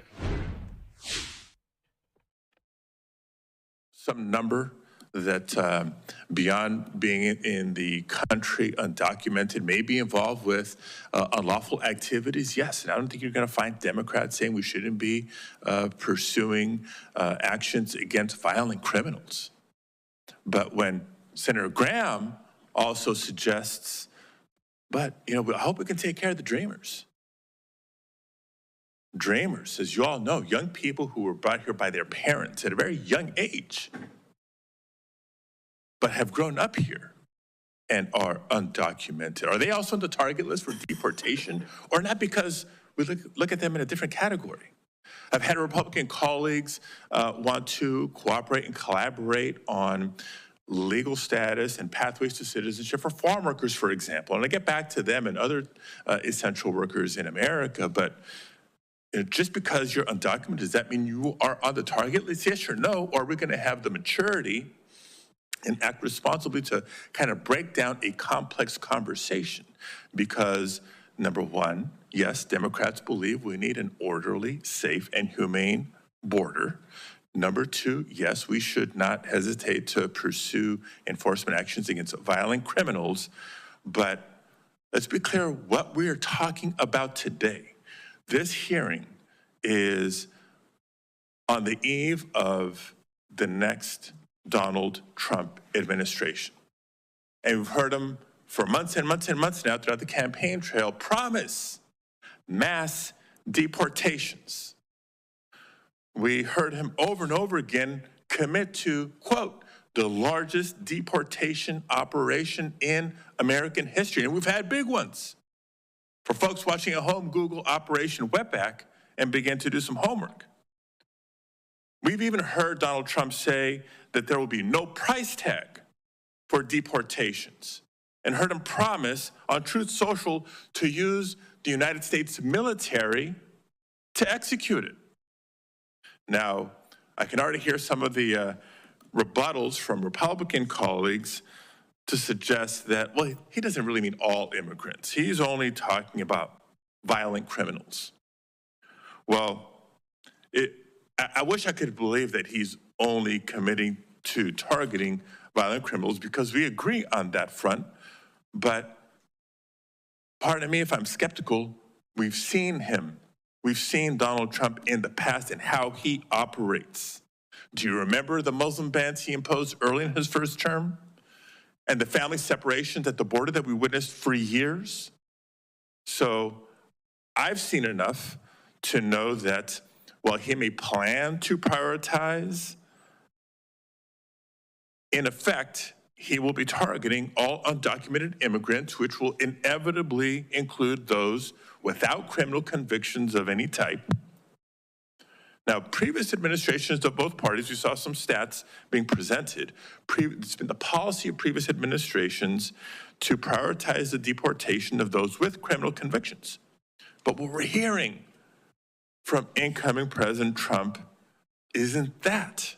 And look at who he is putting in these pivotal roles to help him execute.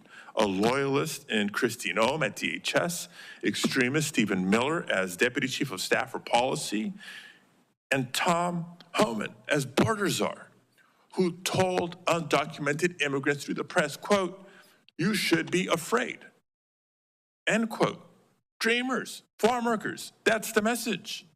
And he promised worksite raids to prosecute anyone who stands in their way. They're pushing an extremist agenda. On top of the fact that, like, separating spouses and ripping away children from their parents, citizen children from sometimes undocumented immigrant parents, isn't just cruel. It's not just morally wrong.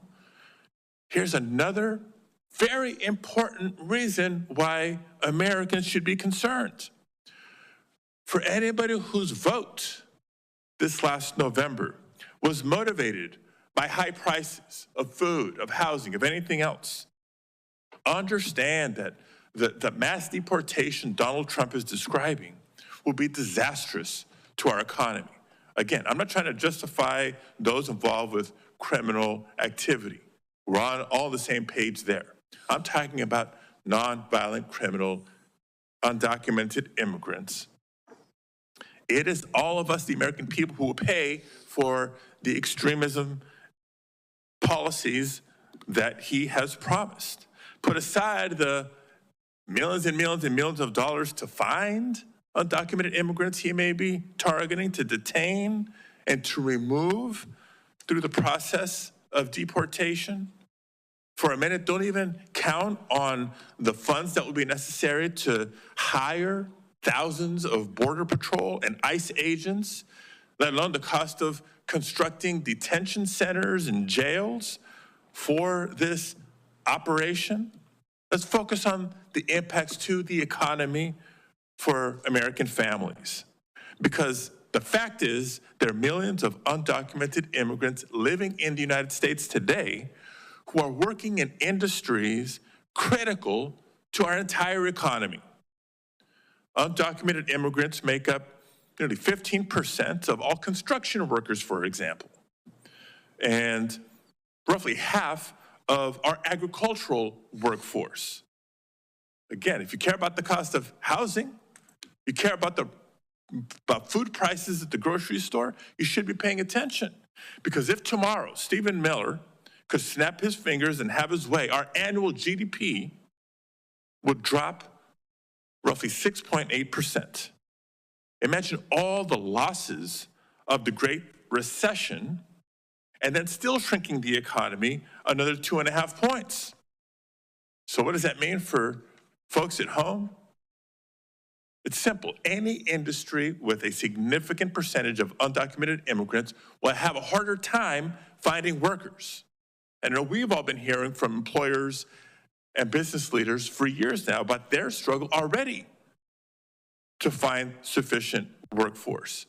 Stores will have a harder time keeping the shelf stocked, and yes, prices will rise and rise and rise. So hello, America. Get ready for a more expensive food bill when you're preparing next year's Thanksgiving dinner or next year's Christmas dinner.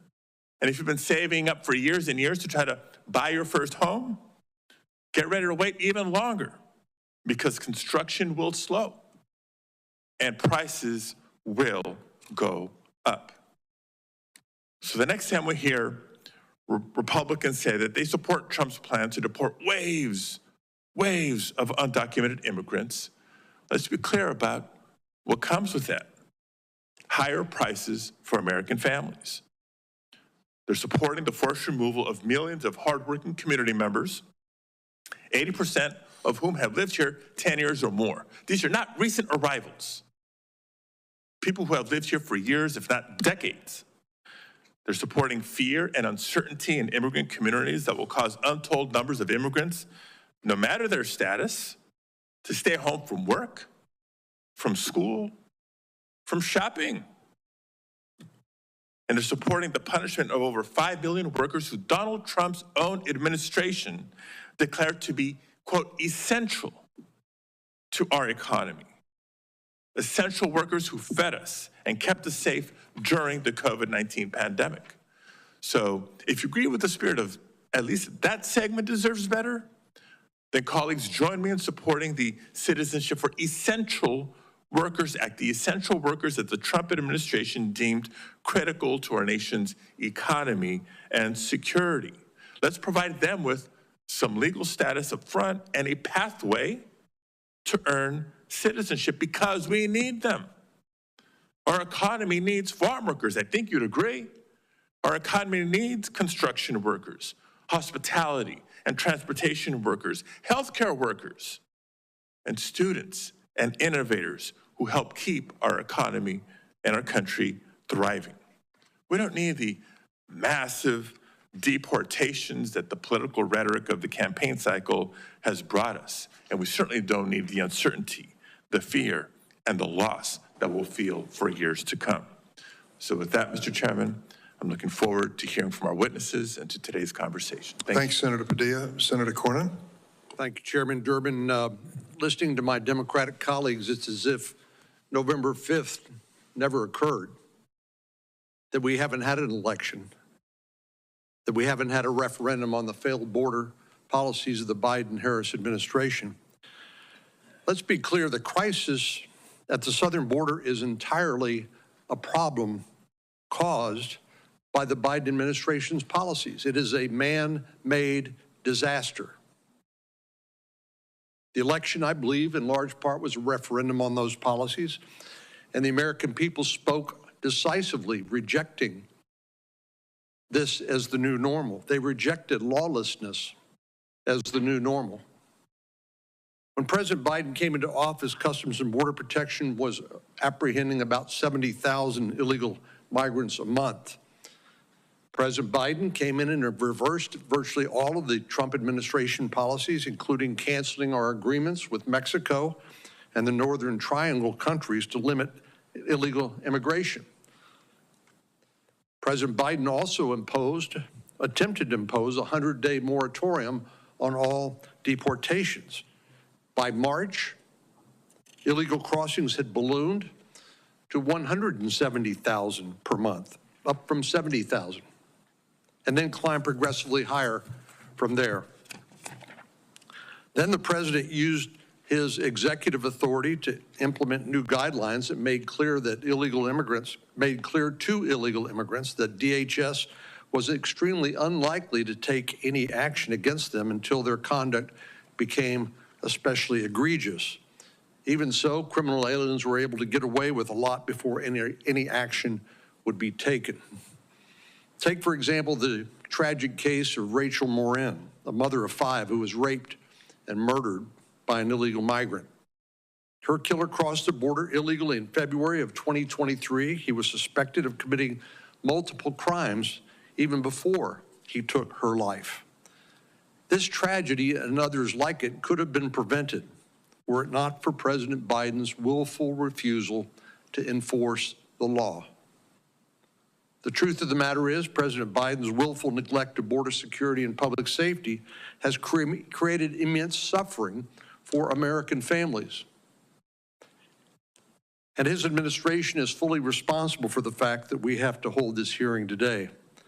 The American people are fed up with the lawlessness at the southern border, and in November they tasked Republicans the job of cleaning it up, and that we will do.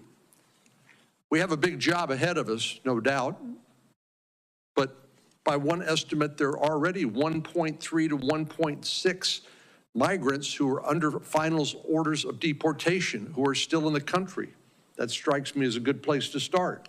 People who have been entitled to full due process and hearing in front of an immigration court and are under final orders of deportation. What are they still doing here? Well, it's because of the Biden administration's willful neglect of the law and enforcement. By my calculations, the Biden administration has released at least 3.6 million illegal migrants over the southern border. And during the same 4 years, Border Patrol recorded an additional 1.7 million gotaways. Those are people willfully evading law enforcement.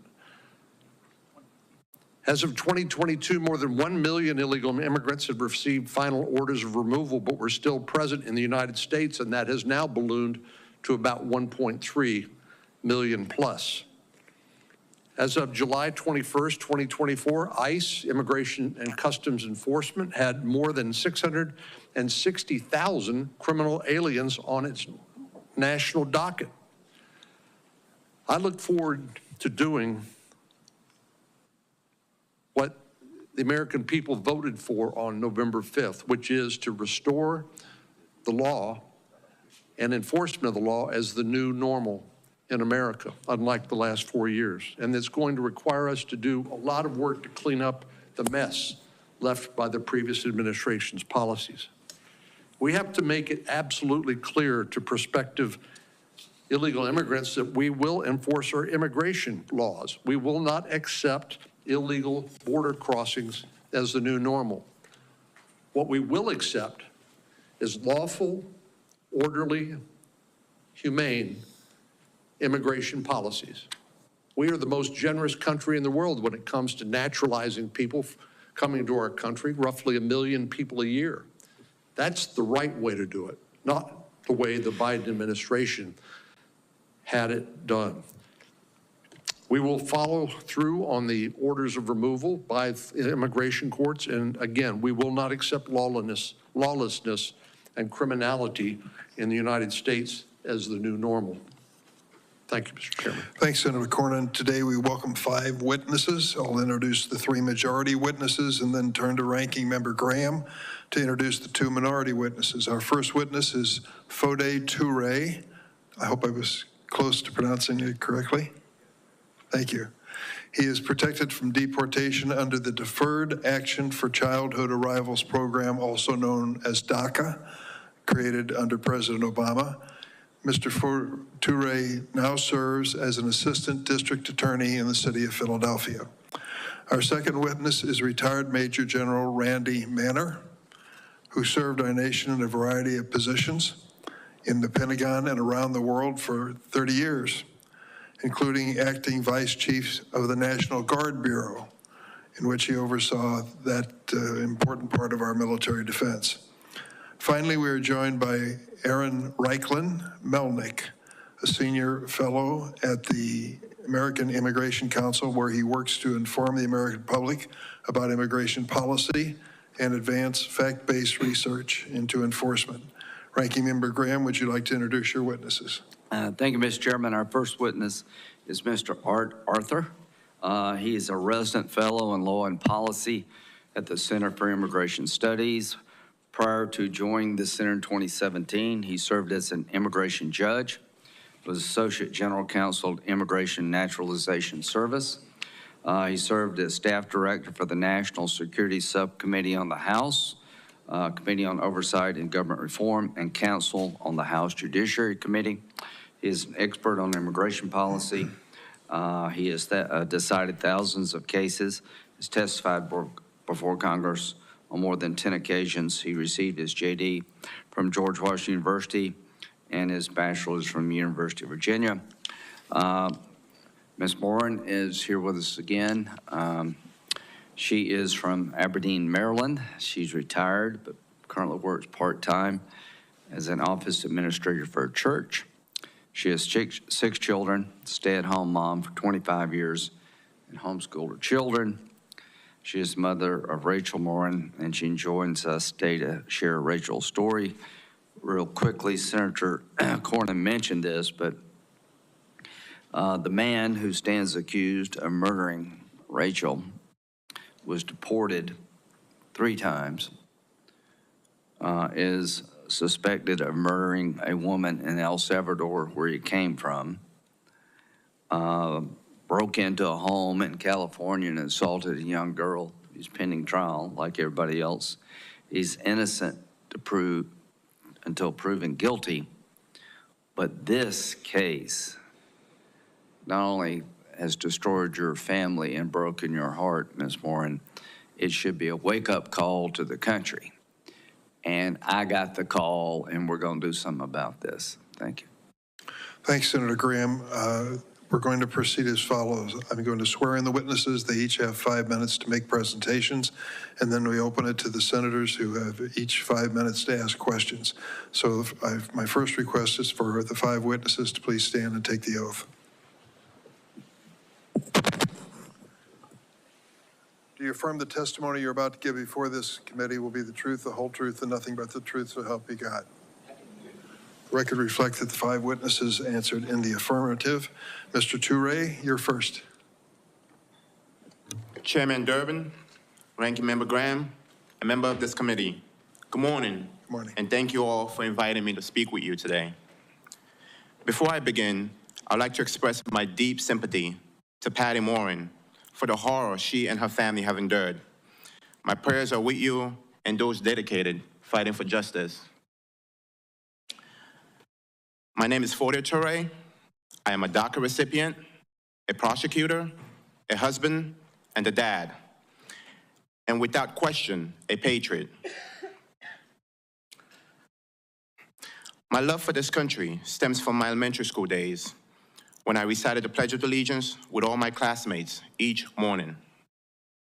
My family came to the United States in search of freedom and safety.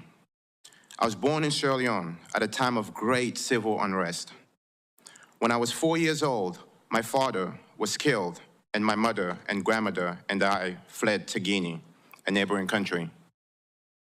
My mother was able to migrate to the United States, but I stayed with my grandmother, who died shortly after my mother left. I came to the United States on my 7th birthday in 2003. I have been here ever since. I learned that I was undocumented when I tried to get a driver's license. It was one of the worst days of my life. In 2012, I was thrown a lifeline when DACA was announced.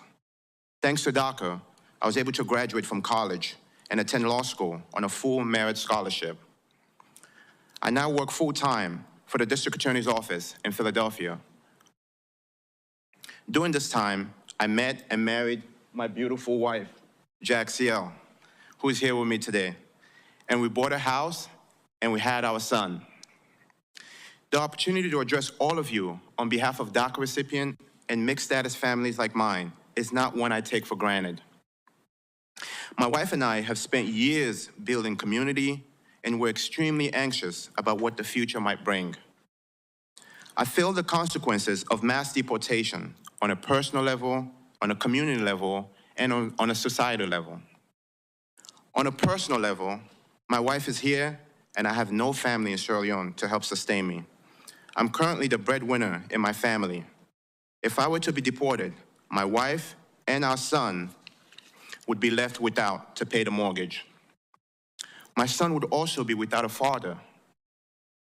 My deportation would hurt my own U.S. citizen mother and my wife's extended family, all of whom are United States citizens. My wife is the primary caregiver of her mother, who is legally disabled and has a tumor in her brain. My wife's mother requires chemotherapy injection each month in order to control the size of the tumor on her brain. If I were to be deported, my wife would no longer be able to play such a critical role in her mother's life. My wife should not have to choose between caring for her mother, who is legally disabled and has a brain tumor, and me. My brother-in-law should not have to choose between re-enlisting the Marines next year and risking his mother's health if my wife is not here to care for her. My brother-in-law has been serving in the United States Marines since he graduated high school. On a community level, my taxes help fund my community's road, school, and overall well-being. If I were to be ripped from my community, the taxes I pay would go with me. My wife and I are also devoted Christians with strong ties to our church. Finally, the people of Philadelphia would be hurt if I were to disappear. Victims of crimes whose cases I prosecute will lose an ally in their fight for justice. On a society level, mass deportation would be devastating. As a prosecutor, I know how delicate the ties between law enforcement and immigrants can be. If immigrants are afraid to cooperate with the police or prosecutors like myself because they're afraid of deportation, we all suffer.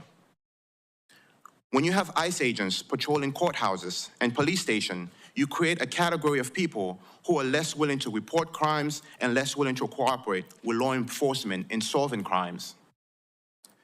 Mass deportation hurts all of us, our family, our community, and our society. We owe it to ourselves and to our country to reject mass deportation and look for a solution for dreamers whose lives have become deeply rooted in the country and strengthen our borders. DACA recipient and long-term undocumented individuals in mixed-status families have become pillars in their homes. Removing them would place hardship on U.S. citizens like my mother-in-law, U.S. citizens like my wife, who depends on our contribution in the house.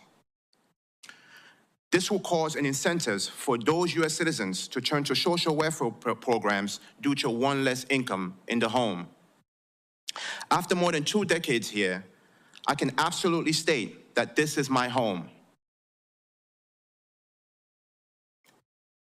I am part of the fabric of my community, and they are part of me. The federal government may not have fully recognized this truth yet, but I long for the day when they do. Until that day comes, I'll continue to contribute everything to my house, to my mother-in-law, to my son, to my wife, and to my entire family. Thank you all so much for your time and attention to this critical issue. Thank you, Mr. Toure. Mr. Arthur.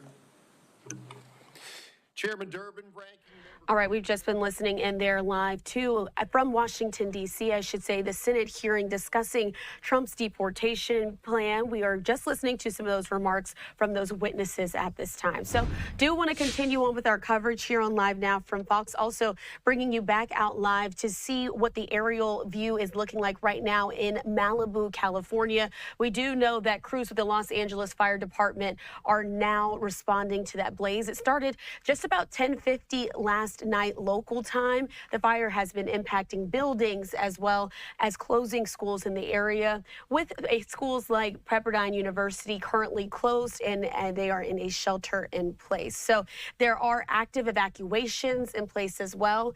The latest update was just from a few minutes ago at 7:15 local time. The fire department says that the fire is now stretched up to 2,200 acres, up from just over 1,800 this morning, still at 0% containment. Let's step away for a 2-minute break, but on the other side, our coverage here on Live Now continues.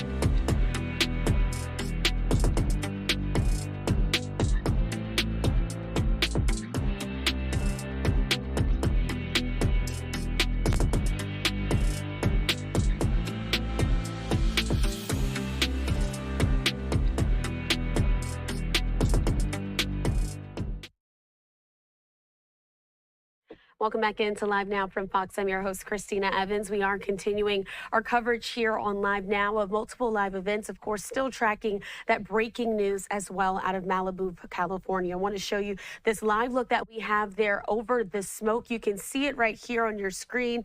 Things are looking pretty bad there in Malibu at this point. Do want to continue on here with our coverage that we were having there as well, but just want to show you this video before we do jump away back into the Senate hearing. This is a video that we have from our partners there at Fox LA in Los Angeles, showing the Pepperdine University students as they're sheltering in place, watching the fire and the flames right out outside of some of those buildings there on campus. So we do know that with the Franklin fire, it is 2,200 acres, at least at this point, 0% contained there in Malibu. That's from an update that we got earlier today from officials. All right, did want to get that in here for you on Live Now from Fox. Let's go ahead and get back into that Senate hearing as well, where they are discussing Trump's deportation plan. Legal immigrants, the public service they use impose burdens on our taxpayers. That's why our administration has moved aggressively to secure our borders more by hiring a record number of new border guards, by deporting twice as many criminal aliens as ever before, by cracking down on illegal hiring, by barring welfare benefits to illegal aliens, close quote. Change the tenses, and that's pretty much what President Trump promised to do when he was candidate Trump on the campaign trail. Thank you. Truly appreciate the honor, and I look forward to your questions. Thanks, Mr. Arthur. General Manner. Chairman Durbin, Ranking Member Graham, members of the committee, I thank you for your invitation to speak today. For over 35 years, I served our nation in both the regular Army and in the National Guard. Prior to retiring from the Army as a Major General, I served as the Deputy Commanding General of the United States Third Army in Kuwait, as the Acting Vice Chief of the National Guard Bureau, and as the Acting and Deputy Director of the Defense Threat Reduction Agency. During the time I served, I saw firsthand that our military force is the envy of the world. It is respected by our allies and by people around the world who want to live free of oppression. It is feared by our enemies and those who would do us harm. Our military members come from every possible background, representing every state, every race, ethnic group, and religion.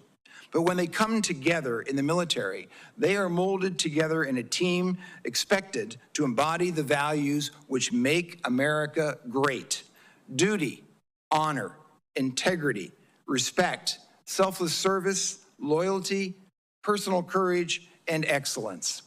President-elect Trump has announced his intent to use the U.S. military to execute his mass deportation plan.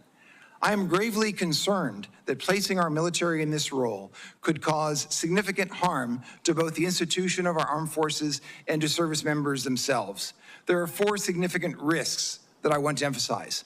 First, using military assets for mass deportations would negatively impact the military's readiness and capability to accomplish its core mission of national defense.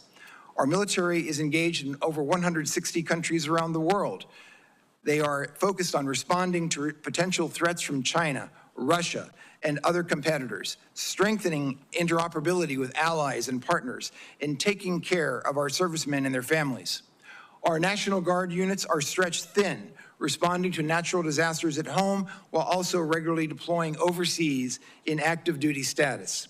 Additional training or deployments to support deportation operations would absolutely harm operational readiness and reduce the military's ability to counter adversaries or respond to crises in combat. My second concern is that the military is simply not trained to do this mission.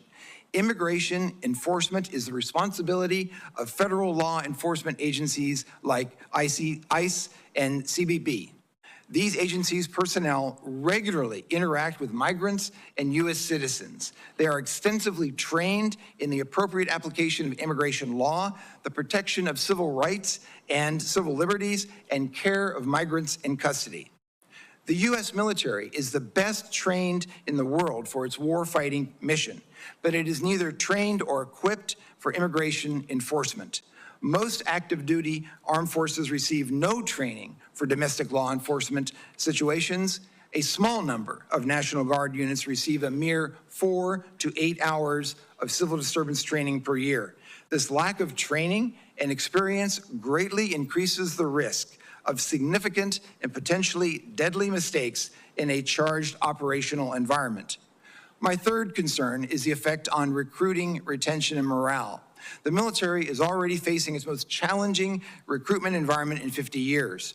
Involvement of the military in a politically charged domestic deportation efforts would only add to those challenges. It would separate service members from their families, their jobs, and their communities for extended periods of time in order to engage in a highly controversial mission for which service members would feel ill-equipped and trained. That's a recipe for disillusionment and a poor advertisement for potential recruits. Finally, involving the military in a politically charged domestic issue like mass deportation would erode public trust in the military. Americans trust our military because it protects all of us, regardless of our politics, from the possibility of foreign aggression. When the military is tasked with carrying out domestic policies that may be controversial to some, it undermines the foundation of that trust. That, in turn, will increase risks in morale, recruitment, retention, and readiness. And all of these impacts carry serious consequences for our national security. Gentlemen, for these reasons, and ladies, for these reasons, I strongly encourage any future presidential administration to keep immigration enforcement and our military separate. Thank you, and I look forward to our questions. Thanks, General Manner. Ms. Morin. Chairman, ranking members, senators, thank you for this opportunity to come speak to you. I really appreciate it.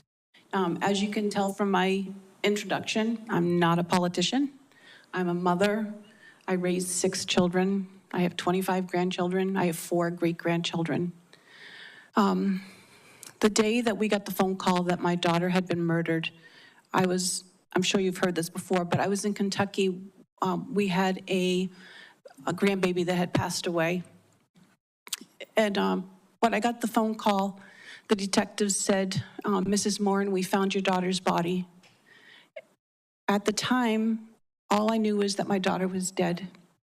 When I went to meet with the detective and we had come back from Kentucky, I was told that she was beaten so badly that her body was blanketed in bruises, that she was strangled, that she was raped, and that she was stuffed into a drain pipe. The person that they alleged did this was an illegal immigrant from El Salvador that was a gotaway. He had already, they already had an Interpol warrant for him in El Salvador for murdering a woman. He had attacked a 9-year-old and her mother in California, and he waited on the trail that day that our family has walked for 25 years and dragged my daughter off the trail and did these horrendous, brutal things. This is what she looked like before that day. Oops. She's a beautiful woman, but more than that, you can tell from looking at her just the light that comes out of her. She was a happy person. She loved her children. She was a hard worker. My daughter is like so many other American girls that go about their life and they're just caught unawares from behind, dragged off the main road, trail, whatever, strangled, raped, murdered. Some have been found, some have not. I realized that deportation and illegal immigration has become such a big issue, and rightly so. We have Americans that are dying every day, and law enforcement don't want to give you the true numbers because they don't want the public to panic. In our town, we've had 2 murders by illegal immigrants. Maryland is a sanctuary state, and we have sanctuary cities. I was last told that crime in Maryland has increased by 850% over the last 4 years. We have over 54,000 convicted criminals, illegal immigrants that are criminals in our country at this very moment. I think deportation is necessary. The American people should not feel afraid to live in their own homes. When I was 14 years old, and I don't know if anybody knows this, but when I was 14 years old, a criminally insane man came into my house, kidnapped me, made me walk 60 miles towards the Canadian border while raping me at night. I have some idea of what it's like to be a victim of a violent crime where law enforcement did not believe that they were going to find me alive. So I have someone. All right, we've just been listening into the Senate hearing discussing Trump's deportation plan. Of course, this portion right here is the witness part, and from that story, did want to throw up that viewer discretion advised. As we know, they're talking about some difficult topics. All right, we do want to step away for a 2-minute break here. Stay right here with us on Live Now.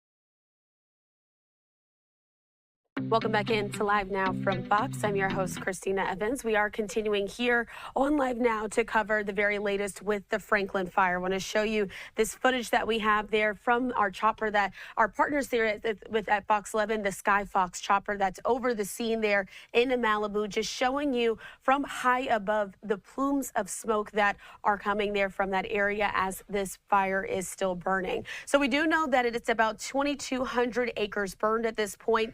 0% contained there in Malibu. So this is one of those fires that's been burning since late last night, since just before 11 p.m. local time.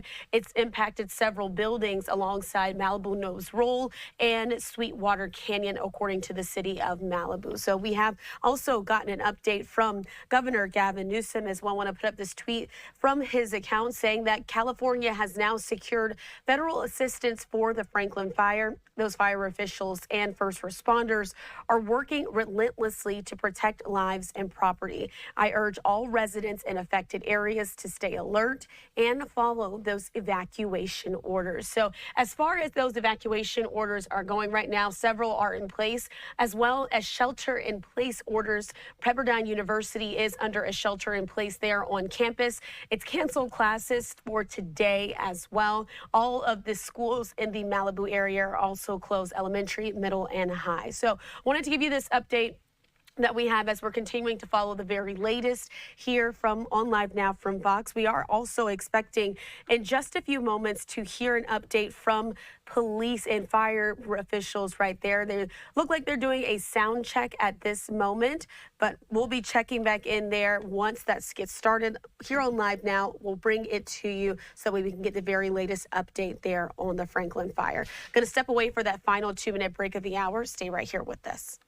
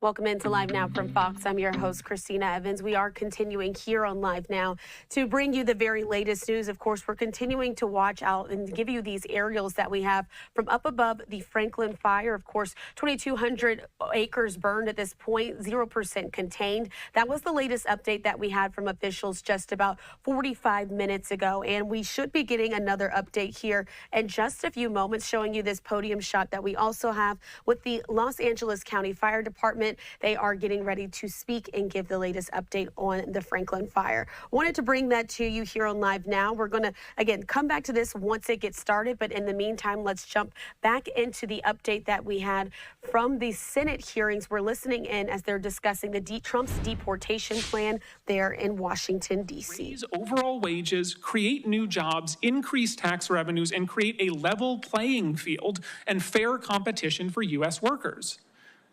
The president-elect's mass deportation plans would crash the American economy, break up families, and take a hammer to the foundations of our society by deporting nearly 4% of the entire U.S. population. But Congress has a choice. Instead of going down that path, we can instead crack down on exploitation, strengthen millions of families, and build American prosperity by providing undocumented immigrants a way to fix their papers. The choice is clear. Thank you, and I look forward to your questions. Thank you very much. Each of us now has 5 minutes of questions, and I'm going to start mine with Mr. Toure. Mr. Toure, are you undocumented? Pardon me, say it again. Yes, Senator. And why are you undocumented? I came here from a civil unrest. I had no choice. My life was in danger. My mom told me the story when I was trying to get my driver's license. How old were you when you came?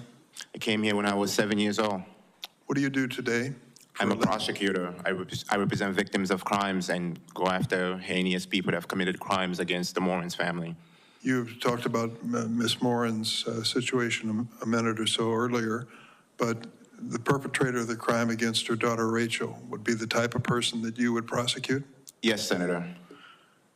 I think there is a fundamental difference we're being asked to acknowledge here. Is there a difference between Mr. Toure and the animal who attacked Ms. Moran's daughter?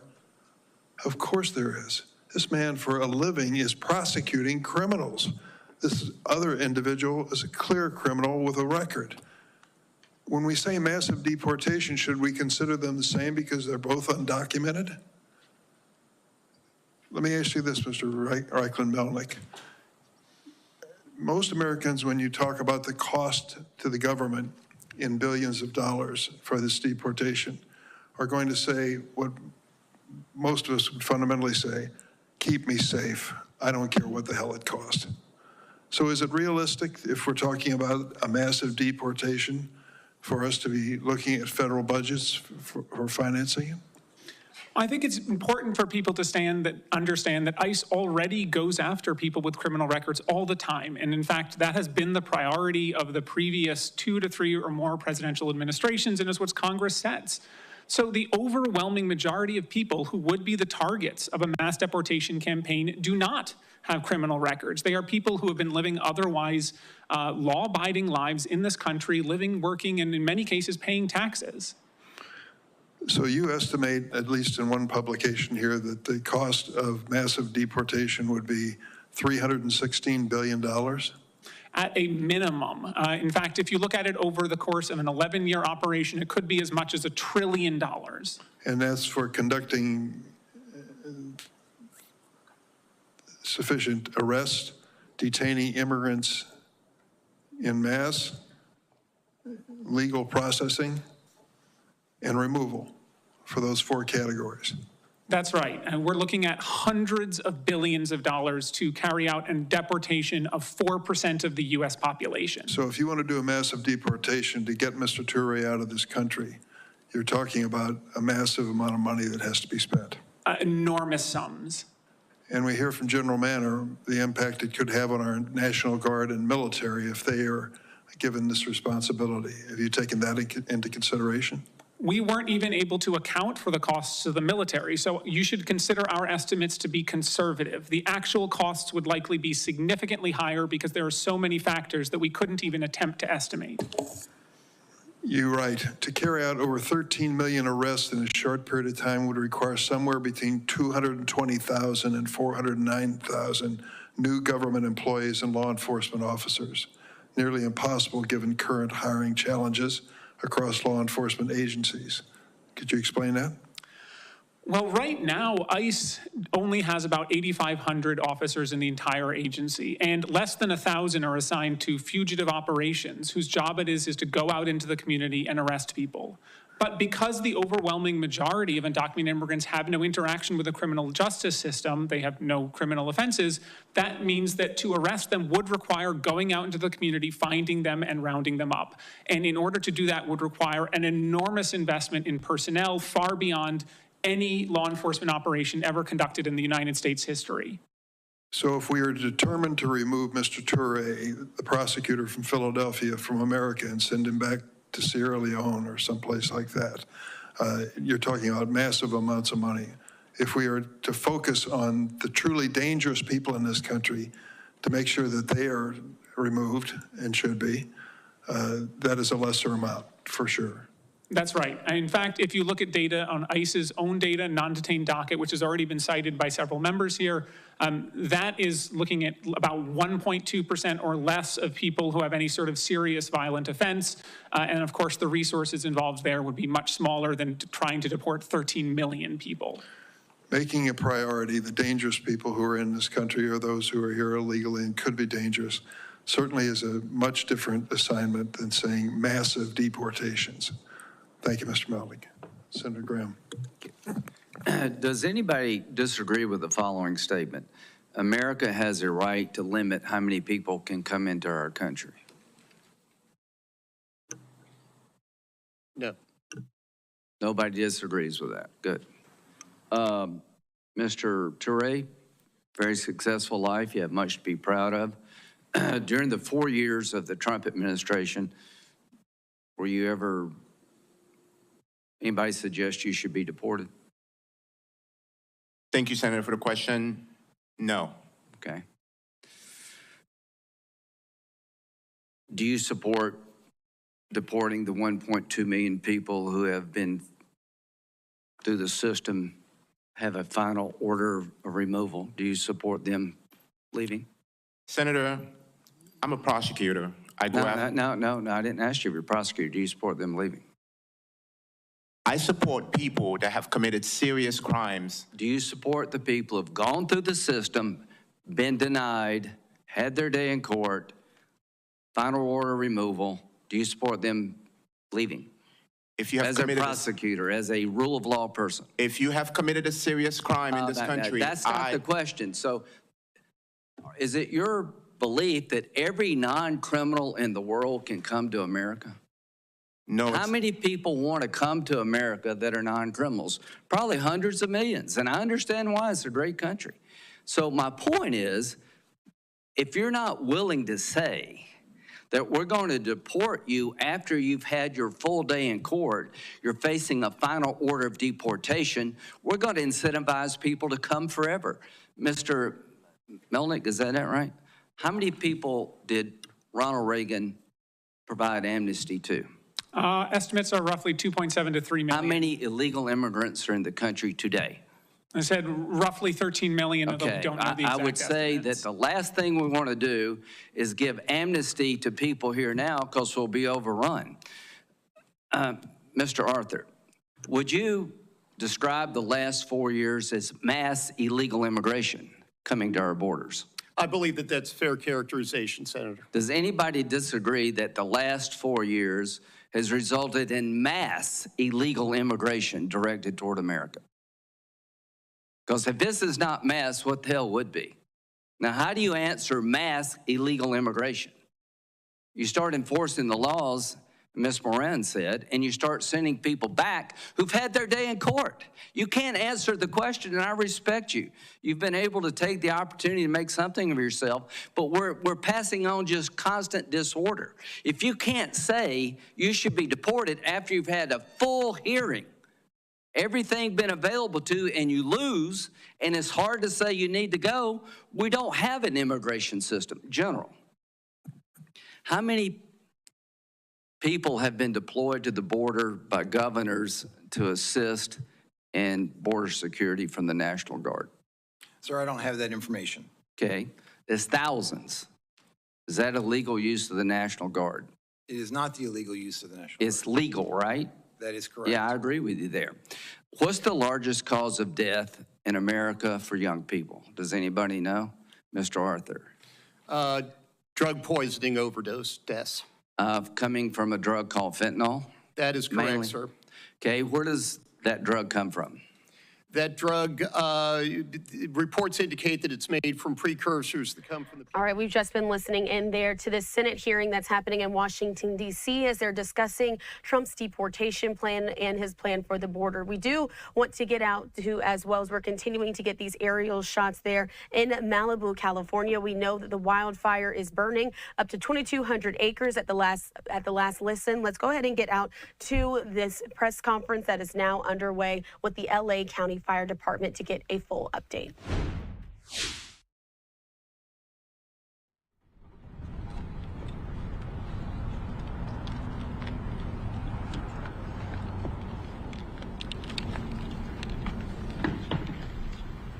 Okay, everyone ready? Roll this sucker. Good morning. My name is Jonathan Torres. I'm a Public Information Officer for the Los Angeles County Fire Department. Welcome to this morning's press briefing for the Franklin fire incident. To start off, I'd like to welcome our fire chief for the County of Los Angeles Fire Department, Fire Chief Anthony C. Maroney. So good morning. I'm Anthony Maroney, the Fire Chief of the County of Los Angeles Fire Department, here to provide a Franklin incident brush fire update. Last night at 10:50 p.m., LA County fire units were responded to a report of a brush fire at Malibu Canyon Road and the tunnel. Units reported 5 acres of heavy brush burning and being spread by strong Santa Ana winds. The fire is currently estimated at over 2,200 acres, and we have 700 firefighting personnel assigned.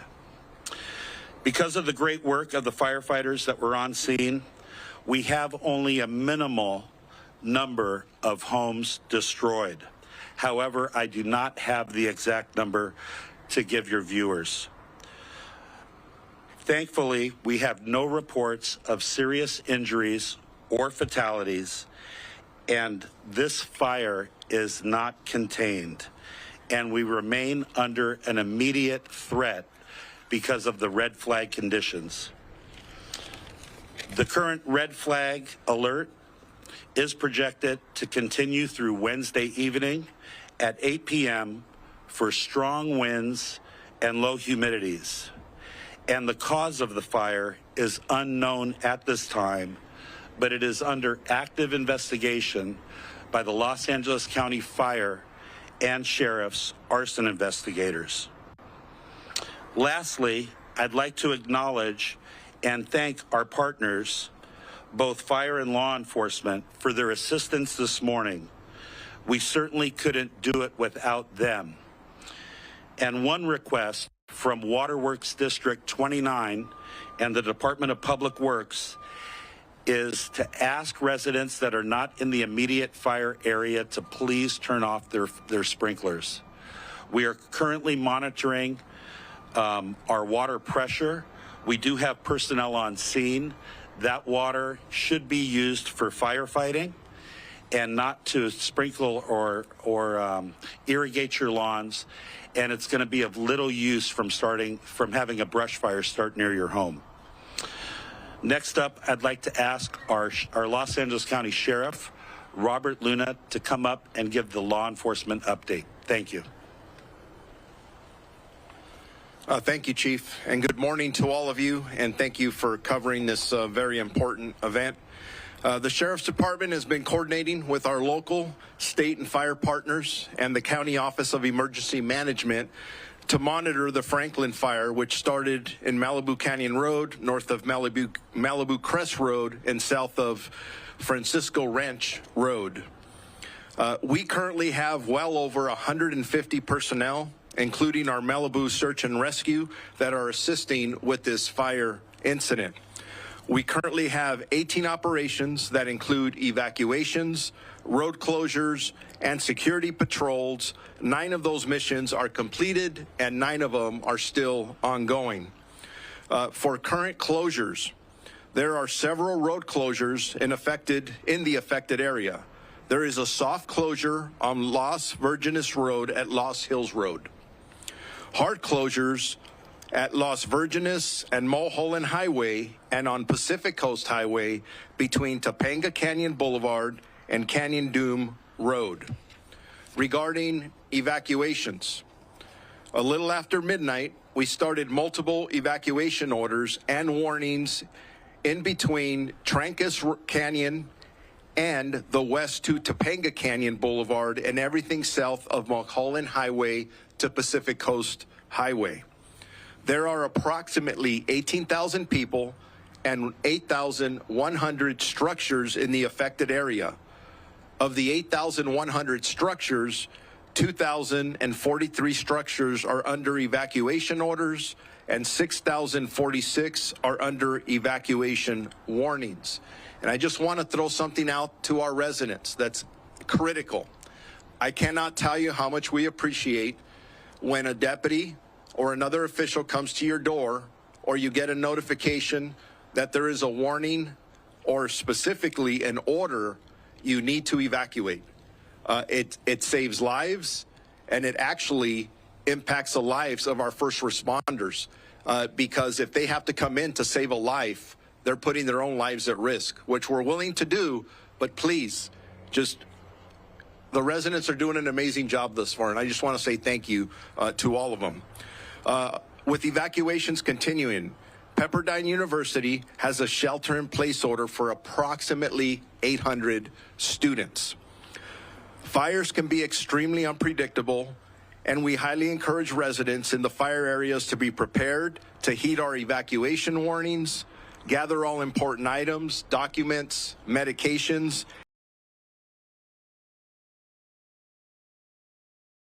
important. The safety of our community members is our #1 priority, and we will continue to assist all impacted residents as they are waking up this morning, and whether they're in need of any kind of assistance, even directions, we're here to help you. In regards to shelters that we're using, we have several shelters that have been established for the residents that are displaced. Pacific Palisades Recreation Center at 851 Alma Real Drive in Pacific Palisades. For small animals, the Agora Animal Shelter on 29525 Agora Road in Agora Hills. For large animals, Pierce College at 6201 Winnetka Avenue in Woodland Hills. The fire chief talked about damage. Unfortunately, we did have one black and white patrol car from our Santa Clarita Sheriff's Station that was damaged in the fire. Thank God the deputy was not injured. We are very appreciative of the collaborative efforts. If you look around me, this is a team effort, whether it's all the different agencies on the fire side, the different agencies on the police side. I can't thank the California Highway Patrol enough for a lot of the road closures that are taking place. But again, as I close here, I do urge our residents to stay informed. Stay informed by watching or following credible news sources, like most of you. Visit our Los Angeles County Sheriff's Department social media or lacounty.gov/emergency for updated information. Thank you very much. Now I'm going to introduce Kevin McGowan, our Director of Office of Emergency Services for Los Angeles County. Thank you, Sheriff. Our heart goes out to all those that have been impacted by this wildland fire. I also want to say thank you to the residents, as the sheriff said, but also to all of our field responders and our emergency operations center responders. The county's emergency organization went into its full activation at the onset of the forecast, well before the fire actually started. We saw the significance from the National Weather Service, another great partner during this incident, describing this as a particularly dangerous situation that warranted a really sizable preparedness campaign across the entire county. That continues still at this moment. We still have a lot of risk and threat throughout the county beyond just what's occurring at the Franklin fire. We activated our emergency operations center yesterday at 7 a.m. and it's been activated 24/7 since. It assisted with the Sheriff's Department and the Fire Department, along with our partners at the City of Malibu, with all of our alert and warning emergency notifications. I really want to express my gratitude and thanks to the residents for complying with all those emergency notifications. It takes a team effort for us to do effective evacuations, especially when it's nighttime. Lastly, just to echo what the sheriff said, real-time information can be found by visiting our website, lacounty.gov/emergency. And with that, I have the pleasure of introducing the mayor for Malibu, Marianne Riggins. Thank you, everyone. Marianne Riggins, Mayor Pro Tem, City of Malibu. I want to thank the Los Angeles County Fire Department, our Sheriff's Department, CHP, County Supervisor Lindsay Horvath, and all the agencies that are responding to this incident. Currently, our Malibu City Hall is in the evacuation zone, so our Emergency Operations Center is running out of Calabasas City Hall currently. We do have staff that are monitoring the situation and reporting things out. We want to encourage the residents, please follow all evacuation orders. That is the most important thing. And I also want to thank our local fire brigades for responding to our fire here. Residents should have their Genesis app available to help with emergency evacuation notification. And I want to thank you, everybody, and please introduce County Supervisor Lindsay Horvath. Good morning. First, I want to extend my deepest gratitude to the first responders who have been working tirelessly through this night and into the morning to protect lives, to protect property, and most importantly, to protect all of our communities. The bravery, skill, and dedication of our firefighters, our law enforcement officers, and emergency personnel, all of it is nothing short of heroic. And we're profoundly grateful for their service. To our residents, your safety is our top priority. Please follow all evacuation orders and instructions from emergency personnel. If you are told to shelter in place, please also shelter in place. These measures are put in place to protect lives, and your cooperation is critical. For real-time updates and emergency alerts, I encourage everyone to visit alertla.org. That's alert, A-L-E-R-T, LA.org, and sign up to stay informed. I want to thank our local, city, and state partners who have stepped up during this critical time. This collaborative effort underscores the strength of our shared commitment to the safety and well-being of our residents. I extend my gratitude to the Los Angeles County Fire Department, the Sheriff's Department, the Office of Emergency Management, and all of our county partners who are working to keep everyone safe. Your coordinated efforts have been essential in managing this crisis and ensuring a swift, effective response. I want to recognize and thank our board chair, Catherine Barger, for her leadership and responsiveness in responding to our request and declaring a local state of emergency. This critical step will allow us to unlock additional resources and expedite recovery efforts for those affected by the Franklin fire. We also thank our governor, Gavin Newsom, for securing additional FEMA assistance, and will continue to stay in close coordination with our state partners to ensure that all impacted areas receive the help that they need. The County of Los Angeles shares a close partnership with our city of Malibu as well as our Topanga community nearby. Especially in these challenging times, we stand ready to provide the support and resources necessary to help the community through this emergency. To those affected by the Franklin fire, please know that we are here for you. We stand with you, and we will stay with you. Thank you again for everyone who is contributing resources to this incident. Your partnership is most appreciated. Thank you very much. With that, we'd like to open it up to anyone who may have questions for the group.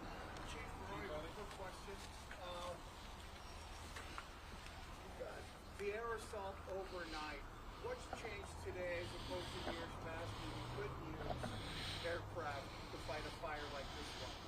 Well, you know, over time, the LA County Fire Department and our partner agencies, either at CAL FIRE and also the Los Angeles City Fire Department, we've procured more helicopters with night, and our pilots have night vision goggles, so we are now able to bring the fight to the night.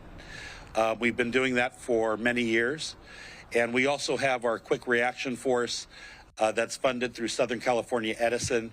It's the big CH-47 Chinook helicopter.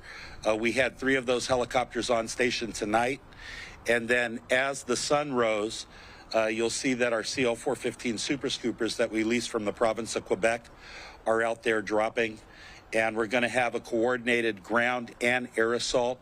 We'd really like to button this fire up and get some containment by this afternoon. I believe that the winds are going to be continuing, so that's going to still create challenges for the fire department and for the LA County Sheriff's Department with evacuations. But rest assured, we are going to have a coordinated air and ground assault on this fire for as long as it takes.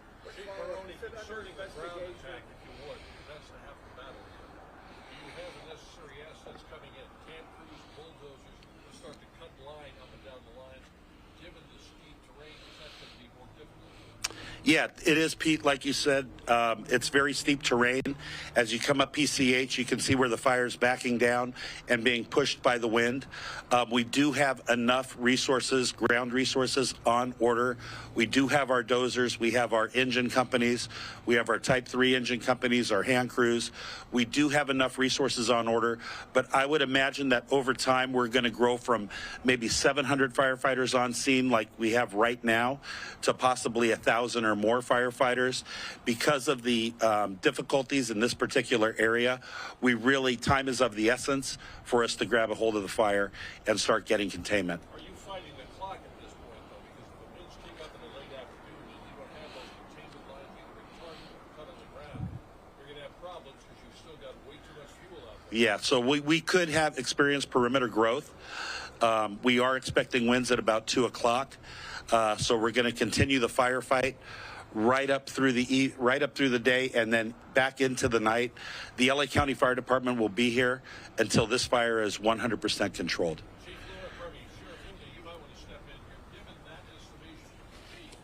What are you thinking about on the idea of repopulation of any of these areas at all, or is that even on the table?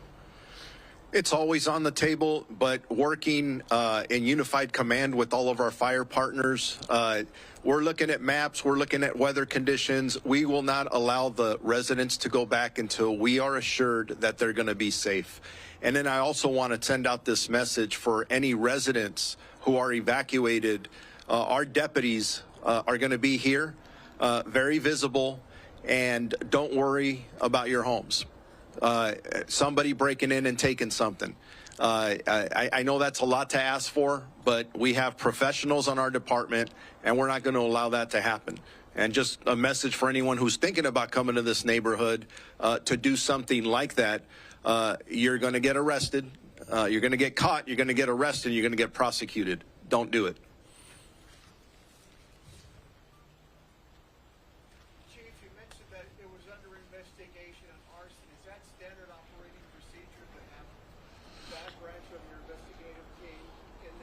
Yeah, that's correct.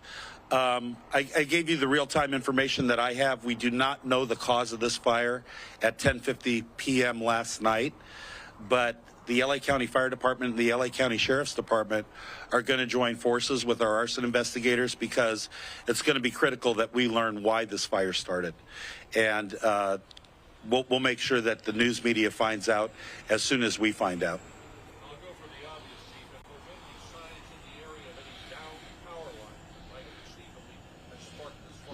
Not that I've been told, Pete. Yeah.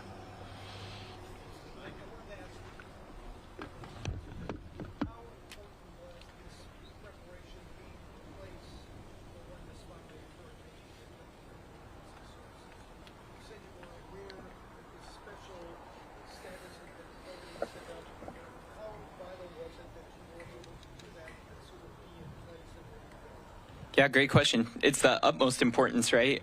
Preparedness is key as we walk into these dynamic situations. LA County learned a lot in the Woolsey Fire after action process, And one of the big takeaways was lean forward into these red flag warnings, these particularly dangerous situations. We just had one back in early November. We had the same posture back in that duration event too.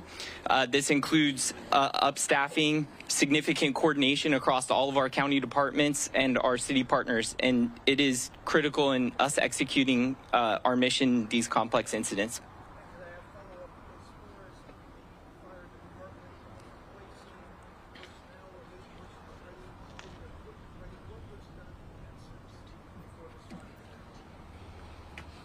Yeah, so LA County Fire and the other Southern California fire departments that were under the red flag did have additional crews staffed yesterday and through the night.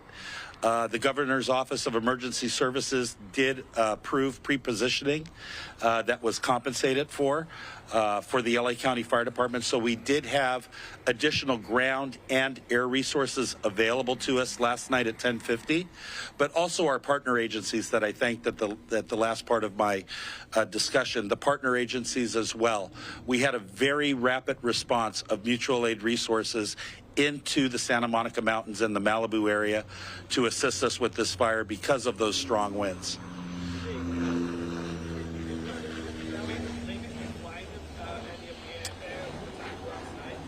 Not in the beginning last night. I know that for a portion of time, maybe between 3 and 4 o'clock, our aerial assets did shut down for a while because of the wind speeds, but they are able to operate even with heavy winds, especially the CH-47 and the CL-415s that you see. We will, if it becomes too dangerous for them to drop, we will cut it off, but the minute that those wind speeds subside, we will launch our aircraft once again. But we're going to be here for the duration, and it's going to be a coordinated ground and air assault. Do you anticipate any change in the wind direction in the course of the day and evening? I have not had an opportunity to review the spot weather forecast for today, but I have not been advised that we're going to have a change in wind direction. I was told that it's going to remain a wind out of the north through Wednesday evening at 8 p.m.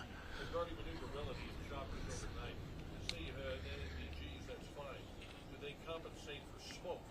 Or is there a problem there where you have visibility reduced, of course, like you do with NVGs? Yeah. So NVGs are not going to help us when we get smoked out. And sometimes that's going to cause a reduction in the number of aerial assets that we're deploying because we have to make sure that we're safe and that we can continue the fight throughout the night. So if we do get smoked out, we will set down until the wind brings the smoke away and then allows us to go back and attack the fire perimeter. Mm-hmm. Choppers are coming in at 150. Was it the idea you don't call them in unless you literally need air attack on one point and you're going to lose a house or something like that? That's where they were bringing them in? Yeah, well, you know what, Pete? I mean, aerial operations are a combination of perimeter control and point structure defense. So we use helicopters and our aircraft for structure defense, but we also use it for perimeter control. But like you brought up earlier, we need boots on the ground. Unsupported helicopter or aircraft drops do not put out the fire. We actually have to put a line around the entire fire. And this fire at 2,200 acres or more has a lot of unsecured fire perimeter. I know that there's been, especially since rolling, more and more kind of search teams, fire brigades across the Malibu area that have been built up, including the program I know that Supervisor Horvath has helped kind of create over the past few years. How crucial have those teams that aren't official firefighters but are search teams, community groups, how helpful and needed have they been over the course of the year? Well, they've been very helpful. And I believe that they're very needed because it really needs to be a partnership between the community and public service. And the LA County Fire Department was proud to partner with SD3 and Supervisor Horvath to approve the community brigade. It's the first of its kind in the nation. And I actually saw the Malibu community brigade out this morning. So they really bridge that gap between residents and public service. So we appreciate it. We help train them. We make sure that they're safe. But we know that the community appreciates a role in helping protect their community. Is the community brigade going to continue to be I certainly hope so. I'm not going to send them home. Yeah.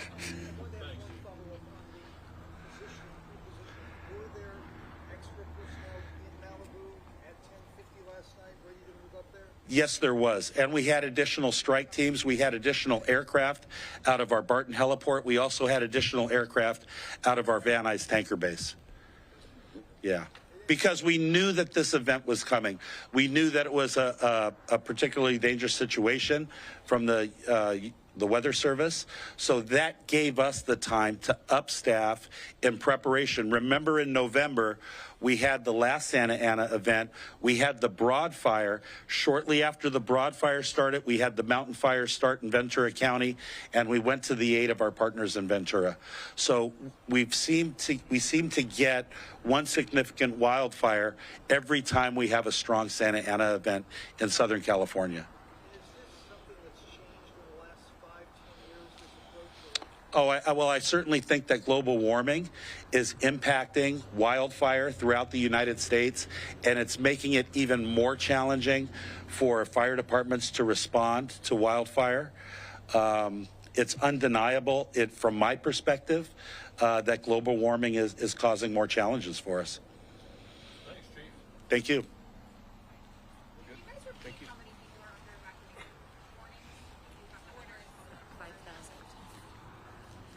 Give me a second. I'll give you that number right now.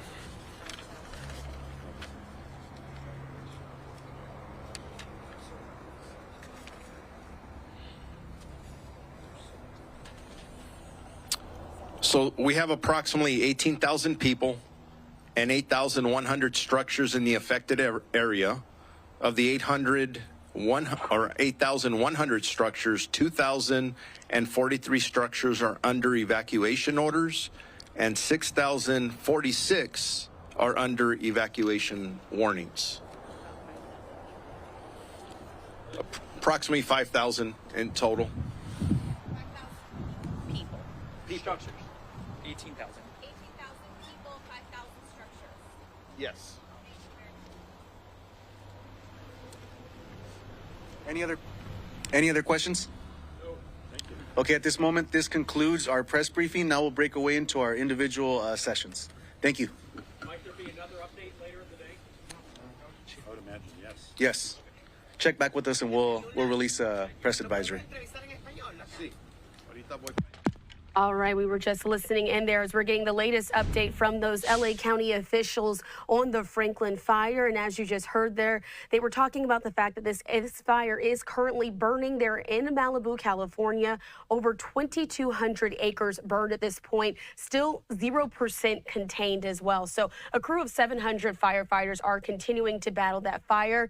It's being fueled by the howling Santa Ana winds that erupted in Malibu just north of the Pepperdine University campus. The fire, though, has shut down Pacific Coast Highway and prompted evacuations there in the area for residents. So we're getting that update. They said they're still continuing to fight this fire, and they will be there as long as they need to until it is under control. So we'll continue to follow the very latest here with this fire. Do want to give you that tweet. I showed it just about an hour ago at this point, but we do know that California Governor Gavin Newsom has said that California has secured federal assistance for this Franklin fire. Those fire officials and first responders are working relentlessly to protect lives and property. I urge all residents in affected areas to stay alert and follow evacuation orders. Wanted to get that update in here on Live Now from Fox. We're going to step away now for a 2-minute break. Stay with us.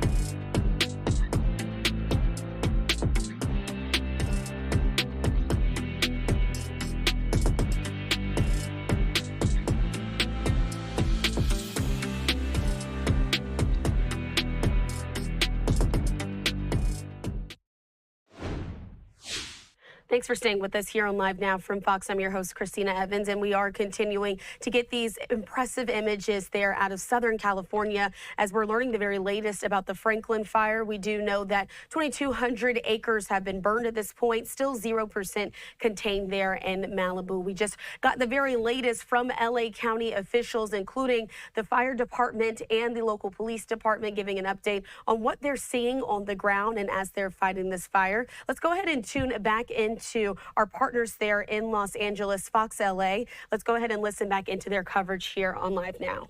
Friend Jessica designed an animal evacuation plan for us several months ago when it was fire season. So we knew what we were doing to get these guys out, and then we just acted and got them in the truck. Fortunately, we have this old 89 F-150 that can take some animals in it easily. And, yeah, we got up. They're okay. They don't seem too stressed. Penelope seems just not interested in any of this hoopla. But yeah, seem okay. It's Penelope's nap time right now, so nothing shall disrupt that. I respect that. I'm glad you're okay, and I'm glad you were able to get as many of your animals as possible. Thanks for talking to me, Matt. Yeah, absolutely. Yeah.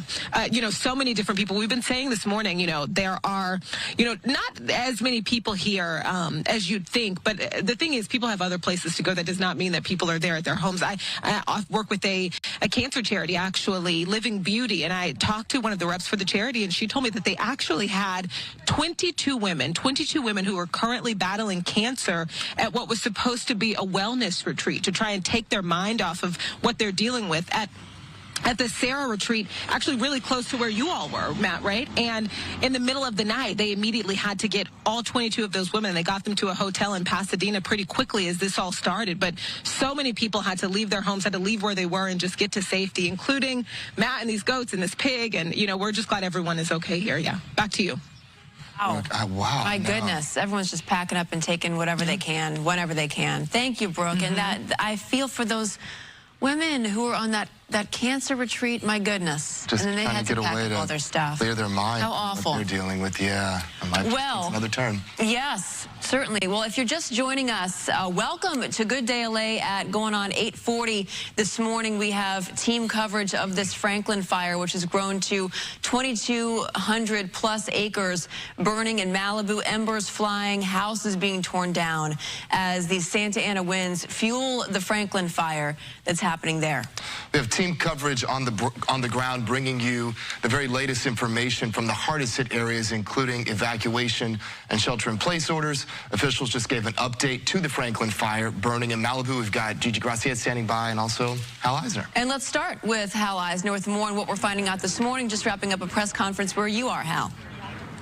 All right, I just got it. Yeah, it's an incredible, fast-moving, fast-growing fire. Right here where we are in the Zuma Beach area, not too windy here, but as I was coming down Canyon Dune Road, you could see the trees really blowing. And with me right now, LA County Fire Chief Tony Maroney. And, in the news conference, you talked a lot about these winds, and you expect them to pick up again this afternoon. So the goal has to be, if I'm right, to try to get some kind of containment before those winds pick up again? Yeah, that's correct. So we're really going to focus on perimeter control operations, trying to get a line around the fire perimeter so that way the fire doesn't grow when we do have the increase in the winds that are going to come later today. Can you explain something else you talked about? You talked about the idea of people not using their sprinklers. As I was coming down Canyon Dune, I could see people with hoses that were spraying their trees, and your words were, we need that water for firefighting. Yeah, correct. If you're not in the immediate fire area,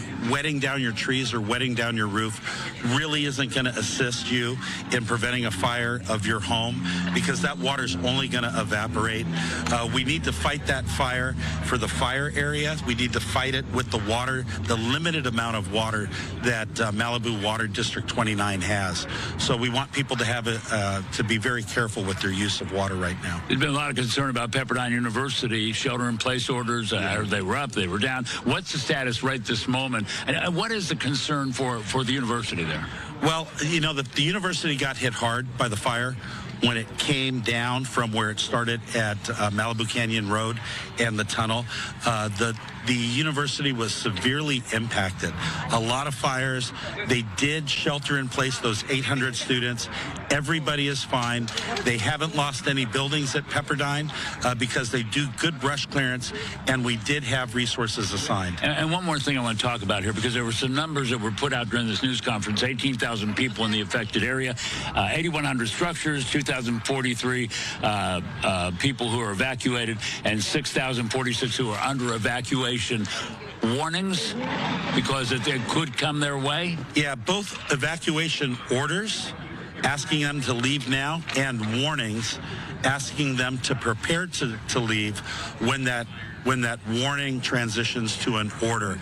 My request of all of your viewers, if you're in the fire area, regardless of if you're under an order or a warning, please leave now. All right, so if you're in the fire area, you just heard it from the chief. And one more thing, is sort of the description of where we are at this point dicey?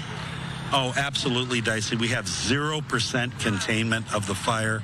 We expect the winds to kick up later this afternoon.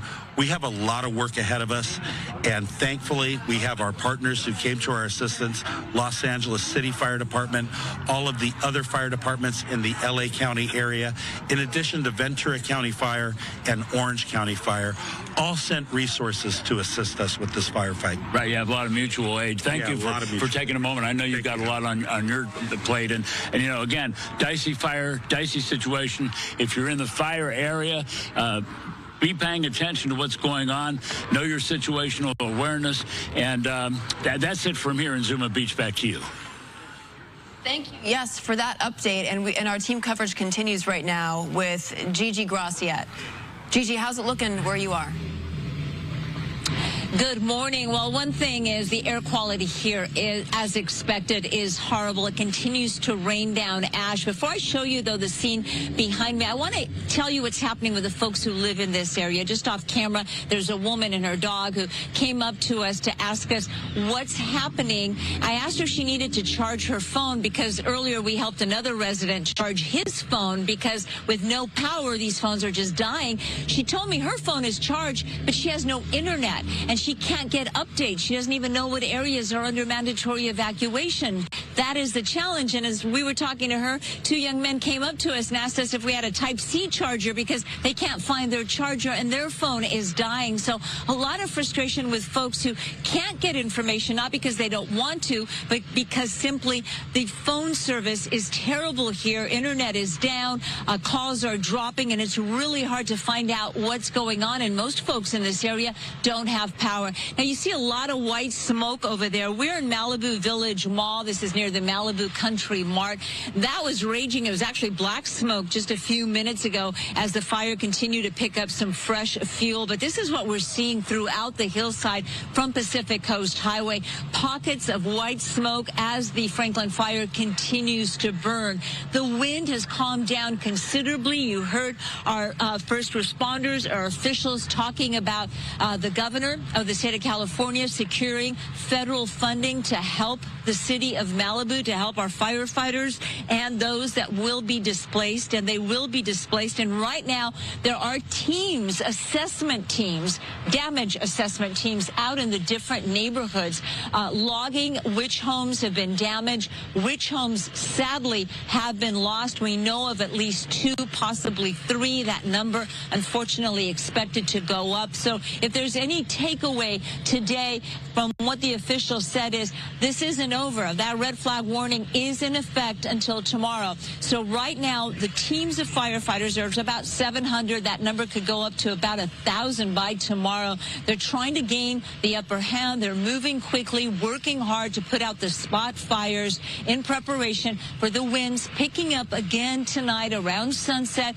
and then again tomorrow morning at sunrise. That is the latest from Malibu. I'm Gigi Graciette. We'll send it back to you. All right, Gigi, thank you for that. So joining us on the phone right now is the CEO of Boys and Girls Club Malibu, Casey Ernest. So Casey is one of more than 6,000 people who are facing an evacuation warning right now. Casey, thank you so much for joining us this morning. Yes, of course. What have the last 24 hours been like for you? The last 24 hours have been a combination of deja vu from the 2018 Woolsey fire combined with just trying to be as prepared as possible, communicating with families, checking on community members, and making sure everybody is safe and ready to evacuate. And where you are and your home, are you both safe? I am safe. I am under evacuation warning, so I am just off of Lost Hills Road, Malibu Canyon. So I'm currently still in my home, but ready to go. Well, you're not new to any of this situation, obviously. You were talking about how you have deja vu of the circumstance, and since it is just a warning at this point, how do you prepare and how do you go from being in the mindset of a warning to a voluntary evacuation to a mandatory evacuation? You know, I think we've gotten really, really proactive from our city, city of Malibu to LA County to just even being, alert citizens. The last fire was devastating. I think we saw that people were able to evacuate smoothly this morning. They got out early around 1 o'clock. Pacific Coast Highway was open. Road closures started early yesterday at Topanga in preparedness for these winds. So all of these precautions have been super helpful. Our schools and Boys and Girls Club have been externally communicating with families since yesterday in anticipation of this. So we're taking all the necessary steps. Yeah, Casey, you are the CEO of the Boys and Girls Club Malibu. How has that organization been impacted, and what have you guys been doing? Currently, it's just about communication, making sure everyone's safe. I know one of our clubhouses is in danger right now, potentially, being saved by firefighters or not. I don't have any updates on that right now at our Webster School and clubhouse. So we're keeping our fingers crossed there. Once we have more concrete information regarding damage and loss, we'll then kind of move into our triage phase of fire disaster and make sure we have safe spaces for our kids to continue to go to. Talk a little bit about what you guys do for the community. How many kids come to your facility, and what's going to happen today and into tomorrow as a result of this fire? So previously in the 2018 Woolsey fire, we actually aligned and provided an emergency relief fund where we raised over $2 million for the community and passed through emergency grants for fire victims. This time, hopefully, the loss and the damage is less, but if needed, we can activate those types of services and resources again. COVID taught us that we can very quickly transition into social services and really be there to provide whatever the community needs. Currently, we serve several hundred kids a day in our after-school programs. So, we'll have to make sure that we have places for them to go post-fire. And Casey, I know that you were talking about, you're not new to this, but I mean, there is some trauma involved because I know a lot of people who live in that area were deeply impacted and devastated by the Woolsey fire. So when you found out, I'm guessing probably around midnight last night that this was happening, what was going through your mind?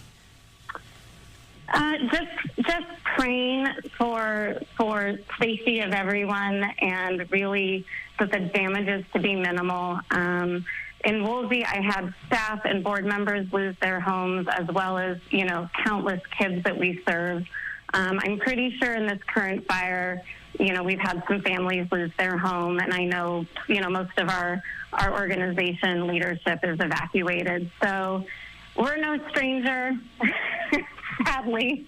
Yeah, but as you did before, you'll do it again. I know the Boys and Girls Club will step up and do what's needed, and we thank you for that. Thank you so much. It's an incredible organization and a great network, and we appreciate the support. All right, Casey Ernest there with the CEO of the Boys and Girls Club in Malibu. Thank you for your time. Stay safe as we continue to monitor the situation there in Malibu. Maria, watching closely, of course, because really it's all about the winds at this point. Absolutely. The most critical All right, we were just listening in there to some of Fox LA's coverage of this wildfire. As you can see, we're still getting these very powerful images into our newsroom right now.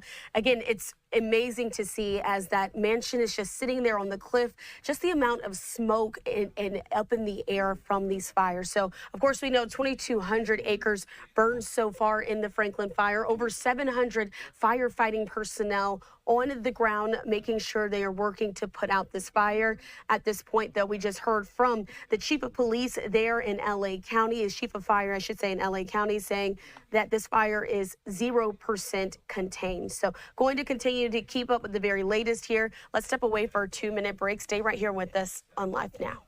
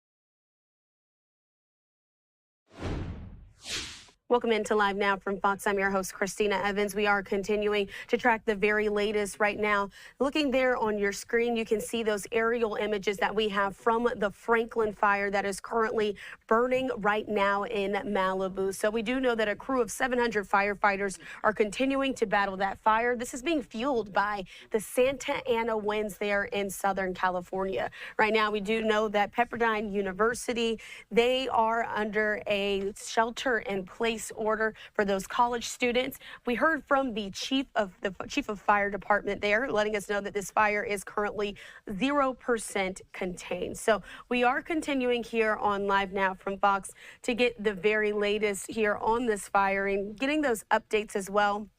Relying heavily on our coverage partners there at Fox LA, Fox 11 LA. So we'll jump back into their coverage, though, in just a minute, but just a bit more background on this fire. We do know that it broke out around 10:50 last night local time. That was when the Los Angeles County Fire Department responded to a call about the blaze. It's now being dubbed the Franklin fire. So the latest update, again, was on those numbers, though, was just from a few minutes ago. We were able to listen into a press conference there from LA. This fire is 2,200 acres, up from 1,800 earlier this morning, 0% containment.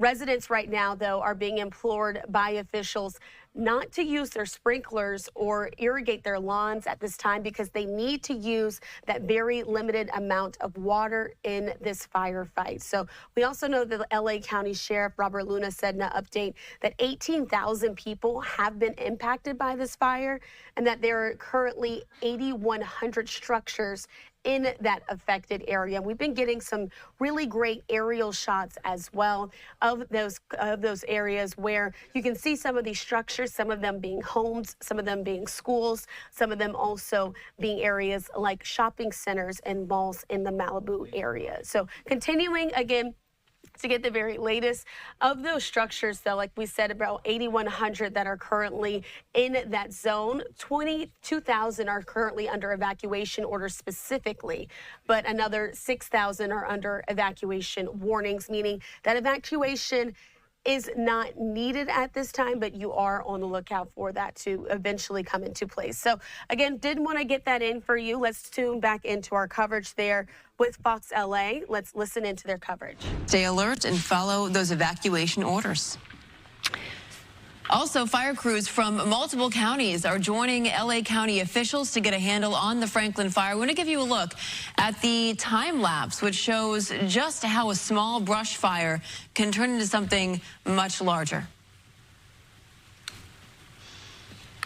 Wow, look at that, right? Doesn't take much. Right. At one point, when the fire was really starting to rage, it actually tripled in size in the time span of just an hour. So you can see how those Santa Ana winds, which were, gusting up to 50 miles an hour overnight, how that really assisted the fire in moving those embers, up to 2 miles away. Yeah, it really is something. It really shows you exactly what we're dealing with. And by we, I mean those poor firefighters. They have a lot to deal with. The winds are relentless, unpredictable. You just don't know when it's going to turn and how it's going to turn. Thankfully, we do have Stu up in Sky Fox as well with the crew, giving us a look at the scene down below. And, one of the issues we've had in the past, Stu, and we've talked about is sometimes when the winds are so strong, even when they're attempting to do these water dropping the helicopters are attempting to drop water or fire retardant, it doesn't even hit the fire because of those winds. It gets blown the other way. Do we have seen that in the past, but this fire, I think, is the winds are definitely a problem, but not so much of a problem where we're seeing that. Watching LA County Fire, they're picking their spots out there to make these drops. They've moved Sky Fox kind of a little bit farther away. At first, I was kind of grumpy about it, but you know what? We get a really good view of all the fire activity on that fire line. We're more inland right now, looking out towards the ocean. If you could see through that smoke, you would see that beautiful blue ocean out there, and LA County Fire working to do those drops. Now, the fire is definitely coming up that hillside right there, and they are definitely concerned about these homes up here. In some of these tight shots, though, you can actually see those palm trees kind of moving around down there, and it gives you an idea how much wind is really affecting this fire. It is quite a bit. Now, way closer and closer to these homes that we've been looking at right there. This is going to be near Sweetwater Mesa and Sarah Road, but it's up towards the top of the hillside. You got some firefighters out there, and they're just kind of watching that fire right now, but I can guarantee you they are getting ready, if need be, to jump into action. I'm sure they've got a fire truck that's probably on the other side of that home that we are just not seeing, but it gives you an idea how big this fire has gotten. We keep talking about that 2,200 acres. A lot of that acreage is actually burned acreage, but that active fire, there is a lot of it still happening, and just a little bit of that wind change, and all of a sudden we're seeing these bigger plumes of fire just popping up over these hillsides. Now, the fixed-wing aircraft, they had done their drops. They brought in 3 of those Phos-Check aircraft, and those are the ones that dropped that the fire retardant, that red stuff that's coming out of those planes. They made their drops. They're starting to make that line, and Carbon Canyon is still the spot that they are so concerned about. Just saw a little bit of fire popping right there, and this kind of shows you that basically is just going to be ember driven. That's, like, you can see it is just a spot fire. There's fire in the area, but this spot right in the middle just really starting to explode. Now, the helicopters are really hitting this area right here. They basically doing their little bucket brigade. They do their pickup, and then they just kind of making a circle and making their drops out here. These guys doing amazing work, and it is starting to create a help for that that fire line, and that Carbon Canyon is really where they're putting down the line. They're dropping a lot of water out there. As far as more structures burned, we haven't seen any right now. Still no injuries, which is fantastic. But that firefight still continuing out here. Those winds starting to pick up. I hate to say it. And hopefully they're going to be blowing in a way where it's going to maybe help the fire a little bit, maybe blow it back on itself. But for the most part, we're seeing a lot more smoke and a lot more of that fire popping up over those hillsides. Stu at Skybox. Back to you all in the studio. Certainly news we don't want to hear. Thank you, Stu, and welcome to everyone to Good Day LA. It is 9:02 at this point. We've been continuing to cover this fire. It's been the big story. It began just before 11 p.m. last night. And Jen, you've been on with Melvin throughout the morning, and now you and I will continue this breaking news coverage. So up in smoke, we have fire crews entering their 10th hour of fighting the Franklin fire. The Malibu Mountains engulfed in flames, like we said, since last night. So we have team coverage on the ground, bringing you the latest information from the hardest hit areas, including evacuation and shelter.